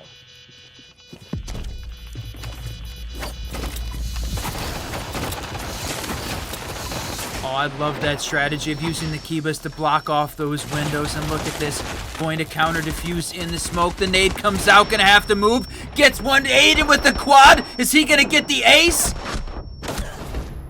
No! No! does ultimately get taken down, the shot from Janitor, but man, one hell of an effort to get that one done. Damn, just as it felt like, maybe I was talking about the demise of C9, telling them to lock in, they freaking pulled it off. Aiden on a 4K, looking for the ace. They get the diffuser down, off on the rappel. One of my favorite ways to see a round win. Wow, well played here from the Cloud9 guys. And Oxygen put up a good fight. I love that Azami block on the windows, but you're up against that DMR to open up those Attackers need to spaces locate and certainly defuse makes as it many much more bombs as they difficult. can. So well played by them, and now we get to see the tertiary site. Basement was a bit of a struggle. Second floor now. Let's go ahead and try the round rotate to finish off the first half. Open area. Attackers have located a bomb. Okay, Cloud9, they hit the quota run. They did it. Right in the 4-2 split, they've already secured their spot for their defensive where they can feel comfortable and at least taking it to defense, if not potentially pulling a win out. So if you're a Cloud9 fan, you're feeling real good right about now, because anything outside of this, they take this next round, this is just going to add to that, right? Gravy on potatoes, as you like to say. Yeah, stack up those wins, my friend. Can Cloud9 pull it off the 3-3 split? Yeah, feels like it. That was a little bit of a life kicking in. So if we look back at round 3, this was a Oxygen victory. There was a relatively heavy roam game. A lot of action happening upstairs on the second floor. Ultimately, before that final drop and the push in the marble double against those beepers, and felt very predictable from that point. So Cloud9 feels like they've made a few adjustments and are definitely in a better place this round. So Oxygen, yeah, a little bit of a hold upstairs. We got both janitor and elevator, so they're sort of spread out across the top. Couple of C4s in pockets as well, and look at that, 4 impacts. So they brought along a ton of explosives, and man, Yaga's gonna back off that engagement really quickly. Yeah, he's going to nope right the heck on out of there, right? He's like, I don't want any of that. We'll take this, survive to fight another day, my friend. As the Dokkaebi pings go off, you start to see the stack team take up a little bit of this space up top, and also pushed in below. Snake looking to find one and might be rewarded here on Fenrir. Caught slipping! Huge play as the Snake fights. That's a body shot to drop the Fenrir. Now, of course, Gadget's still in place, so, wherever they're at and open, that's where they're going to stay, unless the Clutch Drone has something to say about it. Yeah, that's a tragic loss as well for this Oxygen defense. Grixer did a great job of holding some of those roaming power positions for his team on the earlier rounds. Losing that gun skill is a definite loss. And now, all right, you're still sitting at 5v4. It is not the end of the road, certainly, for this defense. And look at this. I love this angle. Under the desk, into archives. Take a shot, my friend. But it's Gomez downstairs in the vault for the potential lurk. The drone was there, though, to give away a little bit of his information. So, again, still feels like it's moving a little bit slowly. And now Cloud9, 2 huge picks by Oxygen to put them behind. Yeah, but Gomez goes down in the process as well. Now, they do solidify the man advantage now as Yaga's able to take Snake off the board. So, sitting currently, technically, 3-2. Although Gomez potentially might be able to get back up. But the big thing here, the big thing that we got to take away with 30 seconds left is diffuser is cold. Which means we're looking at Frag City here if they want to bring this one back. Looks like they managed to pick it up, and Aiden is still alive. 10-3 and 2. Playing the ace is so comfortable and great on this op that the Oxygen team is going to have to watch out, and Gomez is down, so it's a true 2v2 at this point. The problem is there is no freaking time! Man, no kidding, 6 seconds, low health, and it's all going to be up to Yaga. Plant starting to go down, the cross is set. No C4 in hand to try to deny it. Oh, wow! That's going to be Aiden to rip him down. Cloud9 is going to find that, and they're going to tie it up. And a 3-3, well, that starts to look like maybe we get to see a map 3, unless Oxygen starts to answer back. Man, what a play there from Cloud9 to close out the tertiary site. Oxygen had a hell of a run in the middle of that round, the first half. They pick up 3 in a row on 2, 3, and 4, making a full round rotate, winning on 2 first floor and basement. But Cloud9 answered back in a big way, picking up the final 2 rounds of that second quarter. Yeah, after the ban, seems like getting rid of the mirror certainly allowed them to be a little bit more flexible. They lose the Ying, but when you have the fuse, the Blackbeard available, Dream just punishing the Oxygen team for allowing him to continue to have the shields out there. So now we get to see defense from Cloud9, Oxygen attack. How are they going to handle their map pick? Cloud9 lost their map pick on Fortress. Now, Oxygen, can they pull it off? The big win, 2 in a row. Are we going to see map 3, as you said? All right, bans come out here as we switch gears and get to the op swap. And on the side of defense, looks like they're taking the Cade Defenders, and protect the your bombs Castle from being off. And defused by honestly, attackers. love both of those picks, right? Cade for the obvious reason, but Castle can be such a detriment, both in the basement, that tertiary site, and all the way up top, and just leads to some wonderful extensions. So getting him taken off the board means that this attack team's going to be focusing on setting the pace really early.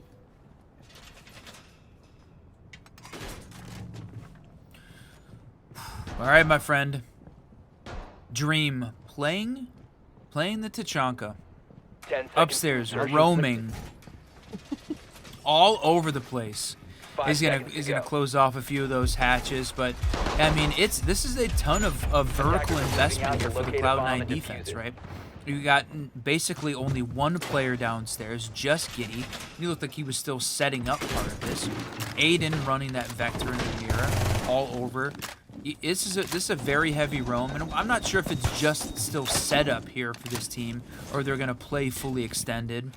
I like that. I like the level of extra aggression from the defense. Put pressure on an attacking team to slow them down, especially when you're starting off at the beginning here on round 7. Yeah, slow them down initially, make them rethink, approaching the map quickly. I love that style of gameplay, and I want to see a little bit more of it from Cloud9. Going to see the drones get in and start to potentially try to take a look at getting those mirrors done and dusted. And look at that, they've already got some of that first floor space immediately. Kovilac sitting in that elevator area could potentially play the factor, except for he's going to be forced to drop down as well. So honestly, run just like that, first floor completely given up for free, folded under zero pressure. And now the attack time has plenty to work with to get down and into sight. Yeah, it's a little bit surprising. I expected Oxygen to put up a little bit more heavier of The attacker's bomb diffuser more has heavy been dropped. pressure upstairs Attackers have rather recovered their than falling diffuser. off. I mean, they're all holding on to power positions. There's no question about it. Elevators on the chassis, holding on to gold, right? They have all of the important positions covered downstairs. Inviting Oxygen, yeah, go ahead, play the fundamental seeds, execute on us, we dare you. And they're still working on collecting some of that intel. They're going to still need to open up all the hatches. If they're relying on, or at least hoping that Oxygen moves a little bit slowly, they can catch them a bit off guard. I love this mirror placed onto the single wall there. Not only is it tough to get your hard breach in place, but it allows Giddy to do things like that. A DMR is going to claim Forest as the Capitao gets done and dusted, which means some of that util towards the end of this round is not going to be a factor. Huge!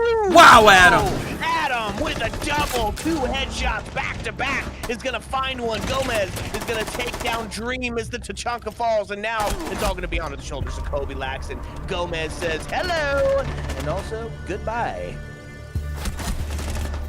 Wow, what a play. Said that they felt like they were moving a little bit too slowly initially. Cloud9 had completely backed off, and man, now we see why that was a problem. Allowed Oxygen to have all the map control that they needed. But of course, Adam picking up a double after winning the battle in the garage and completely catching Cloud9 off guard. I don't remember who it was. Oh, Giddy, I think that was on his drone, on his phone, and just allowed Adam to just walk up, and then Attackers catching need to one in the locate and hallway for defuse free bombs. as well. That was certainly the turning point for the round. So well played there by Oxygen, specifically. Adam had a great Bomb round. located by Now he's attackers. matched for us, both 8 and 5 at this point. Man, DMR meta though, a lot of DMR kills coming out. Yeah, no kidding. No kidding. Okay, so That does see Oxygen take the first on the off swap side of things. And interesting pick here out of the defense. Still leaning into that pace setting things. And honestly, I love this out of Cloud9. The captain. And you know, it hasn't been seen at all tonight on either sides of the board. So, you know what? This could be a surprise. And even if it doesn't net a kill, it is still slowing you down. You're checking the doors. You're checking the windows as you're coming in because you don't want to be the guy that dies to the Capcan.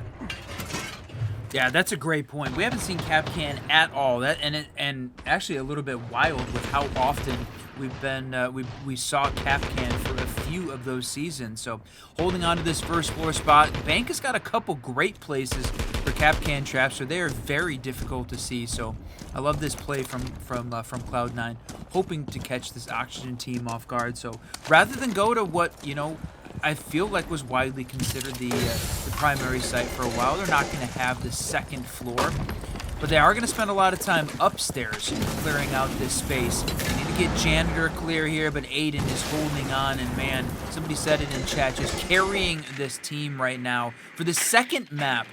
The problem is, he didn't do it for every map they've played, so he needs to come alive, and yeah, if this is the place he's going to get the carry in, they need it for sure to see map 3.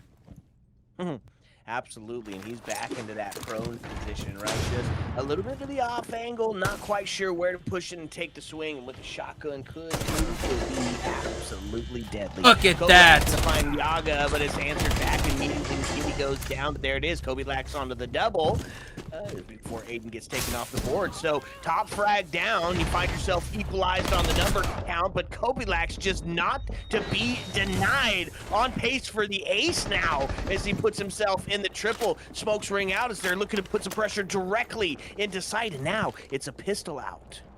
Defense just has to hold on. With that smoke could prove to be disastrous for the Capcans if they potentially got him hold up, and there it is. Grenade rings out. It's going to take the keep barrier. No way! Dream! Dream is sexy, and he shows it there for us now, the last alive in this 1v3 to try to get it done, and it's just quick peeking with a pistol. You got a little bit of RNG, surviving the nade as it went over top of the Kiba barrier, but it takes down, opens up that shot, and he wins that battle. It was exactly what the attacker was expecting.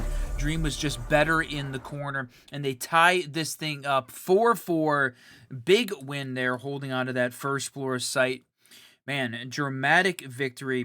C9 ties it up 4-4, my friend. Wow, look at this.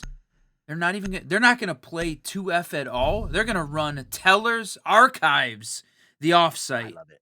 I love it. I love it. I love the Archives Teller hold. And it didn't, you know, 2F is great, but a little bit soft. Defenders, so protect your bombs from being defused You've by got attackers. some fun operators on the board still, right? Mira, Azami, still left up to their own devices. Obviously, P90 and Aiden with that Solus. Like, this could be a very fun setup. Attackers have discovered the location Yeah, of what a a bomb. W play here coming out from this team. I love the Azami, the combination of the Azami, the Aruni, the backed up by the DMRs, and then the Mira in play as well. Oxygen, what are you bringing to the table to try and take this down? For sure, it's going to be a huge investment in the vertical. They've got to gain control upstairs, hold on to Janitor, hold on to CEO. And you can see Cloud9 setting up to be able to defend that. We got Aiden playing that the Solus hold up, and right now everybody, with the exception of Kobe Lax, upstairs on that second floor, knowing how important it's going to be to hold on to that vertical. All right, on the other side of it, Hat Queen is around, Hibana's there, and trying to set up inside of that stock area, really just solidifying the hold and giving a little bit of that vertical pressure as well, right? A quick jump in could see a deagle finish towards the end of that. If you're not looking up when you get in, and here's going to be that first bit of contest on it, is Yaga's just going to start opening up some of that side wall area. Yeah, look at this, taking a few shots. The drone is in. They've got the intel, but obviously it knew the drone, heard that drone and jumping around. They're going to be to clear it off, but look at this. See those the tracks coming out? They're blocking the stairs, but quickly cleared off as well. So the battle for that archive side focused, a big focus there for the Oxygen team. They're working on clearing, and really not a lot upstairs on that second floor from a defense perspective. And I don't feel like Oxygen is moving in to claim that space as quickly as they need. They're holding on to the rappels like you would for a second floor site, but not really making that presence known. Well, all 5 alive here as we get to the halfway point. Minute 30 left. Still trying to figure out exactly where this entire defense is sitting at. Everybody now moved down to the first floor.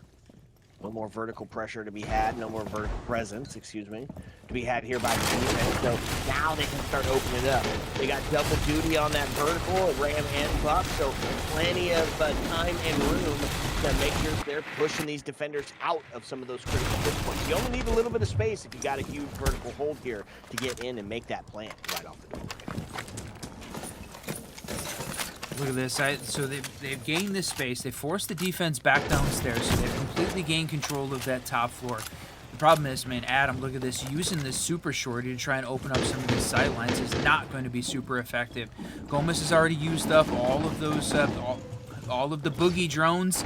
Nothing in place there. They still have a couple of flashes, 6 of them in hand, to be able to just cause chaos for the Cloud9 defense downstairs, and there is no Warden to try and deal with it. Dream does have the mirror windows, though, to play behind it, so they're locked in. Oxygen, though, I gotta believe when it comes time, the utility dump is going to be insane. Absolutely, but here's what I love, right? It's just Kobilak's free movement around the board, just making sure that he is going to be a factor in every part of the map. And look at that, starts to come up, and as soon as we talk about him, he's done and dusted. Dream goes down, Giddy's life forfeit. They start to get the plant down, 5 seconds left, but that is going to see it take him down off the board. No way! He's got to stick this for this to be a factor. They know exactly where it's at, but he's not going to be able to. Oh man, they're not going to be able to stop the plant. Yaga is but a bullet as he's trying to hold on to this post-plant scenario. A DMR in the hands of Snake. He's been absolutely deadly with it, but it's going to be Aiden onto Adam, as now it's the vertical trying to hold him, and that's exactly what he's going to do. Now into a 1v1 situation. It's only going to take a tap from the DMR to be able to claim a life, claim this presence up top. He has 10 seconds left in which to do so. It's just a game of cat and mouse, and unfortunately, I don't think Snake's got enough time to get this one done. Wow. Both of those guys were 7, 6, and 2. Exact same scoreline. Wow, that it came down to it, and Yaga wins the battle upstairs. The vertical comes in clutch. They go for the objective-based gameplay, get the diffuser down.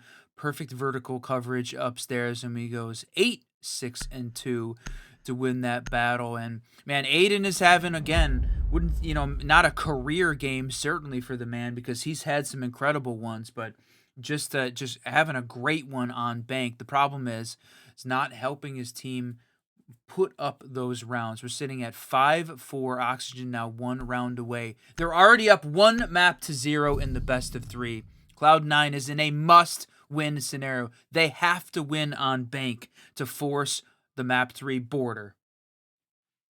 Oh man, could you imagine map 3 border? Oh, it would be Defenders, just protect your bombs from being defused by attackers. for sure. All right, down to the basement run. This time, look at that. Smoke and Tachanka. Love it. Right, this feels like a little bit better of a situation to try to hold on with that area denial. I say 2 out of the 3 of that Legion of Boom and Doom. And this could go quite a bit better in the hold. Right now you're giving the Tachanka an opportunity to get in place to lock down that launcher and deny that server entrance area. I like it. We'll see if it makes sense and gets the win here for Cloud9. Ties back up again. God, when you take a look at the storylines here for the teams that are left in this, Dark Zero has not missed a 6 invitational since their inception in Rainbow Six Siege 2020. They're on looking for a 6-year streak. Oxygen's only missed 1 in 2024, and Cloud9, this roster had the unbelievable Unwanted run for SI in Boston, and it was one of the highlights for that entire event, and people are going to remember that Unwanted run forever. The problem is only one of those 3 teams I talked about is going to get a 6 invitational invite. This is the first step. It's the upper bracket final. The loser is going to have to go on an incredible lower bracket run to be able to make it in. But, man, tough climb, and only one can come out on top. Oxygen has just been better on average, on defense, on attack, across the board over Cloud9, just in some small ways. So Cloud9 has got to figure out how to do this without making a single mistake. And I like what you talked about, the combination of the Tachanka and the smoke to back up for this area denial. You know how you have to hold the basement on bank. They just need to pull it off without making any mistakes this time around. Well, we've seen that first minute done and dusted, and everybody's still alive at this point, and it's going to be a dedication to the turtle strat, right? Everybody down in the basement, holding on to servers, holding on to vault, making sure you can't come up from that garage area. And it's working, right? All of a sudden, you're opening hatches on the attack side, but now the you yes. friend, now it starts to get a little bit hairy, and this is where those smokes, this is where that Tachanka really going to start to play a part. It's going to be up to the Capitao to try to force them out of those critical push point areas, not allow them to get into his base to be able to deny that. Look at this. He's just holding in play. The defensive intel is coming out. Goes to take a shot, but Gomez misses. Doesn't hit it with the DMR. Forrest, though, connects and takes down Dream. That's the Tachanka down. And there's the diffuser. Tough one as Dream goes down, and it's forced out of sight as those smoke canisters are going to play their part for it as well. As now they do claim that man advantage, but unfortunately just can't get in and do anything about it just yet. Smoke still has a canister in hand. We've still got a tube, the Zodo as well, to really try to slow things down, and now it's going to be Forrest looking for some of that vault pressure. Aiden, not to probably to be denied by Bo. He's going to take a look at it for sure. Griffey's pushing as Gomez finds in and gets him, and there it is. Aiden does suss out Forrest, takes him off the board, but it's still going to be the plan going down in this 4v3, and they're able to do it. Now a retake scenario for the defense yet again, as they got to find a way to push in and take it. It's all going to be up to Aiden and Kobilax. Aiden, who has just been on fire, is looking to try to bring this one back. Ain't quite able to do it just yet. Oh, Grixer! Wow. There's always it was a joke about that Sonics team. Grixer go kill. And man, he pulls it off in a huge way. A double at the end, post-plant scenario, comes alive when he has to, and puts Oxygen on 6-4 match point scenario, 1 round away from closing out this series. It's not just match point, it is match point, map point, series point, and upper bracket semifinal point. Man, run when you put it that way. Yeah, sure. Feels all on the line here. It's that perfect for 2 scenario. We've seen Cloud9 in this position before. Now is their shot at redemption. Now is their shot to keep their hopes alive and make a little bit of history in the process. Who do they bring along to try to do that? Denari, Smoke. It is slow down City, trying to keep those walls closed as Dream's going to opt for the Bandit here. And yeah, Mira gone, done, dusted. That was a big part of slowing things down. We'll see if that's a huge factor in this next one. Man, perfect for 2, just the Forest map 3. This is wild. 10 seconds. Gotta pull it off. Oxygen is just on fire right now. They've just been playing again better on average across the board. Is not dominating. It hasn't been all one-sided. They have put up a great fight so far, but on average they have just been better. Love that trip connector set up upstairs to hold on. That the combination of the top square and stock. You know what? Innovative. One of the things I love about getting to watch Siege. Yeah, is that now we can write that one down on the rank book. I like when it's just out of reach, right? Just in a place where you can't get it dealt with. You have to hit it to get in, which means you got to use something, expend some sort of util to get that job done. First minute done and dusted. Gomez taking a look up top there as Grim and the Bailiff start to get to work. Send out some bees, maybe suss out this Aiden sitting on the smoke inside of Janitor will be a big part. Able to open up the long distance of the highway, and now has been opened for sure. Yeah, it was perfectly played there with the combination of Forrest on the ace, and then Grixer using those impact EMPs. They're able to clear out that utility, open up that Kanto wall. So now they just have to try and clear out some of these trip connectors. They've got intel in sight, the drones making quick work, and you can see they're holding on to the rappel. No pressure from ATM, giving them free reign to sort of walk around, take some shots, clearing out this defensive utility. He's going to go upside down rappel, and a little bit of a util dump is now half the round is gone. But we're stacked 5 apiece, all 10 left alive in the lobby. All right, if you're a Cloud9 fan, it's time to rally together. They need this. It's do or die here in this best of 3. They just have to hold on. Perfect for 2 and potentially a third or a third and fourth to get themselves on the border for that map 3, where Oxygen just absolutely walking away with it. Lots of intel by Solus right now, and it's going to see Adam taken off the board. Snake able to find that first one as the DMR rings out and takes it. More intel, and that's going to be a phone. That's going to be some intel. Somebody is sitting right there. Man advantage to the defense now. 45 seconds. They just have to hold on. That was a ton of util that they were dumping early on, and since then, the mid-game here is completely stalled out as Forrest takes that shot and wins versus Giddy and ties this thing up at a 4-4. Still, the defense has got some solid holds in play. Look at that, taking a shot over at the top of Spiral. They're still outside the building, 24 seconds left. Yaga, I mean, what are we doing? There's still 2 guys outside the building. Yep, they're holding on. It's the crosses, it's the cuts, it's holding while I get in and make that plant. They're taking a couple of shots. Force is able to find Snake off the board, and that's going to be another smoke. What a great smoke! To a 3-3. Defense just got to hold on. They got to get in and get a plant, but you still have smoke in place. What? Mobilex, the last one, he's going to hold on to it. Woo! They survive for another run. One more to tie it up. One more for overtime. Oh my god, came down to it. 6-5. Now Cloud9 is 1 round away from tying this thing up and sending it to match point, or sending it to overtime. Somebody said it in the chat. Dream, wake up from this nightmare. The good news is, though, if you're a fan of this Cloud9 team, which, man, it's hard not to be, this is the upper bracket. They still have got the option in the lower to fight it out. Their run is not done. This is not an elimination game. But, man, there is a lot riding on staying in the upper and fighting out. Is it going to be DZ? Is it going to be Alex? You're going to have to fight one of those 2 teams. I got my guess at which one it's going to be. But, man, Cloud9 just, just struggling just enough up against their rivals. The Pro League team is an evenly matched battle. Oxygen, though, just a little bit better. Well, for right now, one more to tie us up. One more for overtime. Similar strat that we saw before.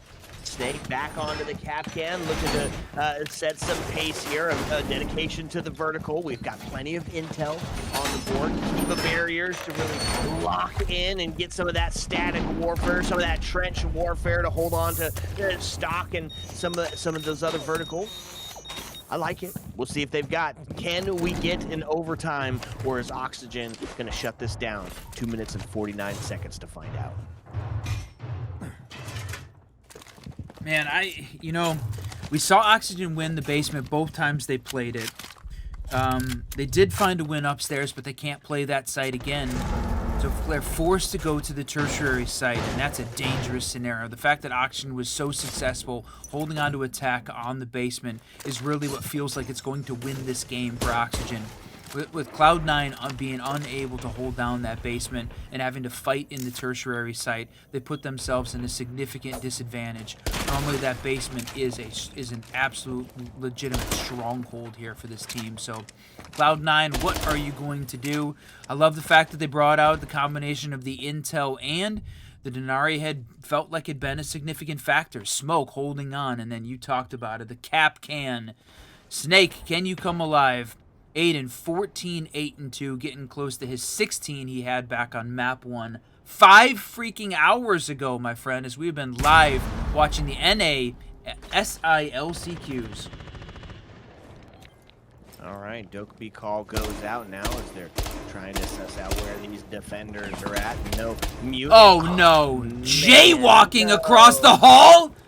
What are you doing? Jaywalking, that's tough. Capcan goes down now. Luckily, he's able to get his gadgets down, right? So still can get that power from the grave. But man, what an unfortunate circumstance there to just miss that one. Yeah, that is a huge loss for Snakes to go down. He has not had the game that he had wanted. He managed to pick up 8 in the middle of this thing, but it was a slow start and potentially a tragic end, as now Oxygen is up 5-4 here with 57 seconds left. The boost for Cloud9 as Oxygen has been moving slow across the board. They're still managing to find attacking wins on it, though, so they are locked in to this very quick execute when it comes down to it. 45 seconds, my friend.